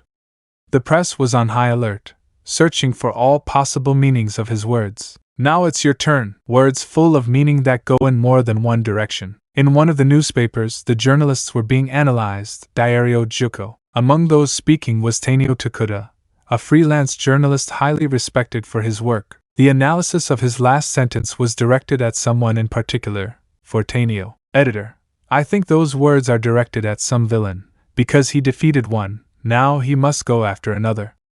It's a warning to the rest. Tanio, don't you think he says it too nicely? Now you're next. He would say in an aggressive tone. He could have said it that way, but it was calmer, as if to say, your time's up, now you're next. Editor, what do you mean? Tanio, 4 months ago, when Almight became a professor at UA, his end as a hero was coming, and now the message he leaves is, now it's your turn. Editor, so what? Tanio, yes, Almight is looking for someone to be his successor, within the UA's student body. No, considering his words, it's already decided who it will be. Editor, and you can think of someone, right? Tanio, I thought of one of the big three, Mirio Togata, 3rd year, although it's not certain. Editor, what are you implying? Tanio, the successor can leave from any class, but I'm leaning toward the 1st years, so I'll go see the students, confirm my suspicions. I'll ask permission and go. Time skip. 2 days, UA Academy. After installing the dorms, UA gave its students a 2-day break to settle in, while Izuku trained Kota in the art of the sword, since the boy only had knowledge of a few weapons, although he managed to use several. Leaving that aside, we found ourselves in room 1A, where Kota was also, who was analyzing everything, since Niza's condition was that Kota would be Izuku's partner, so the dubious being would process everything legally. Aizawa, okay, you must pay close attention now. Class 1A from now on will focus on taking the provisional license exams. Class 1A HAI. Aizawa, that goes for you, Kota. Be thankful that you have good teachers who cover all fields, not just the physical. Kota HAI. Aizawa, a hero license comes with a great responsibility to human life. Bakugo. It's funny, he whispered to Izuku, several of us here have already killed. Izuku, yes. Aizawa, of course the exam to receive this license is difficult. It is even given to 50% of those who participate each year. Melissa, it sounds difficult but not impossible. Aizawa, that's why everyone from today onwards must think of at least 2 special attacks while through the Cementos door. Midnight and Ectoplasm entered. Zero, special attacks. Mina, sounds like something from school. Sato, and like something about heroes. Ectoplasm, special. That is, a move that can guarantee them victory. Cement, a move so ingrained in their bodies that no one can copy it. The battle will depend on how much they force their opponent to fight on their terms. Midnight, their moves will represent them.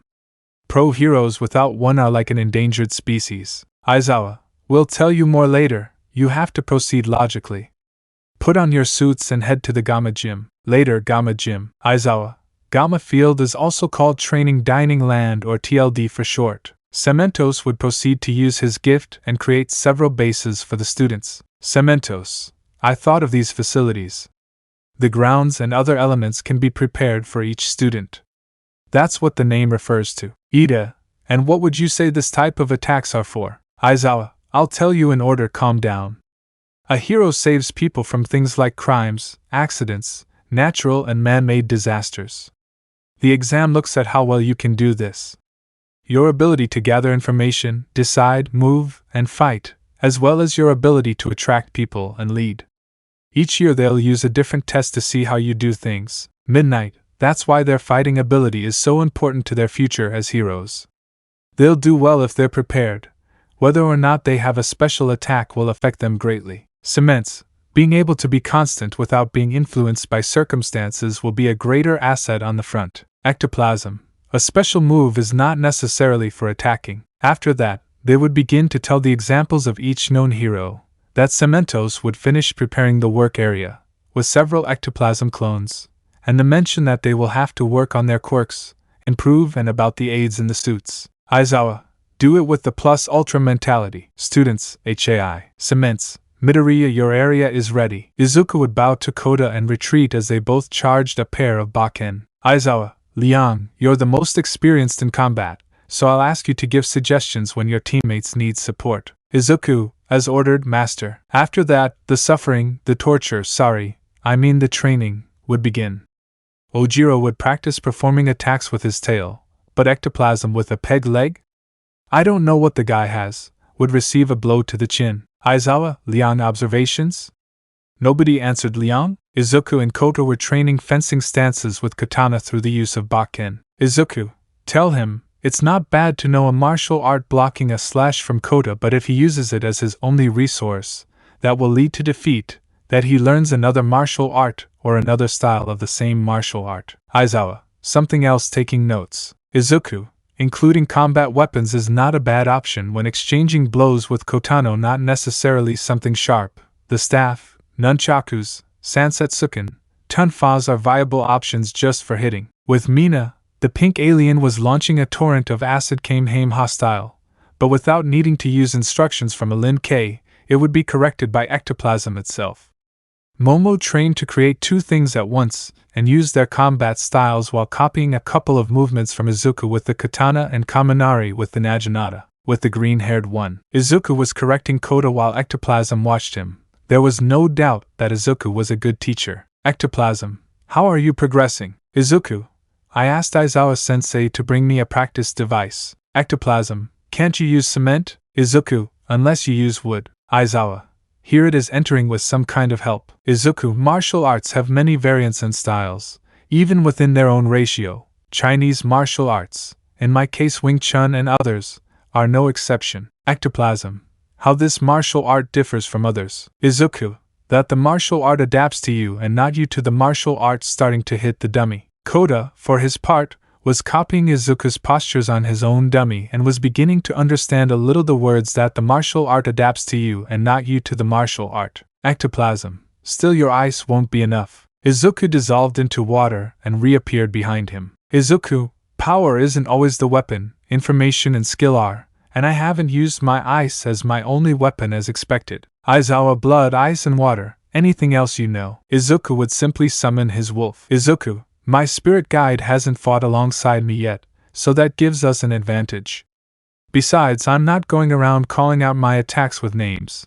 I'd look like an idiot, shocking the heroes and students, saving combat kids, no offense. So they would begin to train much harder, although somewhat surprised by the coldness and seriousness that the green-haired man conveyed with his words. The provisional license exam begins. It's been 4 months since they started training for the provisional license exams. Class 1A obtained substantial improvements to their skills, of course some more than others.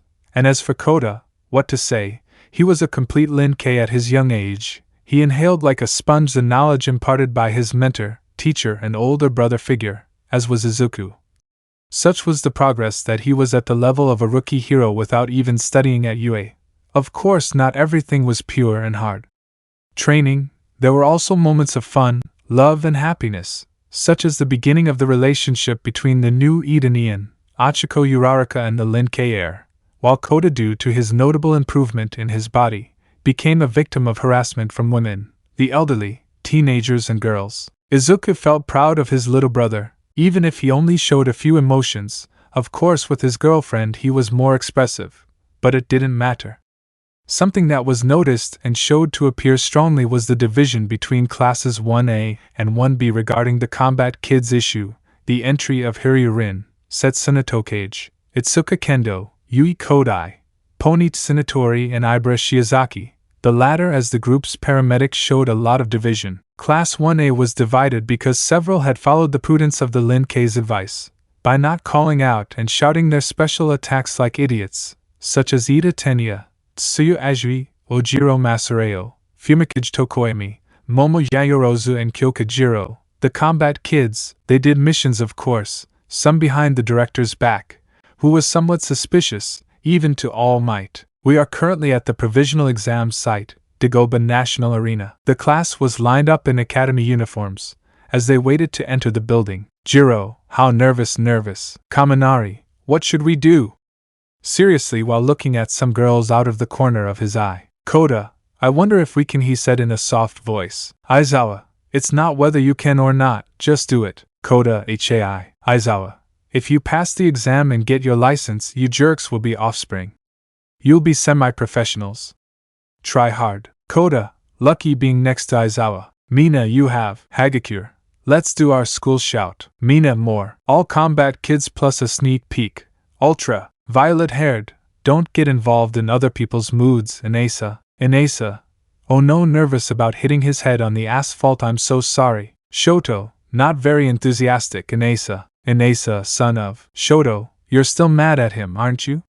I forgot about my dad months ago, at the Endeavor Agency. Burning boss, is he okay? watching hero number 2 eat ice cream. Endeavor. How can I be okay if they have me abandoned like a rag? At the Dagoba National Arena. Jiro, that uniform. Izuku, hey, it's the prestigious school rival to the UA, Shiketsu. Poliviolita, Sub-Zero. Izuku, seems like you know me seriously. Koda, Sensei seems to have someone following him. Girl, what is such a handsome boy doing? Koda, it's none of your business, Missy replied calmly. How nervous, control yourself, hold back that lustful desire of a pubescent boy, he thought, holding back his impulses of every boy maturing when he sees a girl. Inasa, I wanted to say it once, ha ha ha ha. Bakugo, I'd kill for a cigarette right now. Kirishima, the winds should be calm right now. Kirishima, seems interested in Yue. Tokoemi, if that were the case? Aizawa, Inasa Yorashi, was among the first in the recommended entrance exams last year, but he refused to join. Shoto, it's because of hatred towards my father and through me. Ciro, a weirdo, says he likes Yue but rejected her for you? Aizawa, don't be too confident. Eraser? Causing chills in Mama Caterpillar, is that you, Eraser? I saw you on TV for the sports festival, but it's been a while since I've seen you in person. Aizawa had a twitch in his eye when he saw a girl approaching him. Mina, she is. Kasamono's? Aizawa, no. Ha ha ha ha ha, right. That's a good one. Aizawa, as always, it's irritating to talk to you, Ms. Joke. Izuku, it's irritating emanating cold. Uraraka, love, don't be so cold. Izuku, sorry, calming down. Aizawa, Joke, if you're here it means that. Ms. Joke, yes, come on guys, it's the UA calling her group of students. Black-haired, oh, they are really them with false emotion. Girl, great, I saw them on TV. Izuku, that's why the attacks, they saw the festival, he deduced something annoyed. Ms. Joke, second year at Ketsubutsu Academy. You're my class, get along. The black-haired man would take Izuku's arm to greet him, although the green-haired man gave a strong man's handshake. Black-haired, I'm Shindo, Yue must have had a lot of problems, it must be hard. Izuku, Duro o no se superin. After that the students would go inside the building. Ms. Joke, you didn't tell them, did you? Aizawa, it doesn't change anything whether I tell them or not.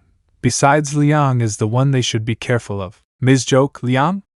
You're talking about Koda, from my sensei, he said proudly. In the auditorium, everything was a bustle as everyone talked to each other. Izuku, there are many scaring several people by recognizing who he is. Student, E is Sub-Zero. Shindo, so he was. Inasa, it's cold, I like it. A guy who looked like he didn't sleep much would appear in front of everyone at a sort of table set up on a stage. Guy, okay, let's do the license thing. I'm Mara from the Public Safety Commission of Heroes. Dozing, nice to meet you. I've been so busy I don't sleep much. We're short-staffed, I'm sleepy. With this conviction, I'll give you your guidance. The content of the license exam, the 1540 participants will have to pass in a free exercise. They say our society is saturated with heroes, while the combat kids looked at him as if to say, don't tell me. And since Stain's disappearance, there are doubts about the current state. Well, as a private citizen, we don't care about their motivation. Telling someone to risk their life without any compensation is the cruelest tale of modern history. But anyway, whatever the outcome of heroes fighting villains, the time it takes from one incident to the next is so short it makes me sick. You'll all receive your provisional license and throw yourself into the world. If you can't handle that life, you'll have a terrible time. So we'll test that speed. The first 100 to meet the requirements will pass. Mina, P. But there are 1540 participants in the exam. Izuku, if you don't adapt to the situation then you will fall behind. Mara, many things have happened in the world, and well, there is luck and all. These are the requirements: showing a ball and a disc. These objects will be placed on your body. As long as it is in sight, you will have 6 spheres to eliminate opponents, making the discs light up when the spheres hit. If all 3 light up, you are out. Izuku, a battle of survival. Smiling slightly, victory will go to those who adapt. Mara, it will count as a defeat if all 3 are lit. 2 people win and they'll pass the exam. That's the rule. Now they'll be given what they need, and the exam will begin 1 minute after that. The waiting area would then open as if it were a box, showing various scenarios. Mara, everyone must have land, no matter what. Use your uniqueness, make an effort. After that everyone would retire to look for the objects for the test. In the stands, Ms. Joke, Eraser, your fly is down, hee hee. Koda, Why do the most annoying women chase serious people? He thought with an annoyed face. Aizawa, why are they so noisy around me? He thought. Ms. Joke, I don't think you have 20 students yet. It's strange that you don't expel anyone.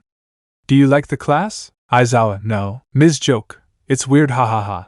But you should have known this. Everyone was running towards a specific area, in the zone. Izuku, listen, everyone knows about our abilities. Because of the sports festival, form small groups or go alone. Just survive disappearing into an ice statue. Bakugo, this will be interesting. Taking Kirishima, we're leaving. Shoto, are you coming? Kaminari, yes, why not? In the stands. Ms. Joke, the exam is different every year. But there is something traditional about it. Everyone runs to different areas. All the classes in the country compete in the exam, and there is only one that has lost its advantage. Provisional license examination, problems and the death of a hero. Previously, the provisional license examination had begun, where the commission had given the relevant instructions for its implementation. In the stands, Ms. Joke, the exam is different every year, but there is something traditional about it. Everyone runs to different areas. All the classes in the country compete in the exam, and there is only one that has lost its advantage. At the moment, Ms. Joke, every year the same thing will happen. The alliance of all the schools against the one that has been most seen, voices everywhere, television, newspapers, internet. It has begun the elimination of the UA. Aizawa, as if that matters to my offspring. Koda, it seems that they underestimate others a lot, especially my sensei. Ms. Joke, your sensei?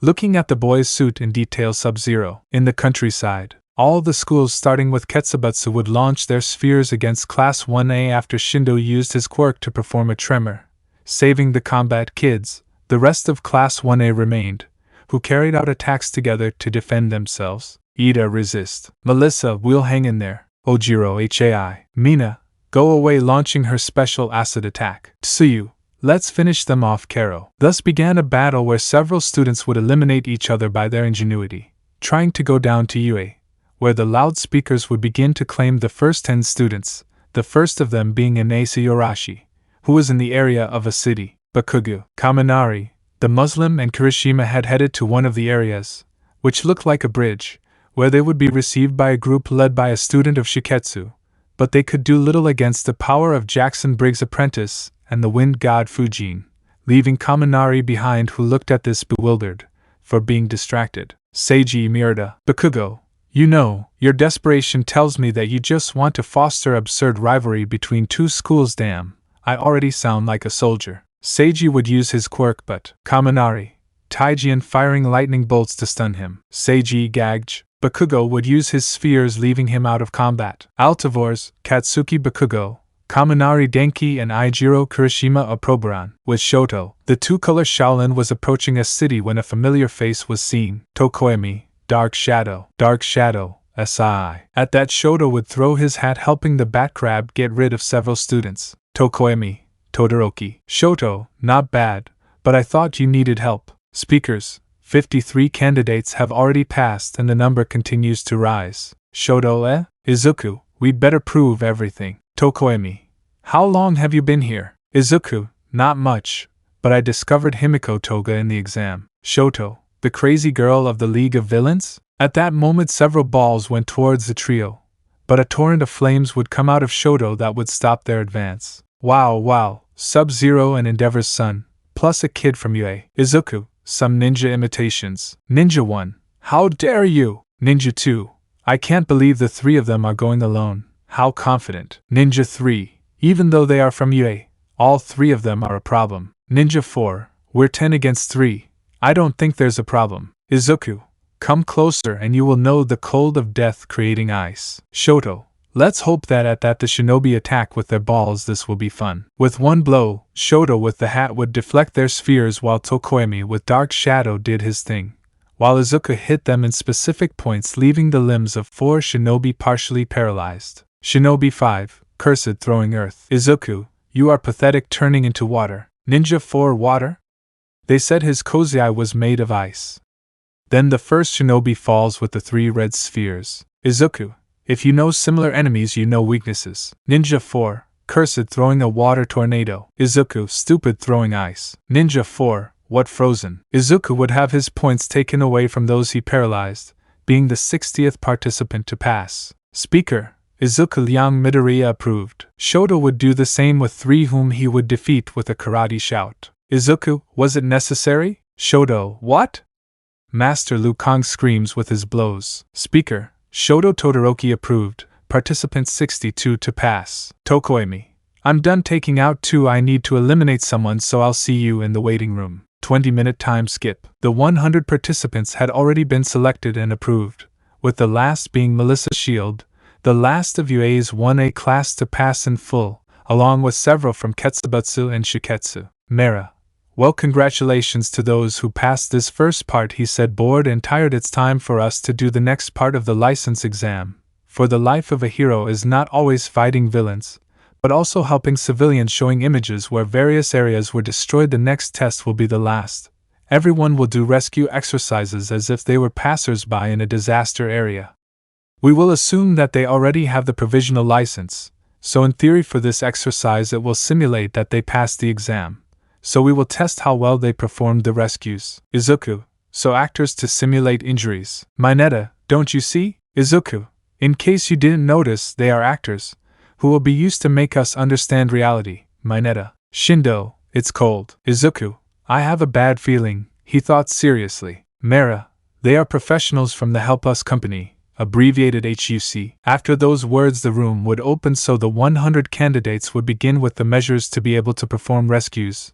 Many would have a harder time because they were specialized in combat, but they would not fail. The victims would subtract points if they did not like something they did or did it poorly in that way. Starting from a total of 100 points, only those who achieved a score above 65 would pass. Izuku, Momo, form a defense group with the wounded. Type yes. Uraraka, Izuku is right. To all those who can defend others, prepare yourselves. I highly doubt that such an activity would not simulate a villain attack. Shindo, villains?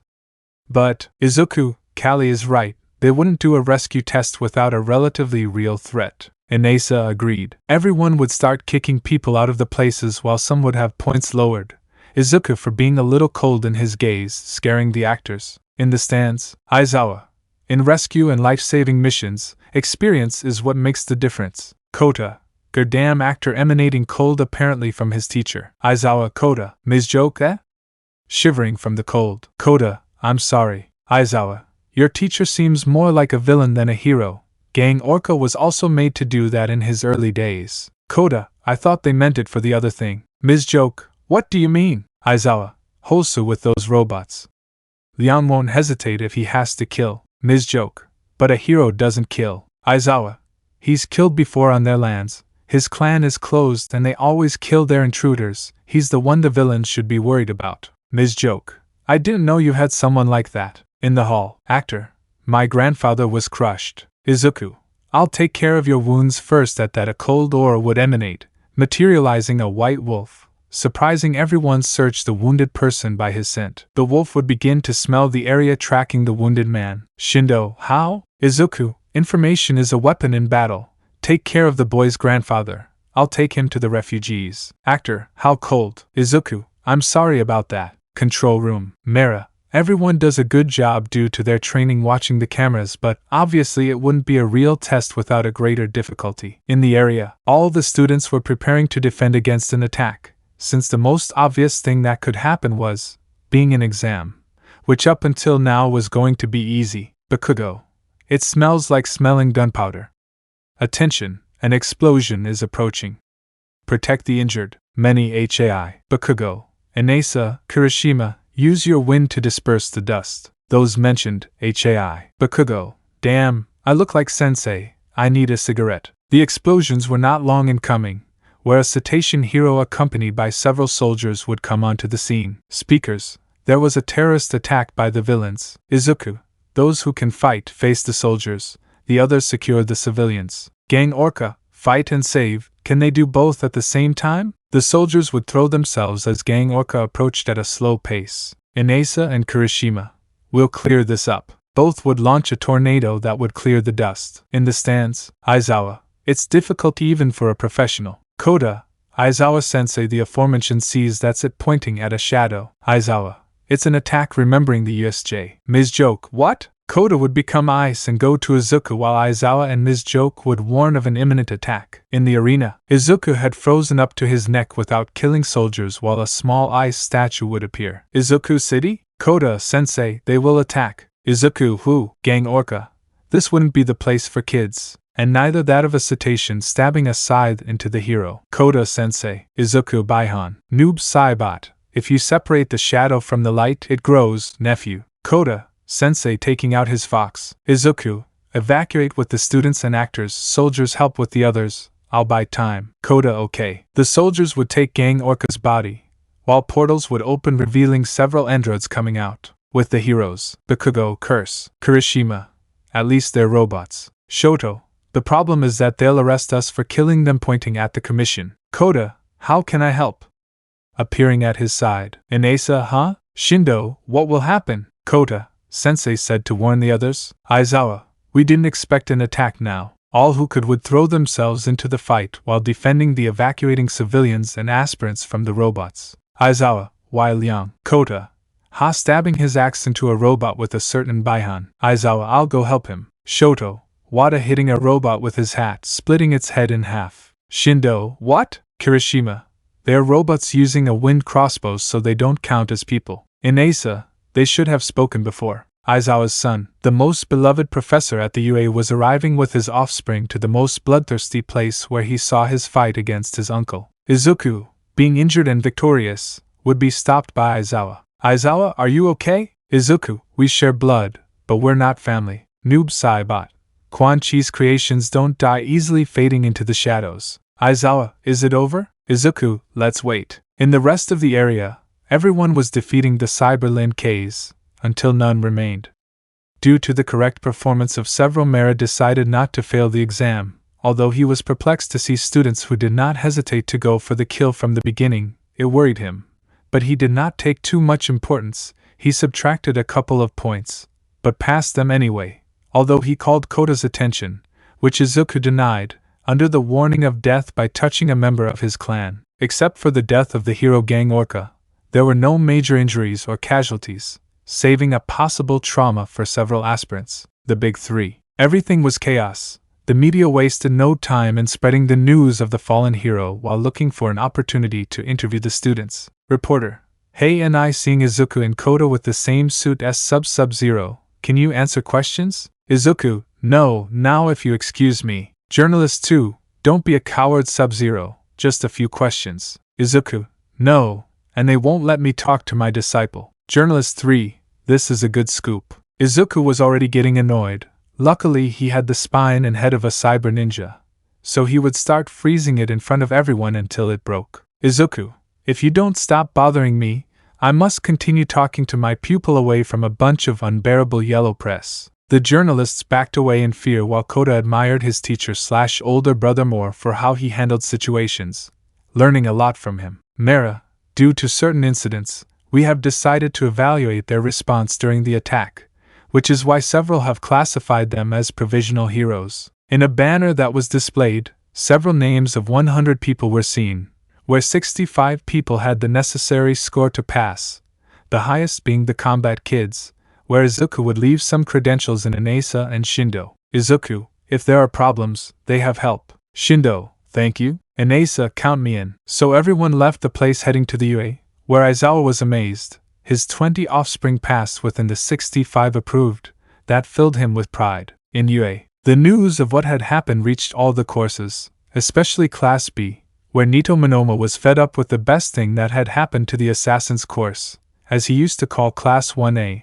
Unfortunately, he met Kota, who froze the blonde, and slowly and threateningly brought an ice sword to his crotch, making the already sterile blonde pale even more. Monoma, please PP mercy, and don't be so polite to me. Kota, then stop bothering me about something stupid, stabbing the sword into the unfortunate man's leg. Monoma would faint from the shock, while the child would melt into ice, reappearing in room 1A. In room 1A, everyone was sitting listening to Aizawa about what they would do, internships where they would work before entering the official draft, to learn things about professional heroes, villains and work methods. Aizawa, I wish this wouldn't drag on, they'll explain everything to you. The door opened, revealing 3 people, a blonde man, Tintin-like, inflated as if he had abused steroids. Rubio, hello, I'm Mirio Togata. The second was a young woman with light blue hair, short compared to the others, and quite energetic. Girl, hi, I'm Nicuchio Hato, and this flea heart pointing at a depressed emo is Tamaki Amajiki. Izuku, surprising. After that presentation, Nicuchio would begin to ask the students one by one. Nicuchio, do you wear a mask because you're a ninja? Looking at Shoji. Shoji, well, Nicuchio, are those little horns fragile? Mina, it hurts crying a little. Nicuchio, is that a birthmark? Todoroki, well, Nicuchio, that scar makes you look like a bad boy, making Uraraka jealous. When did you get it? Izuku remained calm without responding because he assumed she would leave. Nicuchio, you're not too young to study at UA. Looking at Koda. Koda, how annoying. Aizawa Hato. Enough. Nicuchio, okay. Mirio, well, I don't have much to say. Looking at Kirishima, but I want to face you, pointing at Shoto, also you pointing at Bakugo, you pointing at Kaminari, and especially you Sub-Zero. Looking at Izuku, and if the boy is your disciple I want to face him. Aizawa, and the others? Nicuchio, Tamaki, and I will take care of it. After that, Aizawa gave the order to go to the Gamma Field to be able to practice fighting with the hero suits, where Mirio and the others were waiting for them with the physical education suits. Mirio, well, first, Tamaki and Nicuchio will face the rest. Tamaki, yes. The students, with the exception of the combat kids, would prepare to fight them, where Nicuchio, taking advantage of Zero, Mina, and Koda, would launch her energy waves, knocking them out, the latter out of shyness and the first 2 out of confidence. Ida decided to launch himself and Melissa against Tamaki, but he would leave them entangled in his tentacles. Thus, saving Shinzo, the rest of the students were left out of combat. Nicuchio, I expected more. Izuku, Koda, show what you've learned. Koda, yes, sensei. Mirio, I hope it doesn't go too far. Izuku, don't worry. Tamaki, and I will be his opponent. Koda would appear in an ice statue in front of Tamaki while creating an ice sphere. Tamaki, I hope you give up. I don't like hitting children. Koda, then you will know the cold arm of death breaking the sphere. In the stands, Izuku smiled slightly with pride. Aizawa, fight. Tamaki would throw tentacles at Koda, but he would use his katana to cut them with great skill and mastery, leaving everyone surprised due to his mastery and calm.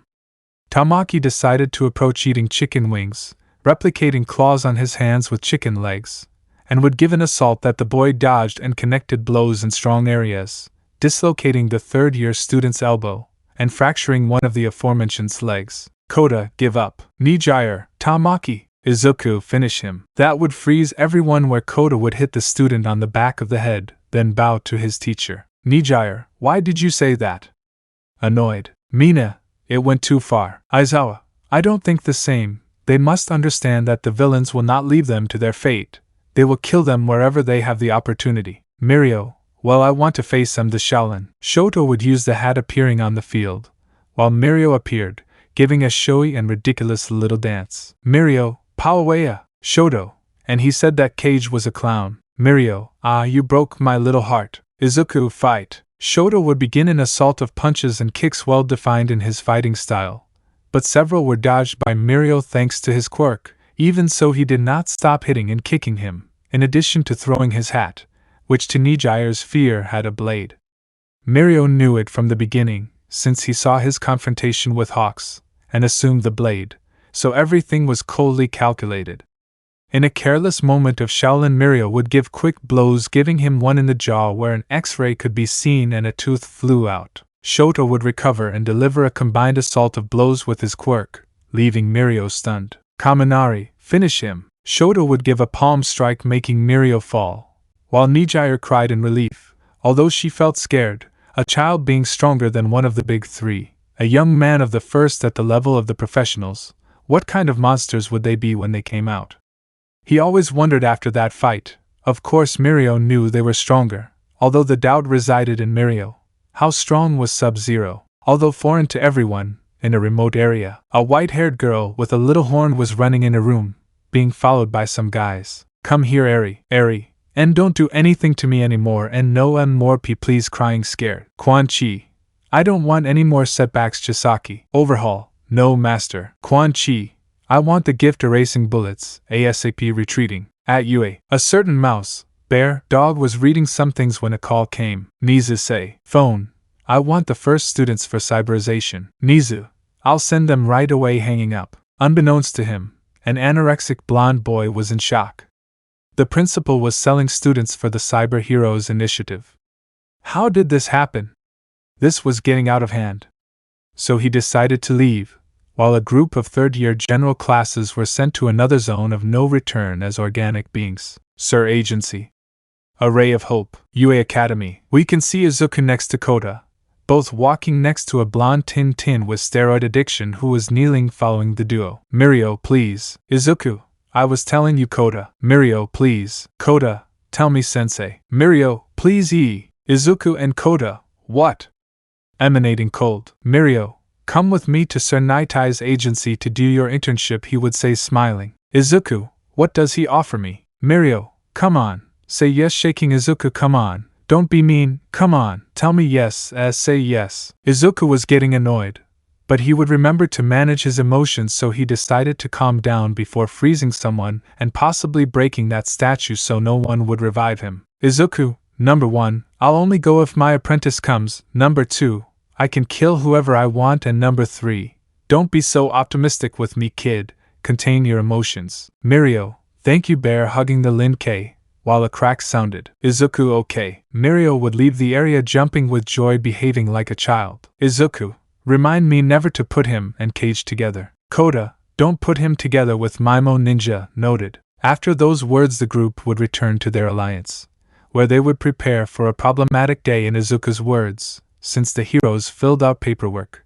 something that the green-haired Lin-Kei would not do, even though he was the future leader of the Lin-Kei. Elsewhere, Takahashi Takeda, member of the Shirai Ryu, son of the blind swordsman, Kenshiro Takahashi, was leaving for Nabu Island. On a plane, at Raiden's request, there was a small brown-haired boy, with potential and a quite important cell reactivation quirk, and fearing that he would become a victim of the League of Villains, Quan Chi or the Commission, the God of Thunder sent him. Although Takeda himself would not admit it, being older than the green-haired boy, beyond their almost brotherly relationship, their rivalry still existed. Both belonged to clans that until a few years ago were capable of killing each other in full sight, if they didn't do it at all. This rivalry generated jealousy in Kenshi's son, since, Izuku being younger than him, less experienced in combat, and so on, already had an apprentice that played a lot in his pride. He wanted to see the child's potential and see how far he would go under his wing, since he still remembered the teachings of Hanzo Hasashi, leader of the clan and current leader of UA's security. At Sir Naitai's agency, Mirio was guiding both Lin-Kei, while Kota, thanks to his suit that revealed a little of his muscles, received unholy glances from women, and Izuku was looked at with respect. Kota also received looks of envy. Izuku, since his entrance to UA and his rise as Sub-Zero, was the aspiring hero that the infants admired the most. Many wanted to be his apprentice, either by whatever way, without crossing bad behavior. Since they knew that the cold cryomancer was strict, and more when certain gossips revealed Kota's infernal training, many were amazed and began to admire the boy. The parents did not want anything from Sub-Zero, but there were many who had merchandise, and the infants wanted it. Even replicas of his katana were sold. Child, what is your Sub-Zero? He would ask fearfully. Izuku, tell me, little one, he said with a calm and serene voice. He didn't want the adults to think he was a heartless cold child. Could you sign my sword, please? Izuku, a replica. Analyzing the sword, tell me your name, young warrior. The boy's eyes lit up with admiration and happiness. Child, Kiba Yagami Kiba. Izuku would sign to give the sword to the boy, while he analyzed him out of the corner of his eye. Izuku, what's your quirk? Kiba, I don't have one, he said with his head down, fearing being rejected. I'm quirkless, and I dream of being a hero. Do you think I can be one? He would ask with hope. Mirio would answer no, but Kota realized before he opened his mouth that he would create an ice spike and pierce him so he wouldn't speak. The green-haired man, for his part, would breathe. Izuku, tell me, before I answer you, what do you think makes a person a hero? People were amazed by this question. Kiba, well, many say it's because of his quirk, but I don't believe it. Many wondered why he said it, because many thought it was because of the quirks. But the 10-year-old boy felt uncomfortable because of the looks that told him he was stupid, Izuku emanated his killer instinct to make them stop the murmur. Izuku, and what do you think? Somewhat intrigued by what was said, he shared it, but something was missing. Kiba, I believe that a person becomes a hero through his values, actions, and determination. Izuku, it's a good idea, but incomplete. There are those who say that they would even make difficult decisions and take them, even if it is something bad for the rest. What do you think about that? Kiba, I don't know. Izuku, it's normal that you don't have the answer to that. Because you're a child, you have a lot to live for. But I know something that many don't. A true hero is not one because of the size of his muscles, or the power of his quirk, but because of the size of his heart, and if it is willing to give everything of itself to take care of the rest, even if it takes actions contrary to morality. Kiba, HAI having a glow. Izuku, I can't tell you whether you can or not. No one is born a hero, and no one determines it, not you, not me, not a hero killer like Stain. Anyone can try to be one, but few succeed. The path is arduous and difficult, and even those who today, with a card, tell you, I'm a professional hero, fail to be one. Do you understand? Kiba, yes, without understanding. Izuku, I can tell you to try to be one, crouching down and taking him by the shoulder. Whoever should achieve it depends on you. If they tell you a Quirkless can't be a hero, buck them. Mirio, language. Izuku, I won't be politically correct, Lemillion, but if they tell you, screw it, try it anyway. The summit to become one is hard. Everyone will attack you, put obstacles in your way, and want to see you fail. But it's up to you to let them see it, and if you fall, even if you fall engulfed in flames, what does it matter? Get up again and keep going. A stumble is not a fall. Kiba would burst into tears. His idol, despite being a student, encouraged him to start. His path would be long, but he said he could try. Not doing so would be cowardly. Kiba, how can I start? Izuku, learn more than one martial art. Develop your fighting style by combining two or more. Learn to use a weapon. Even if they are firearms, there are non-lethal bullets. Bullets that will hurt whoever receives them. Kiba, HAI smiling with tears coming out. Izuku, you have the heart of a warrior taking out a medallion. If you stay faithful to that dream for 2 years, this medallion will help you talk to me. If in these 2 years, you endure the blows, insults and mockery that they give you, contact me and I will help you. Kiba, HAI hugging the Lin K, who would reciprocate. I will, thank you. Sub-Zero. 3. The boy left. Under the gaze of everyone, many thought it was a lie. 2. Mirio, why did you give him hope? If you know he doesn't? Izuku, did I lie? Mirio, no. Izuku, then why do you insist on telling me I'm wrong, just because of the dangers? Please, Lemillion, I have more blood on my hands than Stain, and even though I know how to kill, I don't do it lying a little because there is no reason to do it, and there are even quirks that cancel quirks, or not? Mirio, yes. Izuku, in that case, if you depend too much on the quirk, you would become useless since you would depend on it for everything. Without my powers, I am still a martial artist and I know how to use weapons. Do you think I depend on my power? Mirio, well, no. 1. Izuku, that's what I wanted to hear. Koda, yes, sensei? Izuku, let's continue. The three would continue on their way with a thoughtful Mirio. The green-haired man's right words made him think. Even All Might thought that way about quirks. Damn, Stain was seriously wrong about All Might being a true hero. Having a plastic card didn't make you a hero. Mirio, we arrived. The three of them were entering a building where everyone seemed organized. Everything seemed perfectly maintained and in order. They took the elevator to a room where, upon opening the door, everyone was left with poker faces. A green-haired guy was using a machine to make a blue-haired girl with light blue skin laugh. Mirio, I forgot to mention that you have to make him laugh. Girl, ha ha ha ha ha, enough, ha ha ha ha ha, yes sir, ha ha ha ha ha, we have you, ha ha ha ha ha, visits. Sir, so you arrived with the new Mirio. Seeing both Lin K's you intimidate Sub-Zero as well as his disciple the young Aqua. Girl, I think we should leave it. Mirio. Mirio, of course, Bubble Girl. The two would withdraw, leaving both Lin K's in front of the green-haired glasses and with an absurd fanaticism for All Might. Sir, why should I have you, even though they come in double, since I asked Mirio for you? Izuku, my pupil is coming since I don't plan on leaving him without training in real life under real situations. Sir, and that would be? Izuku, practice situations indicate a set protocol for action, with no possibility of improvisation. which makes it methodical and easy for a villain to evade. Sir, okay, if you both take the seal off me, I'll let you stay here. You have a lapse of 3 minutes, starting now. Both would throw themselves at the bespectacled man, who didn't expect master and apprentice to synchronize so well with each other. But Sir would touch Kota, and would begin to use his gift on him. What he saw would leave him bewildered, much to his liking, while Izuku took the seal. Only 15 seconds had passed. Sir, what was that? Sir's vision indicated a confrontation between the boy and a green-suited, ninja-like individual. Izuku, we won. Sir, I want both of you at the agency, he said without hesitation. I was going to take you anyway, but you are more capable than I thought. I'm sorry for underestimating you. Izuku and Kota would bow to the hero and leave the room. Sir, what the hell did I get myself into? He said out loud, seeing his hand tremble.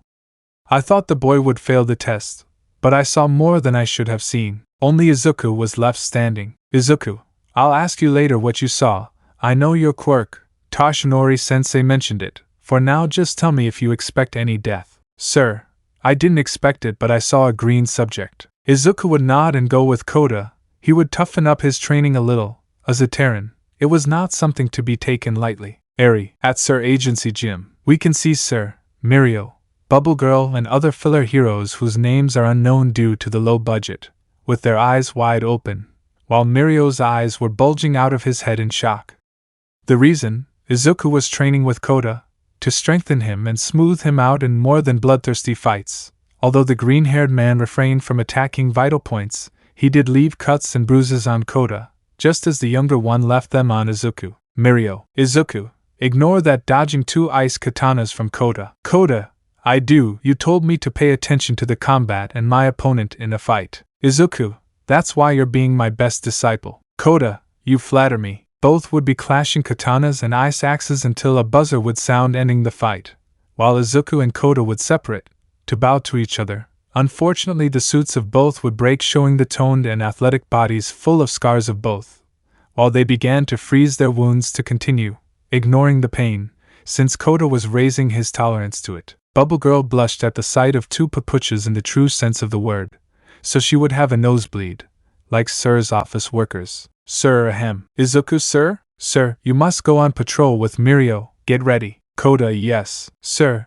you must be careful. We are investigating the Yakuza that made Izuku remember the loss of his mother, putting on a serious expression if they find you. Mirio, no. Izuku, if the situation requires it, we will face them. You can't ignore a fight in certain situations, Lemillion. He said it in such a cold tone that Mirio felt scared. Sir knew that was true, so he thought of a solution. Sir, if that happens. Izuku, I've got that covered, ready to give some trouble to some little flames. After those words, Sir understood something. Sub-Zero is not someone who can be controlled, so he sighed, while Kota and Izuku dressed in their Lin K uniform again and left with Mirio. In the city, we can see Izuku, Kota and Mirio walking through the city receiving astonished looks. The reason? Kota, a child who was seen as insane, being next to Sub-Zero, wearing his uniform, while he was instructed by the Cryomancer himself, which filled the eyes of young girls and boys with little hearts, causing a small fandom on social networks. Kota-senpai. Mirio,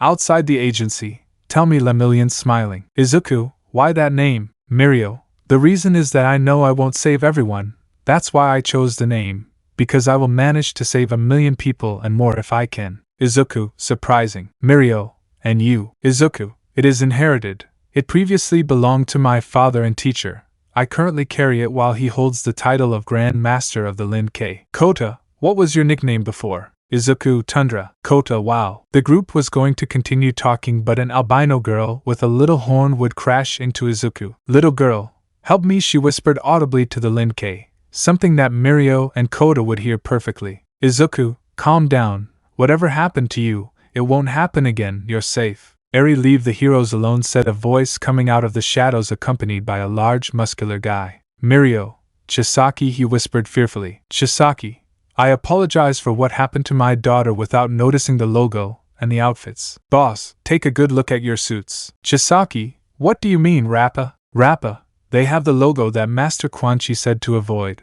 Plus the green-haired guy is very familiar. Chisaki would see the logo, preparing to act while Mirio could feel the tension in the air. He was going to jump in, but, Chisaki, the son of the green-haired Midoriya said, surprised. The temperature suddenly dropped, saving the heroes and Eri who didn't feel it. Rappa, what's up? Izuku, you're not the one to say those words, cried Chisaki, walking slowly. Chisaki, I remember you already. Her eyes widened in shock when she remembered the child her master wanted and failed to capture. Chisaki was going to use her quirk, but fear prevented her from moving. Rappa, boss, jumping. Kota would move by sliding on ice, hitting the Yakuza. Kota, take the girl. Mirio, Hai taking Eri and running away. Chisaki would stand up and start sending waves of cement with his quirk, altering the concrete of the ground into the shape of spikes, which the green-haired man easily destroyed with his ice axes. Izuku, mediocre people who call themselves villains, with such absurd goals, make me sick. Chisaki, I don't fear you, Cryomancer, he spat with poison. The Yakuza connection to Quan Chi revealed the origins of several clans,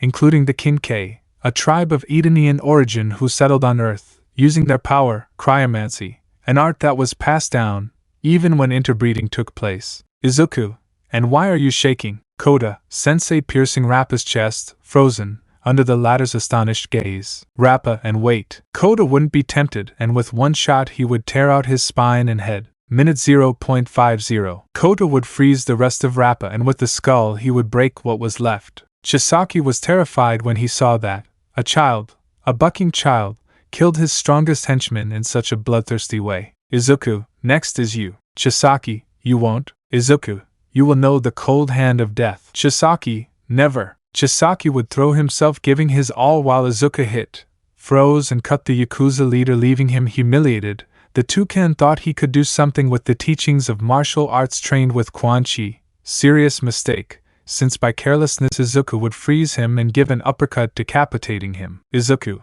I'll freeze your soul since you can't win. Izuku would approach Kota, because for the green-haired man killing is normal, but for a child, not necessarily. Izuku, how do you feel? Kota, it wasn't a Tarkatan, but it felt amazing. Killing that bastard was comforting. Izuku, don't let the thirst to kill dominate you. Control your demons. Kota, how? Izuku, I'll help you with that and any nightmares you might have. Kota, thank you, sensei. After that, Mirio would arrive in the company of Sir and Bubble Girl, who would see Kota with a skull and spine in hand decomposing. Mirio, wow, old man, touching Chisaki's frozen body. Centipeder, I found the head lifting an ice cube with Chisaki's head. Sir, they did the job of defending the girl, but they didn't let justice act. Izuku, I will have no mercy against Quan Chi's allies. Wow, Ice giggles. Izuku, Kano serious. The betrayal. Previously, wow, Ice giggles. Izuku, Kano. At the moment, everyone present would take defensive positions against the guy who had arrived. Kano, well, honestly, I like to gut and kill those who oppose me, but I have an offer. Give me the girl, and no one dies. Izuku, you have no honor. How do you expect me to believe a bastard like that who keeps his word? Kano, come on, kid, you know money talks. And your head has a price, and now your little apprentice, Cable, I'd put a couple of zero on his head, if I were you. Izuku, he'll kill any bastard who even tries to touch him. Kano would use his eye to try to hit them, but come here. A kunai would be buried in Kano's head, killing him. Sir, who is he? Izuku and Kota, Master Hanzo. Hanzo, they told me they need help. Mirio, should we arrest him?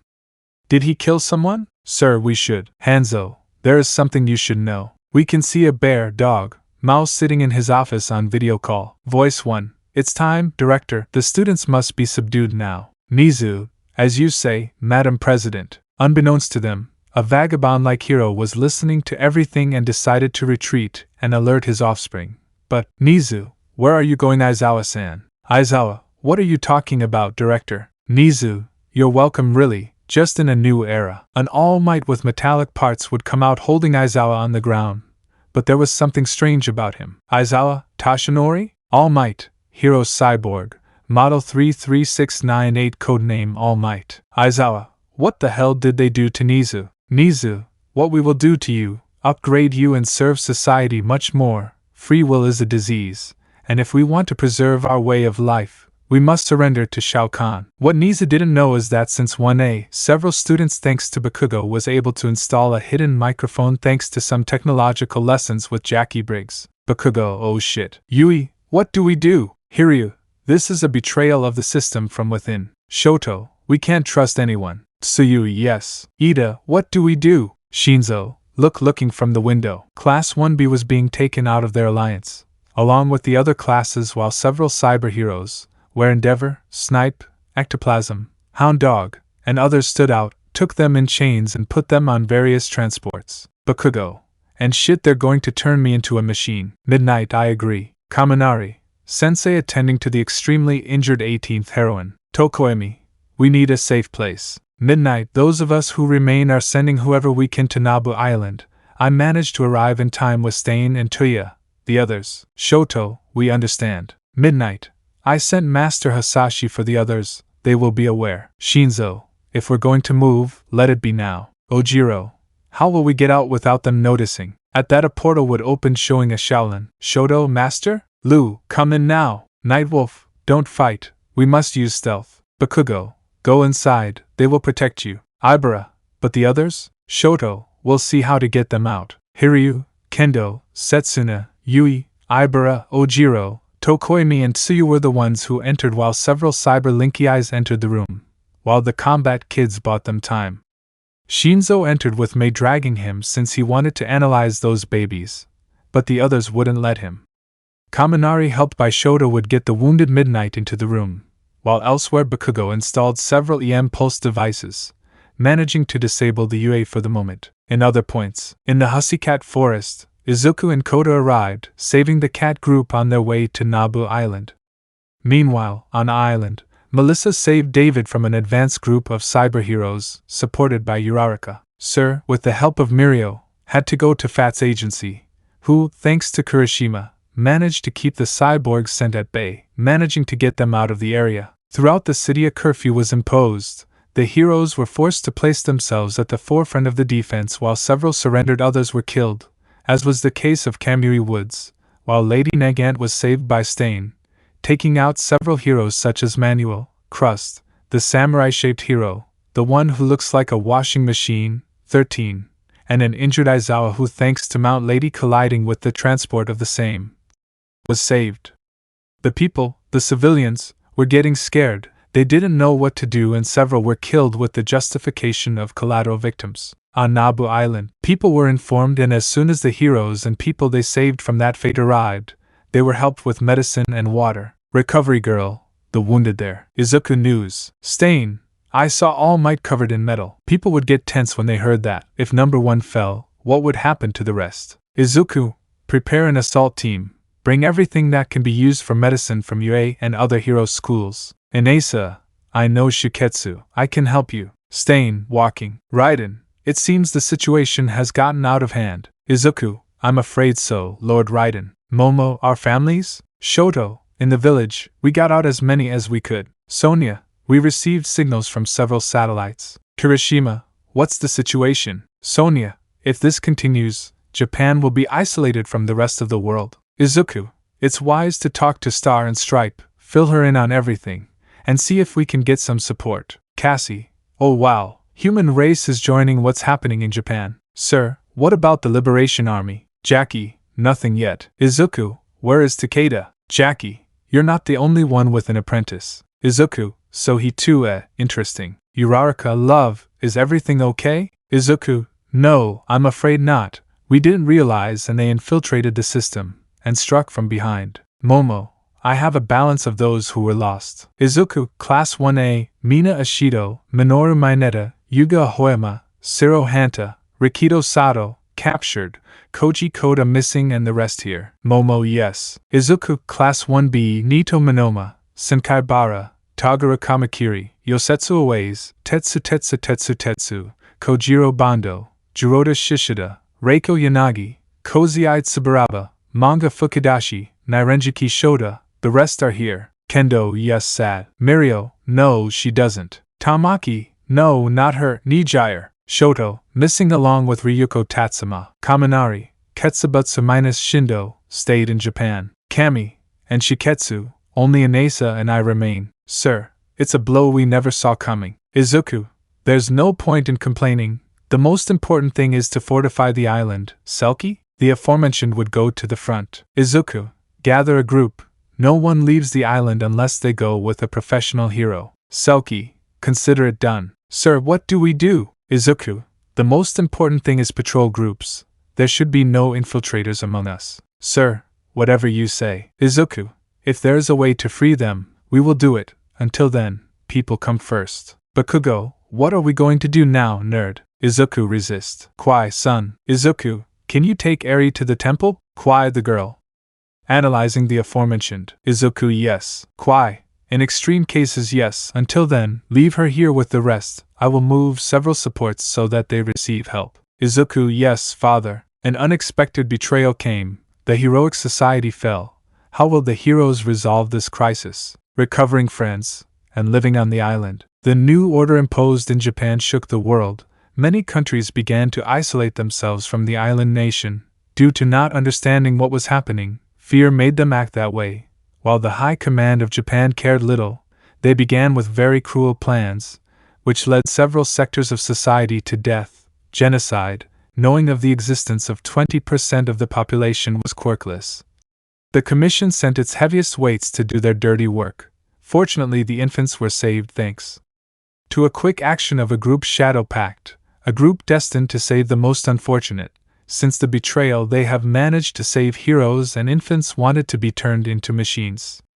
A rabbit, Mirko, Rumi Yusujiyama, capable of jumping and breaking the metal legs of the cyber heroes. Hero Killer Stain, Kaizo Makaguro, capable of slicing and paralyzing those who oppose saving lives. 2 Cryomancers, Sub-Zero, Izuku Liang, lethal. Aqua, Kota Izumi, efficient at killing. Eraserhead, Aizawa Shota, capable of holding off advances thanks to his scarf. They were in charge of holding off and saving several infants who were going to be killed or turned into androids, sowing terror in a shattered society. They had appeared in front of a group of 10 quirkless children who were fleeing after their parents saved them from death, while a group of cyber heroes, led by Almight, followed them. Stain, well, let's give those tin cans a go. Aizawa language, quote, enter the portal. Rumi, hee I'll break your metal bones, bastards. Almight, by orders of the Supreme Commission, Order T998563225, surrender and turn yourselves in. Stain, how do we solve this? Rumi, Inasa and Shindo, when they returned from the mission with you, revealed that they were connected to a central control. Izuku, if that's so, we can get All Might back. A fight started, while Aizawa managed to delay the reinforcements and take more children with threatened quirks, such as those considered villainous, who were not saved from the genocide. Many had thought that All Might would save them, but many saw a robot with his appearance lift them by the neck and kill them for 2 months since the betrayal of society from the High Command. Sub-Zero shouldn't have gotten involved. Izuku Reiko. Stain,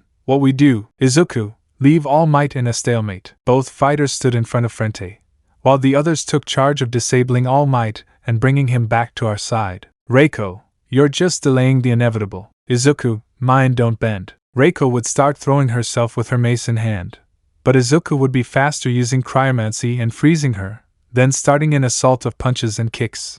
Reiko would recover and throw a kick that Izuku would block, and taking the leg would give a blow, breaking it at the same time. Reiko, damn. Izuku would create 2 ice swords and begin to give a series of stabs and cuts to the aforementioned who tried to hit him with a hammer with his weapon, but in vain, choosing to take action hand to hand, giving Izuku several blows.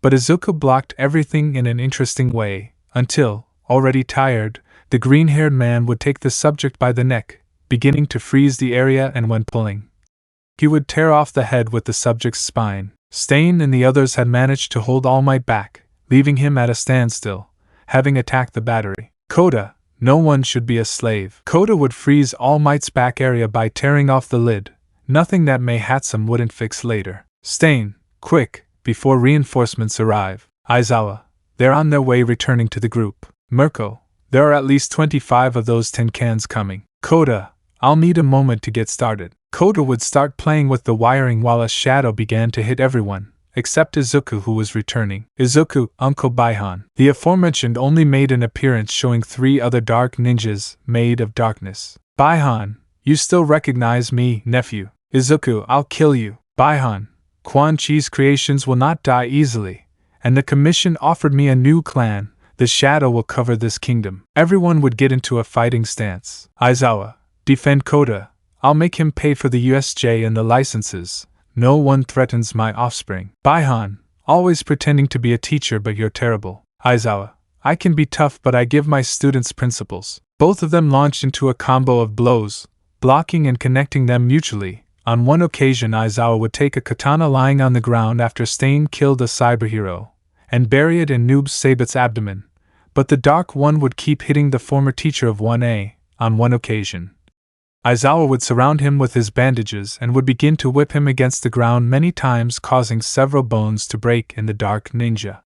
Suddenly, as an aid in the combo of blows, Mirko would perform his lunar ring giving blows to Baihan, while Aizawa continued to unload fury on the ninja. Aizawa, you share blood with my offspring, but you are not related. Meanwhile, with Koda, he had managed to reactivate All Might, who stood up with difficulty, being helped by Stain who gave him his hand.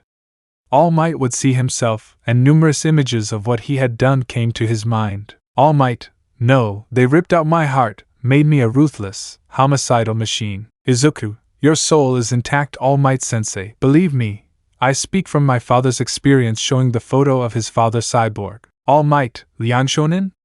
How long has it been? And Hero Killer Stain? Stain, we'll explain later. For now, we have the same goal, the destruction of the corrupt Hero Commission. Izuku, we need you, All Might. All Might, I can help if you give me the chance. I can disable the factory and everyone connected to the central network if an attack is made on it. Aizawa, if we don't move, we'll die. City C. A portal would open and everyone would go through, taking All Might with them, while a woman, sharp teeth, slanted eyes, wearing provocative pink clothing, analyzed the situation and left. Isla Nabu. For 2 months since the fall of the heroes, Nabu Island has received refugees and rescued. Since then, its inhabitants knew that there was a time for them to be attacked, but the island's defenses were prepared.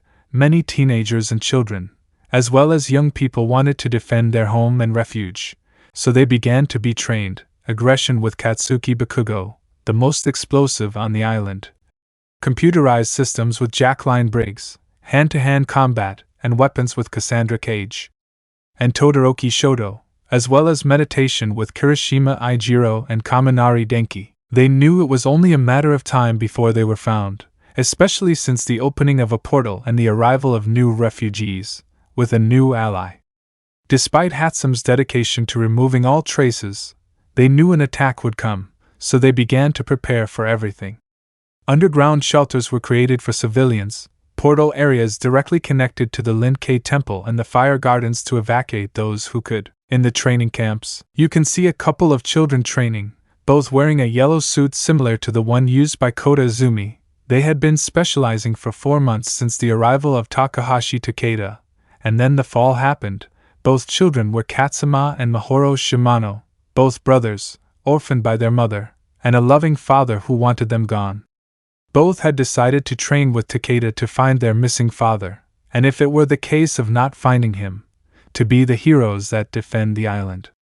Katsuma, since the arrival of Izuku and Kota, seeing a relationship of brotherhood and rivalry with his teacher on the part of the green-haired man, took it with Kota, with whom they became training partners, since both managed to learn a lot from their teachers, and Katsuma, managing to learn to use fire courtesy of Hanzo Hasashi, taking him for 2 weeks to the fire gardens, and 1 week to hell itself to train him in resistance to it, culminating in a visit to the realm of chaos, the Chaos Realm, where the rules of logic and physics do not apply, returning as a true Shirai Ryu. Kota and Katsuma were companions, friends and rivals. It was not unusual for them to go out on several missions to rescue children together, earning the nickname Ice and Fire. If the Shirai Ryu and the Lin-Kei were at war as before, both children would undoubtedly have killed each other without a second thought for the honor of their clans. Mahoro, for his part, managed to manifest a green halo thanks to his private training with Cassie Cage, calling her older sister.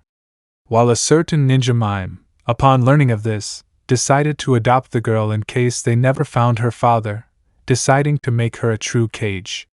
If Katsuma's father was found dead, he would go to the Gardens of Fire as a member of the Shirai Ryu, separating the two siblings and only meeting on missions if necessary. No one expected anything to happen, but things were going to get much worse, because All for One in his desire for power was about to send his most ideal-minded lackey. Ice and fire. Nabu Island fields. Bursts of ice and fire were being exchanged while two figures, two children no older than 12, were attacking each other with fire, ice, weapons and blows. These were Kota Izumi, apprentice of Izuku Liang, member of the Lin Kei, and Katsuma Shimano, apprentice of Takahashi Takeda, member of the Shirai Ryu. Both were having their one-on-one fighting sessions, in order to hone their skills, since what happened in Japan. Both met becoming rivals, friends and partners in a couple of missions. Kota, not bad clashing swords with Katsuma for a matchstick. Katsuma, says the walking freezer exerting force and separating. Both were going to jump but dodged some fans. Katsuma, cover yourself preparing a kunai. Kota, yes, making an ice axe. The two had placed themselves back to back. Uraraka, wow.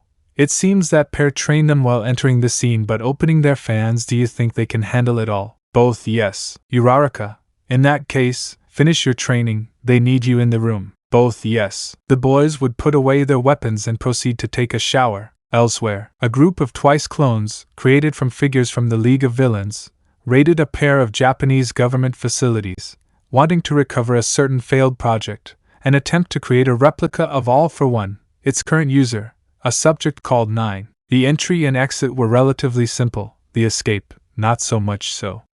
They had stolen one of the transports to escape, while several cyber heroes closed in on them. Endeavor. By order of the leaders, Order T911234679 are detained throwing fire. Spinner, oh shit. The truck would consume all the fire, causing it to fall off a nearby cliff, while the clones turned to mud. Hawks. Threat eliminated. Attack risk 0%. Elsewhere, the truck was completely destroyed by the fall, except for one compartment, a kind of cryo cell, which contained the captive 9, who, while he was getting up, had been caught killing a man named Shimano, due to his Type A cell regeneration quirk. He left the prison while a group of colleagues waited for him, one of whom stood out, a reptilian being. 9. Everything remained standing. Slice, yes 9. Chimera. He joined us. His name is Chameleon. He's a support that a bald guy recommended to us. 9. Okay, it's time for the strong to rise above the weak in this society. On Nabu Island, the two children were training hard again. The reason? Izuku and Takeda asked the teacher to give his evaluation. Kota, kick that hurt. Katsuma, we are two, we can handle him. There are only two of us, we wield the power of thousands. Kota, we'll see about that, Ermac-sensei. They both threw themselves at him, while the being created with more than 1,000 outworld warriors used his telekinesis to slow them down. Despite their age and inexperience, working together, they covered many deficiencies, while their masters watched this. Izuku, they thrive well. Takeda, pretty good. Sonia would arrive accompanied by Almight and Stain. Izuku, what's going on stopping Ermac and the kids from fighting? Stain, there was an attack by Shigaraki on a facility. Almight, they released a failed AFO experiment to replicate the bastard's quirk, the good stuff. Sonia, they allowed us to perform a systems hack, locating them on Daika Island. Izuku, what do they want to do? Sonia, the freed group is likely coming this way.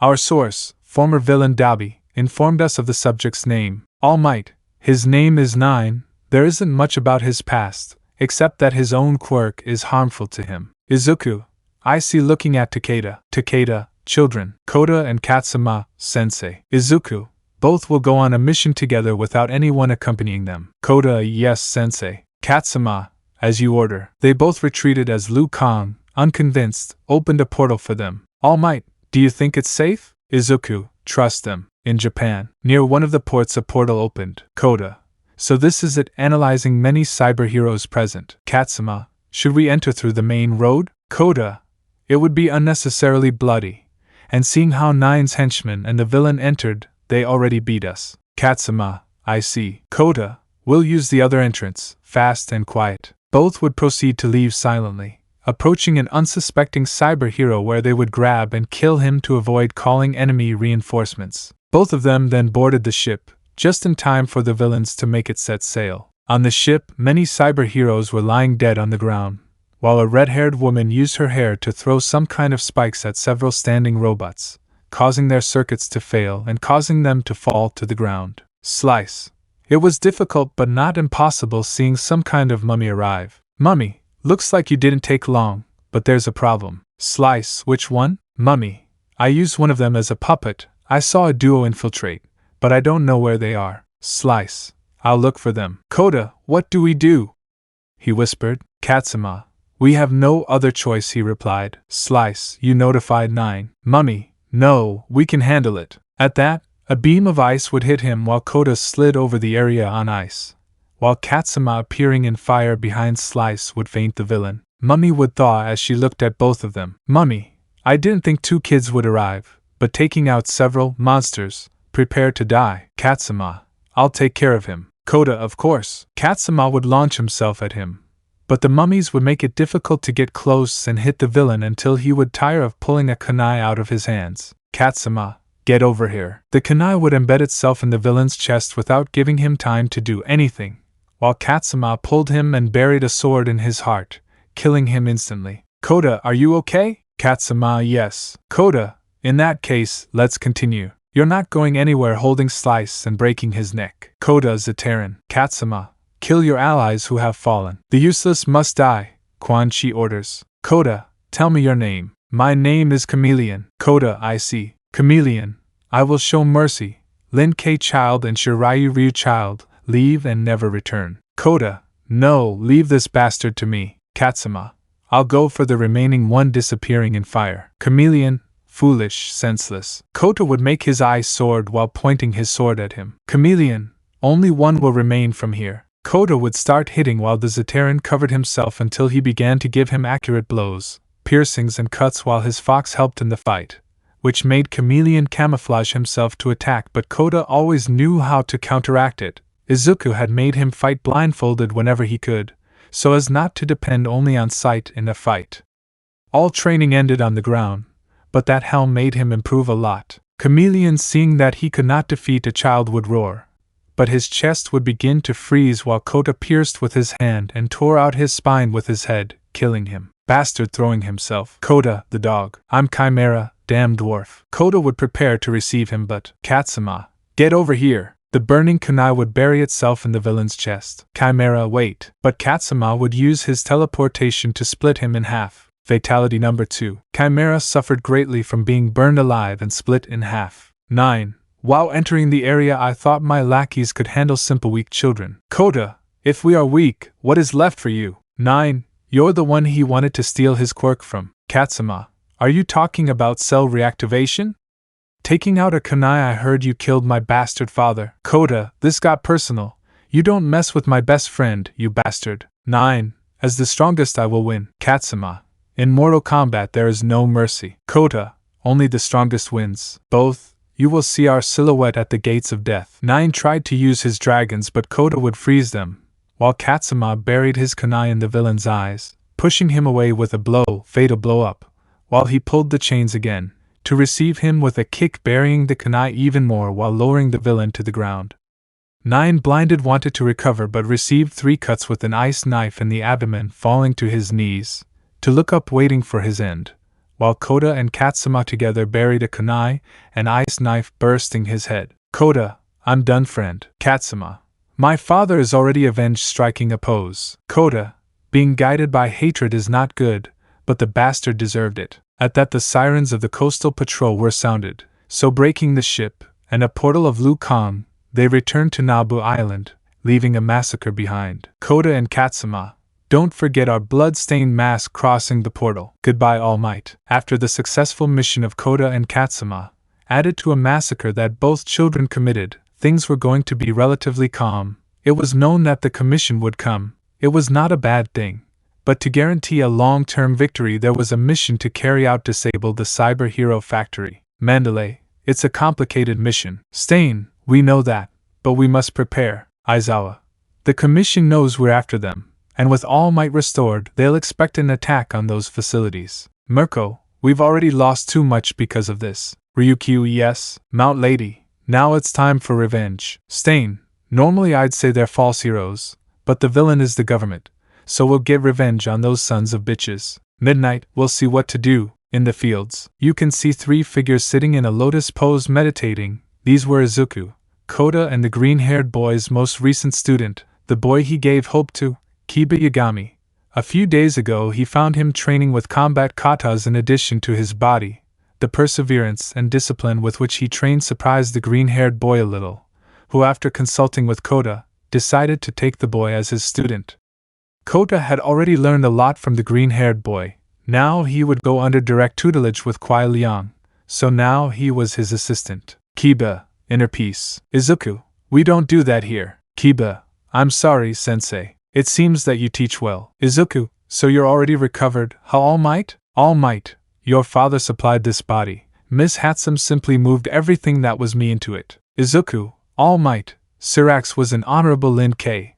I hope his cybernetic body helps you. Almight, and he will. Mandalay, Liang, Almight, he called his communicator. Everyone is needed in the communication room. Izuku understood. Almight, are you coming? Izuku, I'll catch up with you later. Kota, Izuku and I? Izuku, Kota, Kiba, I have to go. And Kiba, I trust that Kota can help you while I'm gone, stroking the boy's head a little. Kiba, I'll be with Kota-senpai, so I'll learn from him. Excited. Kota, calm, but yes. After that, Izuku would retreat, looking out of the corner of his eye, while Kota gave some corrections in hand-to-hand combat to Kiba. Meeting room. Aizawa, our drones detected the factory, displaying an image, the manufacturing site of the cyber heroes. Shoto, getting in won't be easy. Stain, we know, but why is it necessary? Mandalay, we must plan 3 attacks in different locations, and one accompanying the main attack. Mirko, they know we're going, so it's all or nothing.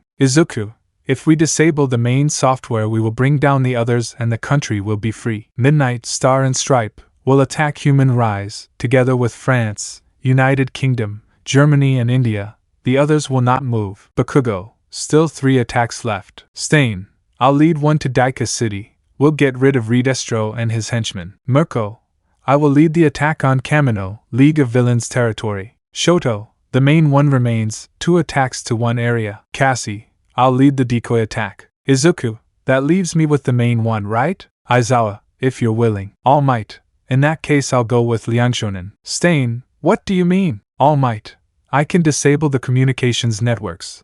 That will disconnect the factory and other cyber heroes connected to it. Takeda, even if we succeed, we need to capture or eliminate Niza. Aizawa, I'll take care of him myself. Cassie, understood, prepare your teams. We're leaving at 0700 hours. All HAI. Over time the groups were formed. Stain Group, Ida Tenya, Ibara Shiozaki, Ryukyu, Masareo Ojiro and Tiger. Mirko Group, Mount Lady, Tokoemi Fumikage, Inasa Yorashi, Shindo and Ragdoll. Cassie Group, Original Combat Kids. Izuku Group, All Might, New Combat Kids. Aizawa Group, Midnight, Itsuka Kendo, Melissa Shield. May, okay, the teams are ready. Lu, I'll open the portals nearby, be cautious. Kotal, Lucky Young Jaguars. Lu would open the portals allowing the teams to pass through. Musical accompaniment above. At the factory, both teams were ready, each in their established positions. Cassie, you copy Sub-Zero. Izuku, this is Commander. Cassie, let us ring the bell and you come in. By the way, thanks for giving me the Muslim. Bakugo, HEY. Izuku aware. Daika City. Stain and his men were already in position. Stain, Ryukyu, would you ring the bell? Ryukyu, with pleasure, using his gift by turning into a dragon. Ryukyu would break the door while activating the alarms and the villains led by Redestro. Redestro, but what? Stain, the pizza has arrived. Ojiro, it's time for this to end. Ida, let's finish them off. Kamino, Shigaraki and All for One, along with the surviving League of Villains, were celebrating the fall of society. Thanks to their agreements with the Commission, they were the leaders of the new world. Shigaraki, despite the falls, raising the cup, cheers, maestro, AFO, for the fall of the world. Everyone was toasting when an explosion would sound, but in the smoke everyone wanted to prepare to use their gifts. But AFO, my gift. Shigaraki, impossible. Sensei's gift. Mirko, it's a gift from the start, coming through the roof, kicking everyone. Inasa, they are finished. Ragdoll, surrender. Shigaraki, I hate them, scratching himself like a man, and they cheated. Tokoemi, Dark Shadow. Dark, yes. Tokoemi, watch out for robots coming. AFO, they intervened so that I wouldn't call my nomas intelligent ones. In the factory, Cassie and the others left, giving them a fake fighter profile, while they shot and shot down as many cyber heroes as they could, while the green-haired man followed by his team entered the factory area very easily. Izuku, this was too easy. At that, Shoto takes a hit. Kirishima blocks some acid towards his face. Kaminari is knocked down, while a creature appears in front of them, a reptilian figure. Shoto, the Zaterran. Reptile, it's time for me to treat myself with you. Shoto, advance against the others, I'll take care of him. The others would leave while Shoto and Reptile stared at each other. Shoto, get ready, Zaterran. Reptile, you challenge me? Shoto, for you to speak is already a challenge. So both would start a fight. With Izuku, the group was approaching the control zone while a girl, with bat wings and a good body, appeared. Nidera, it seems that this is as far as they go. Kaminari, I'll take care of her. Kirishima, are you sure? Kaminari, I may be perverted, but I know where and when to be. Now go. The group would retreat while the two stayed behind. Nidera, you will fail, Raiden's apprentice. Kaminari, we can discuss that. Nidera would throw herself, but Kaminari, using his lightning, would manage to cut her wings, and in a quick movement he would bury his Naginata in the woman. Nidera, that won't kill me. Kaminari, no, but this is true, throwing lightning bolts and killing her. I think I went too far. Well, that's it. With Shoto, the Shaolin and the Zaterran continued exchanging blows when, in a moment of carelessness on the part of the Zaterran, Shoto cut off the latter's tongue with his hat, throwing the hat like a saw, while throwing the reptile towards her, cutting its head in half, leaving it dead. Shoto, impeccable. In the teams abroad, Bakugo was throwing his explosions left and right when a rock pillar buries itself in his left arm, telling him so. Bakugo, ARGJJJJJJJ. Cassie, Bakugo, that's what a deadly combo means. Jackie, Tremor. Tremor would grab the Muslim's arm while squeezing it, causing the blonde to scream in pain until the newly appeared man mercilessly ripped it off, leaving the Muslim without his arms. Cassie, Doctor, Kung-ji and calm. Bakugo, I lost them, stupefied. Tremor would be hit by Takeda's weapons, while the aforementioned pulled them, leaving the aforementioned dismembered. Takeda, I need a portal and doctors urgently. We have one in serious condition, sending the order. Mandalay, understood. Lou would open the portal and Jackie would take Bakugo, covering the boy's wounds. With Stain, he had already liquidated or knocked out the entire army with his team for the Quirk liberation. With Mirko, the League, out of options, had to surrender while they managed to put the remaining members in American and European prisons. In the factory, the group made their way through the entire factory while reaching the central computer, while they let Almight be the virus that would disable the other cyberheroes, launching a virus to the others, while throughout Japan the cybers fell everywhere, causing terror in the Commission of Heroes. Kirishima, while that was happening, took care of a black dragon assassin named Ashura, while Izuku finished off Cable with his hands. With them gone, only Black Dragon Cobra and Aaron Black remained alive. All Might, Shonins, thank you for starting to suffer short circuits, allowing me to redeem myself and help you one last time. Be the heroes that society needs. Izuku, it was an honor, Sensei. Kirishima, All Might Sensei, it was an honor to have you once again. Shoto Sensei, Kaminari, be free. All Might, say goodbye to the rest of the Shonen class, deactivating for the last time. The group, goodbye All Might. The final fight. Nabu Island. The portals opened, bringing back those in charge of the missions. The people and the others who didn't participate welcomed them, but seeing one of them badly injured worried them. They feared the worst. But seeing All Might deactivated, with no trace of life, undoubtedly made them understand. The mission had a cost, and seeing him there filled them with hope to change the world for the better. The cost was great so far. Many died, but it was time to face whoever came. All Might's funeral was broadcast worldwide. Even Star and Stripe participated in it, and gave the talks they had and the reasons for being number one in their respective countries. Kiba Sensei. Izuku Kiba? Kiba, I want to become strong. We already lost him. I want to fight by his side. Izuku, I admire your bravery, my young apprentice. But this fight is too much for you. You must not be impatient. Patience is a great virtue. Kiba, I understand, Sensei. But can you promise me something? Izuku, sure. Kiba, when the next threat comes, I want you to promise me that you'll let me fight by your side. Izuku, count on it, stroking his head. It's time to keep going. Kiba, HAI. Koda, I'll go to other areas. I'll leave you. Kiba, goodbye, senpai. So both master and disciple continued their arduous training.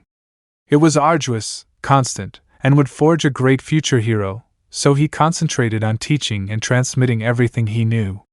He taught him to wield the sword by giving him a Muramasa, But despite everything, the boy had problems getting frustrated. Izuku, sit with me, Kiba. Kiba obeyed his master. Kiba, I must persevere, sensei. Izuku, you always look at the horizon, never hear what lies in front of you. Kiba, but I'm weak, foolish. Izuku, I was like that at your age too. Why do you think I don't get as upset as others? Kiba, no, he demands but doesn't complain and I follow his teachings, sensei. Izuku, that's because I transmit to you everything I learned, everything I was taught, power, mastery, but also weakness, error and failure, this last one in particular. Kiba, but why? Looking at his body a little, for a 10-year-old he was fine. Izuku, the best teacher, failure is. Kiba, thanks sensei. Do you think we can continue? Izuku, no doubt smiling a little. In nursing, Bakugo was being treated, given that losing his arms had caused a lot of blood to leak out due to the bleeding. Nothing the base couldn't handle once they arrived in time, so Recovery Girl, aided by Jax and Jackie Bergs, managed to connect some metal arms to the ash-haired boy. It took 2 hours of hard work until the boy woke up from the anesthesia on the third. Bakugo, curse. Jax, if I were you, I wouldn't give up. Bakugo, what's seeing his new arms? Wow, it seems like it happened. Jax, I went through that too when Ermac ripped them off me. Bakugo, and how? Jax, it was difficult, until it becomes easy, and with the help of your comrades it becomes possible. Bakugo, thanks master. He tries to hit and throws a powerful explosion. Wow, these arms are an improvement, smiling with excitement. In AU, Nizu was being crushed by someone's foot. Shao Kahn, you have failed me. You and those damn bastards promised me to soften them up and finish off those who oppose you. Nizu Pero, Shao Kahn, I will not tolerate failure in my ranks no more. Nizu, they can come to you. Shao Kahn, this is Haran. Nitera, prepare a Melina. On the island of Nabu, the defenders were preparing for a new mission. Mandalay, if we attack Yue we can win. Stain, the commission members were killed by Shao Kahn. Cassie, our information says they have Melina and Nitera, plus the fish face himself. Izuku, in that case we must be prepared for anything. Bakugo, let's go without fear and that's it. Shoto, we've already lost so much that we have nothing more to lose. Kirishima, the winds are blowing in our favor. Kaminari, it has to be done. Uraraka, let's go. All YSSSSS. In AU, all the cameras were set towards a large arena from which a large subject was standing. Shao Kahn, people of Japan, your leaders are nothing more than toothless worms who think they are dragons. But I have set you free. I will lead you back to your former glory. I will give you back the empire you once had. United with me, you will achieve wonders and grow unprecedentedly. Heroes and villains made you weak, prisoners of a doomed system. Now I, striking the imprisoned commission members, set you free. Those present at the scene, mobsters, millionaires, and leaders of society from the shadows along with their men began to cheer the people's words. Shao Kahn, only I will restore your days of glory. I will lead you to bring the other nations to their knees. Suddenly a horn would sound while knocks would begin to sound at the entrance until the door fell. Shao Kahn, Izuku, this is our world in fighting pose. Bakugo, we will defend him getting into a combat stance. Shoto, we'll be here to defend the innocent in pose. Uraraka, fighting for what's right, striking a pose. Kaminari, let's show what we're capable of. Kirishima, it's time for the winds to end. The rest of the saviors got into attack position. Shao Kahn, do you really think you can defeat me? Starting to laugh. At his side, Melina, Quan Chi and the vampiress came out to support their leader. The few remaining of his soldiers were about to jump into fight. Shao Kahn, madness. Melina would throw herself to be received by Uraraka and Melissa. Melina, Kitana's apprentice and her lapdog. Uraraka, it's time to finish you off, monster. Melina, gra. The three girls threw themselves at each other to fight. Nitera would throw herself at Aizawa and Mandalay, causing a clash between the vagrant and the cat heroine. Quan Chi, so you were expecting this. Izuku, you'll pay for what happened to my mother. Shoto, and you won't be alone this time. Bakugo, I have things to do with you, which... Quan Chi would throw himself against the brats while Shao Kahn looked on expectantly. He would not yet join the pitched battle that was taking place for world supremacy. But Kaminari and Kirishima, Taijian throwing a tornado and lightning. Shao Kahn, Raiden and Fujin's apprentices. I'll have fun breaking everything. Kan Uraraka. The three of them fought without pause with everything, but Melina would bite the brunette's arm, making her scream in pain, until, Melissa, shine! stabbing her weapon into the head of the Edenian and Tarkatan abomination. Uraraka, thank you. Melissa, among friends we take care of each other. Uraraka, let's go with the others. With the boys. Quan Chi had things difficult, because the three had focused on everything. Shoto cut off his arms, but the sorcerer still fought with his feet, until Izuku froze him. Quan Chi, wait, I'll give you whatever power you want. Bakugo, Shine crushing the witch's head with his new arms.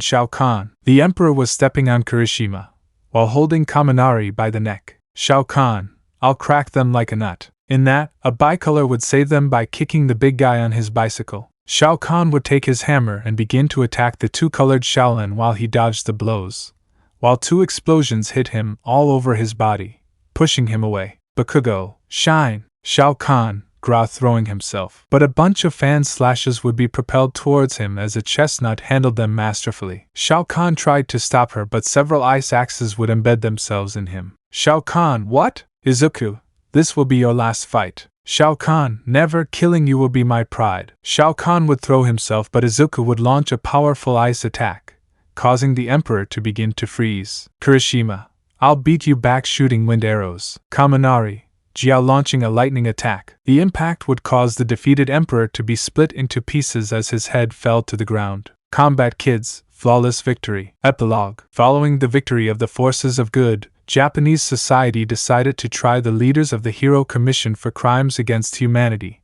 the unanimous result being life imprisonment. Since Tartaro's prison had loopholes that allowed all for one to escape with the support of the Commission during its years of existence, it was decided to found a new prison, following the example of Island. David Shield, Melissa Shield, May Hatsum, and Sonia Blade were the ones who designed it. It was nicknamed The Raft, a prison several meters deep, designed to truly contain bad guys. Despite the fall of many heroes and friends, society was able to reunite with those captured survivors, primarily children and young people under the age of 20. It was then that all civilians, police officers, heroes, reformed villains, and survivors of the regime mourned all those fallen victims: fathers, mothers, friends, brothers and sisters, aunts and uncles, even the elderly. Each and every one bid their final farewells to those who will never return. Kirishima Aijiro, Fujin's apprentice, was one of the most affected. Mina Ashido was like his sister, his best friend. Knowing that her name was among all the victims hurt him deeply. He didn't have the same opinion as her on several things, but even so, he stood in front of her grave to say his last goodbyes. Todoroki Shoto was able to say goodbye to Tuya. He had sacrificed himself long ago to redeem himself, fulfilling his role as an older brother. The two-colored man had learned the value of forgiveness as a Shaolin, and despite having tried to kill him in the past, the elder Todoroki achieved a measure of redemption. Tamaki Amajiki and Mirio Togata said goodbye to one of them. Unfortunately, Nijire died due to multiple injuries. They had managed to rescue her and extend her life enough to say goodbye. Katsuki Bakugo had to say goodbye to his parents, both of whom were killed while participating in protests and marches demanding freedom. Izuku was by his side, offering him support. So many goodbyes in such a short time, there was no time to ask for their return. We just had to say goodbye. It took Japanese society 3 years to return to normal. It took a lot of work, but it managed to return and be prepared to, never again, suffer this. The unanimous decision was to abolish the Hero Commission. Instead, a simply person in charge of issuing orders was created, such as issuing licenses to those who wanted to perform tasks of heroism. They would maintain the heroic system, but with changes that guaranteed that it would never fall or be taken again. The license disappeared. A record was simply made of who were heroes thanks to the academies that were able to function and the survivors who wanted to be heroes from those that did not. All the top and professional heroes fell, leaving only a few, and a large number of surviving children and vigilantes taking the places of heroes of the past. The top was eliminated as well as the Hero Awards, which was a hard blow to the press. You'll also like. UA was rebuilt, the new director, due to a vote of Aizawa and Midnight, who were the only ones alive, chose Stain as director of the academy, and with him and those who joined his side as teachers, a new generation of true heroes began their instruction. To the normal academy subjects were added hand-to-hand combat classes without quirks, weapons learning class, various languages, the sports festival was cancelled. Added to more rigorous exams, which included psychological exams for new applicants, the exam to defeat villains was changed, and applicants were placed to enter under specific situations to see their actions.